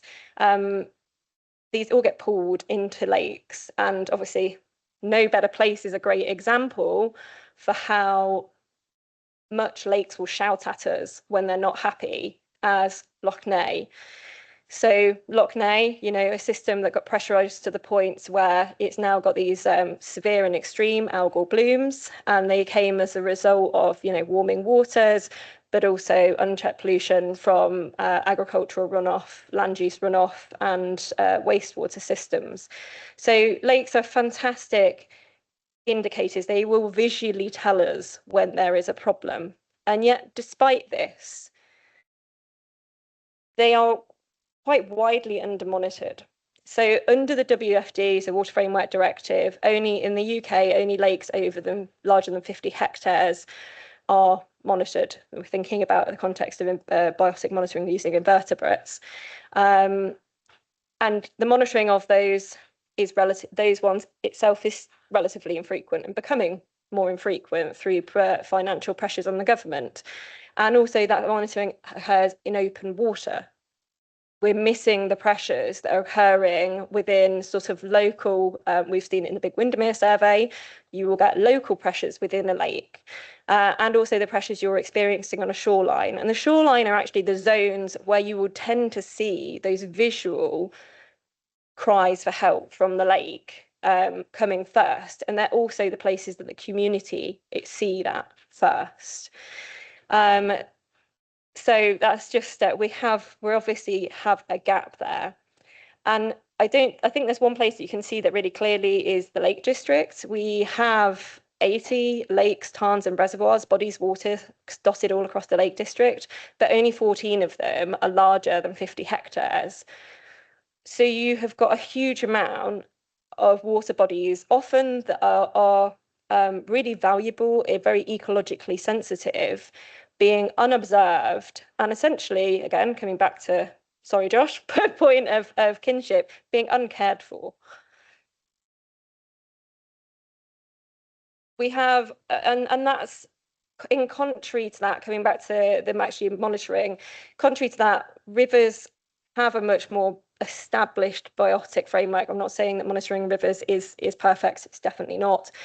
But rivers have a much better established biotic framework using invertebrates as indicators of condition and water quality. You can see that just from looking at Freshwater Biological Association. We've got a list of resources on how to use RICT and RivPacks. We have courses on that topic. There is a well-established framework that has been embedded and refined over many, many decades.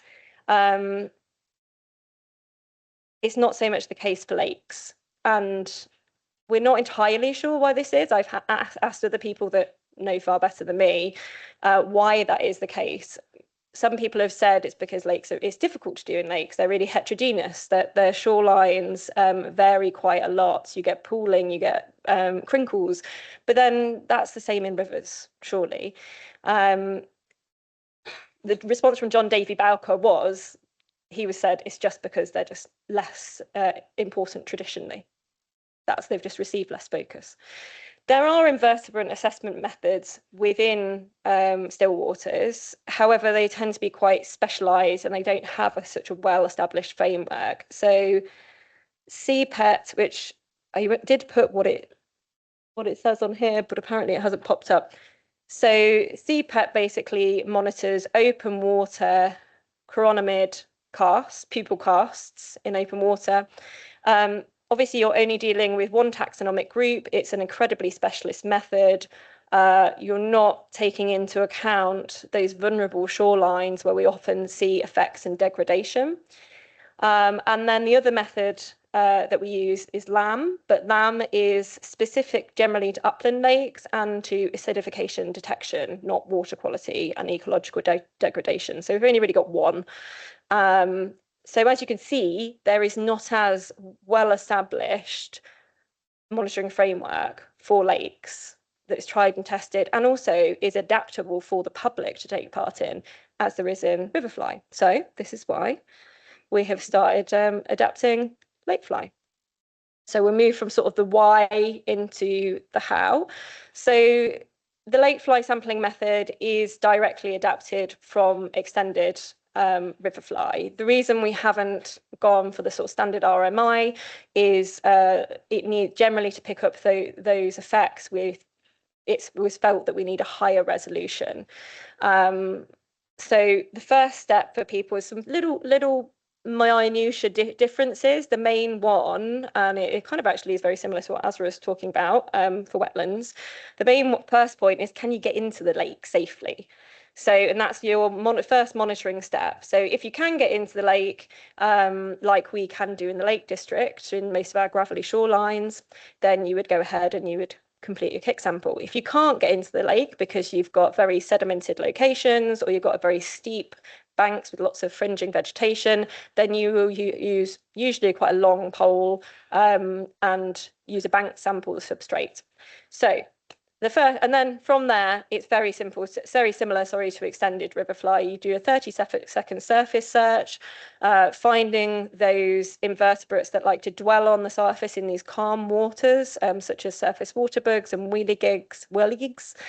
And then follow that, you do your 3-minute, either a kick, and because we haven't got flowing water, you then sweep the net to catch what has been emerged from substrate, or you will sample from the bank.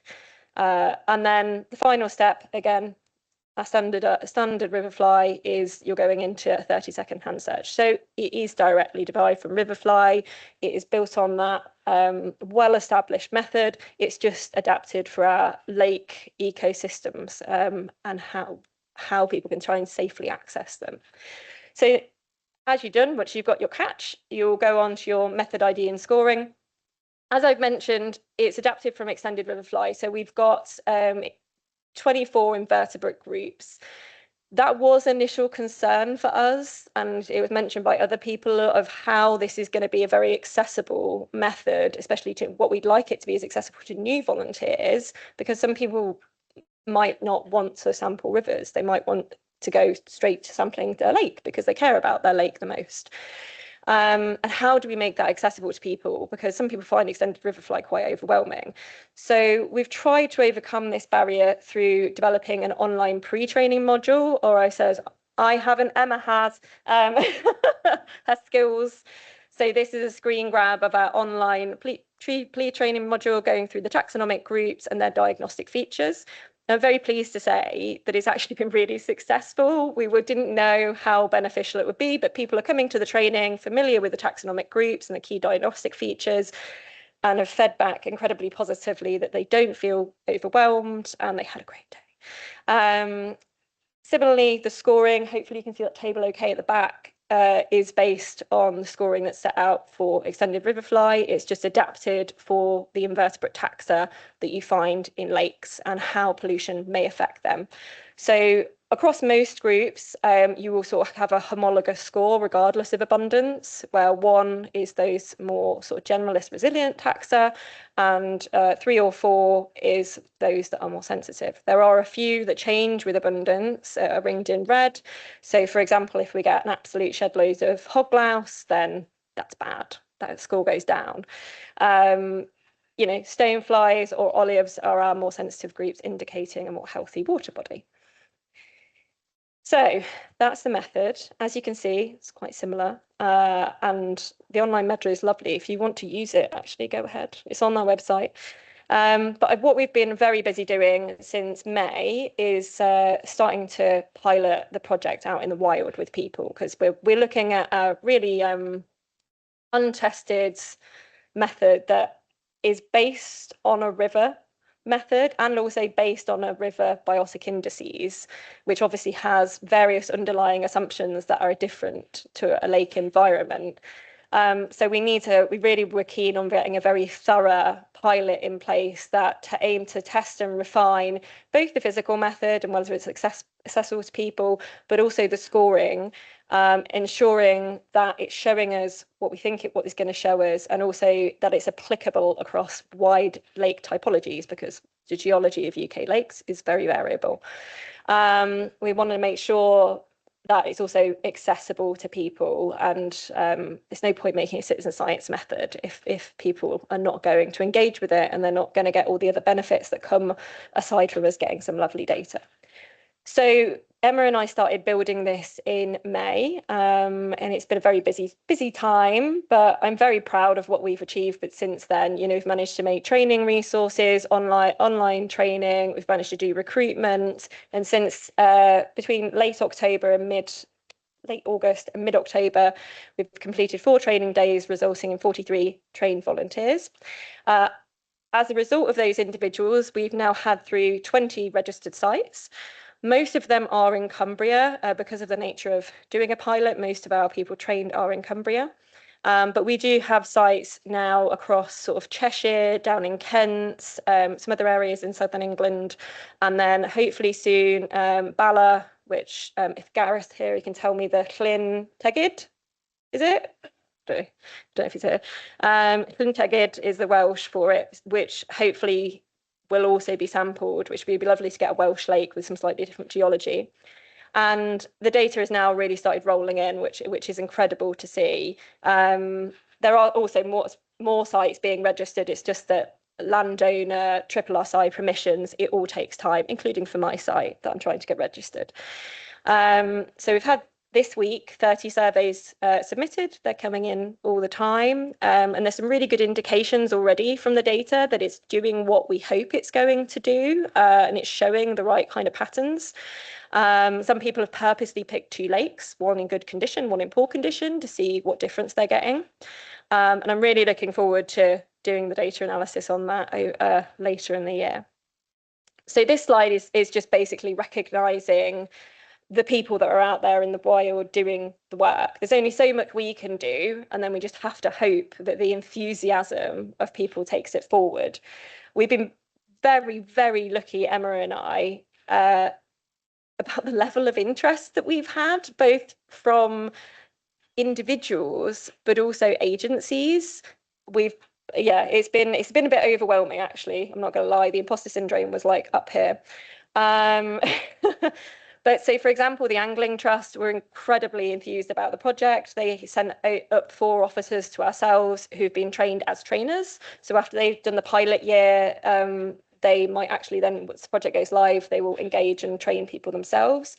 So you can see Mark here, who's one of the fisheries officers, with apparently a local legend called Peter Birch, out doing their thing. Peter can't wait to get trained.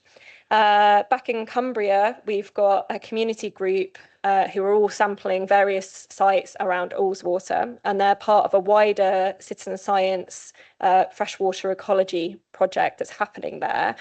That's through Friends of the Ullswater Way. So here you can see Tim, who is the chair of the group, and he is like an absolute powerhouse. I wish I could keep up with Tim's enthusiasm. He's incredible, and his wife. And then really honoured from the interest from the Lake District National Park. So we trained 10 volunteers and staff from Lake District National Park who are using Lakefly to support their local nature recovery strategy. So this is a great opportunity to see where and if Lakefly can support strategic and sort of statutory goals. So just to wrap up, Lakefly, hopefully, is the start of a new citizen science monitoring tool for UK lakes, which I would argue is really sorely needed. I can't think of many off the top of my head. It helps to close the monitoring gaps that I discussed earlier, especially the fact that we don't tend to have any statutory monitoring within those shoreline zones that are so important and often the community interact the most with and show the initial signs of degradation and distress, essentially. So far, the method itself is actually seeming really accessible to our community groups. They have great. Me and Emma always come away buzzing, don't we? We have such a good time. Like Emma's at the back being like, yes. You know, seems very accessible. They seem really confident out in the field, and the data that we're seeing coming back, we are QCing as it's coming in. It seems very robust so far. We have identified some small challenges, things like people with poor vision not being able to see really small invertebrates. And how we're thinking of trying to find solutions for that. But so far they're all solvable. What the crunch will come with the what's next. So what's next will be me doing data analysis, asking for people for their personal feedback and what they would like to see changed. And then addressing that in the project itself. Do we need to adapt the method? Do go back to John and people and say, do we need to adapt the scoring at all? Right now, I'm sure things will change over the years. Then one of the really exciting things for me is that we have commissioned a cartographer to make a data portal for Lakefly. It means we don't have to hand collate data all the time, and also people can access it, which they genuinely ask for quite regularly. And this should be live by March 26.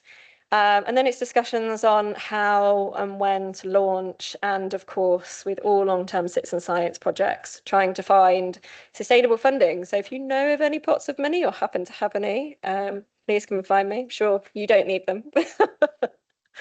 And none of this obviously can happen without the wealth of people, knowledge behind us. Natural England, Natural Capital Ecosystem Assessment staff, Mel and the Amy's have been absolutely incredible. Ourselves in FBA, I mean, just like a massive, huge shout out to Emma, who's at the back. She's project officer for both Lakefly and Riverfly, and has been, I don't know how I would have managed without her. Trine, of course, like, I'm basically doing Riverfly for Lakes, your knowledge, woo. Louise Lavactoire, who's our head of science, and of course our supporting partners, John David Bowcat, Angling Trust, Buglife, and of course citizen scientists. So thank you for listening. There's a QR code that takes you to the websites. There's everything on there if you want to have a look, and there's my email if anybody wants to get in touch.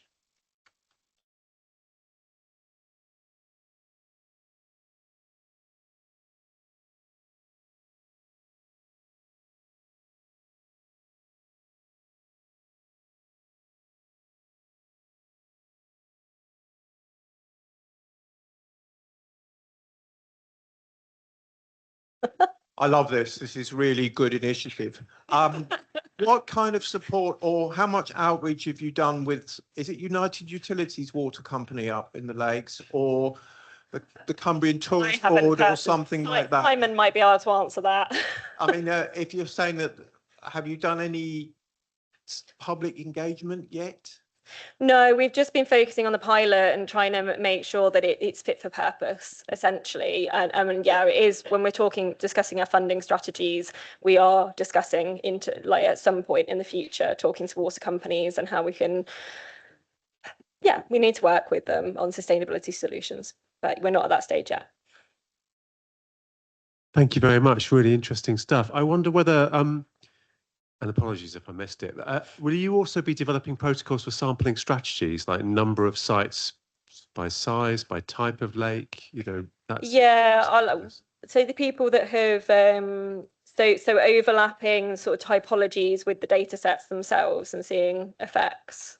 Or I'm thinking about what is a significant number of sampling sites for a lake, given you've got variable marginal habitat. You're talking about sampling margins. And I have a second question which leads on to the kind of RICT's approach. You know, what does it actually mean to the individual samplers, or is it more getting data over time to observe trends?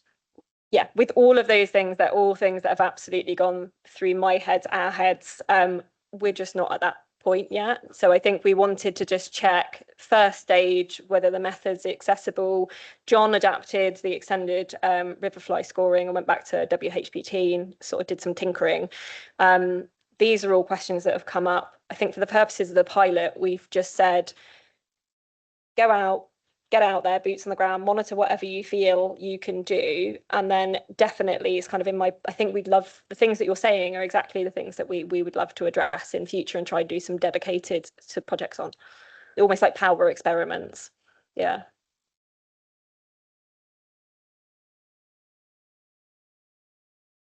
more an observation, but I think in response to your point, Joe, but I think just to say that I think the intention was that if this scheme was mapped against WHPT, it would, as it appears to, in some way respond to water quality, but we're nowhere near having trigger levels, etc. yet. We just have a scheme that we think will respond to water quality in some way at this point. Yes, also massive shout out to John. He's been incredible. He took me and Emma out doing sort of like one-to-one training in Norfolk. He was great. Sorry, whilst I was here.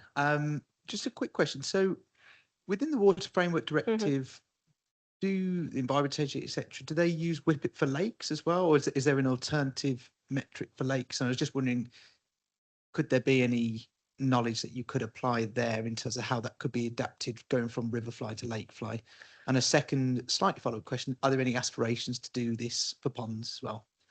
So do EA do something slightly different than WFD? So I genuinely don't know, and I feel like I should. I think they might. I think they might do some kind of kick sampling because Craig McAdam grabbed some data sets and he did a desk. I don't know what the metric is. No, I don't. As part, I know, but I didn't know. So, yeah, John's like, sorry. So yeah, just to come in on that, our routine our routine lake monitoring networks don't routinely use macroinvertebrate data. There is some Environment Agency macroinvertebrate data from lakes, but it's not something that we've historically used regularly, consistently for all lakes, which is part of the reason why we don't have a single metric for that. CPET, chironomid, pupil, exuvate track is has been used as part of that, but a lot of even our new lake monitoring programs don't currently have a macroinvertebrate element, which is actually one of the things that makes this project so exciting. This will be interesting to look at how the output from this data compares with new Environment Agency programs such as the Lake Surveillance Network, which doesn't include an invertebrate element, but does include lots of other metrics of water quality and ecological condition. And the ponds thing, I've been asked that so many times. We would really like to. So, I mean, to be fair, some of the lakes that we monitor might as well be small ponds. I mean, big ponds rather, because we kind of said to people for this pilot, we were like, we want naturally functioning systems that can be man-made lakes that naturally function, and larger than 1 hectare. So it depends on your definition of a lake. But it is another thing that I would love to see doing. So if you want to do that, you've got a student that would like to do it. No, is there?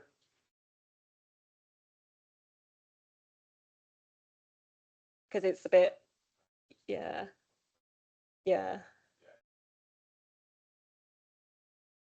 Because do you know Helen Greaves, who's done all the pond work? Yeah, like Helen came and had a chat for that reason, because there isn't really for the invertebrates a sim, and it's just too much.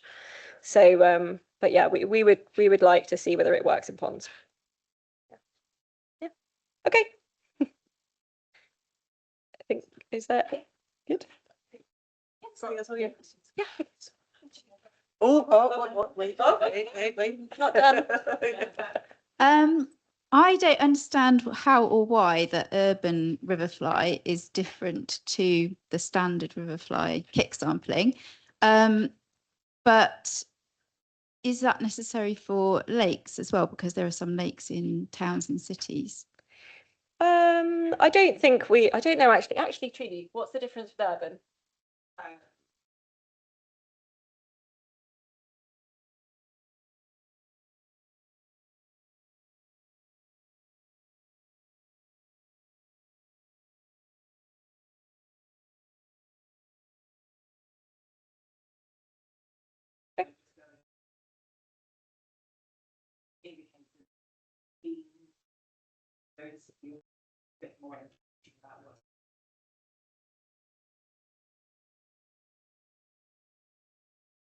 So now that's a question I need to go back to John Davy Bowker about. So do we need to adapt it for urban improvements?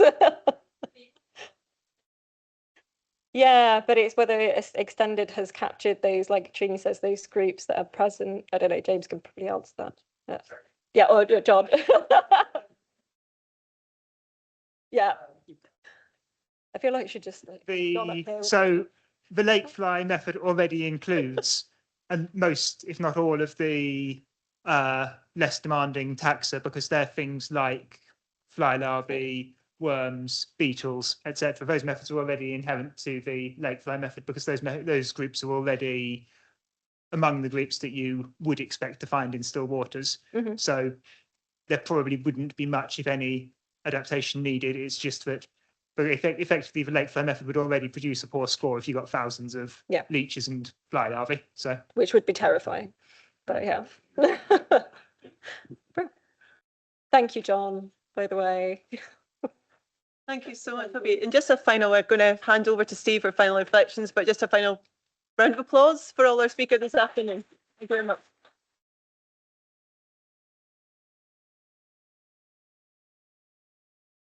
I won't detain you, but thanks everybody for coming and contributing. I hope you agree it's been a really great day, and look forward to the next one, hopefully in a year or two's time. And thanks everybody who's been online as well. And thanks to the speakers, everybody I thanked at the beginning. I think it's worked fairly smoothly. Hope you're not too cold. Some people said it was a bit cold in here. I don't know how to control the heating.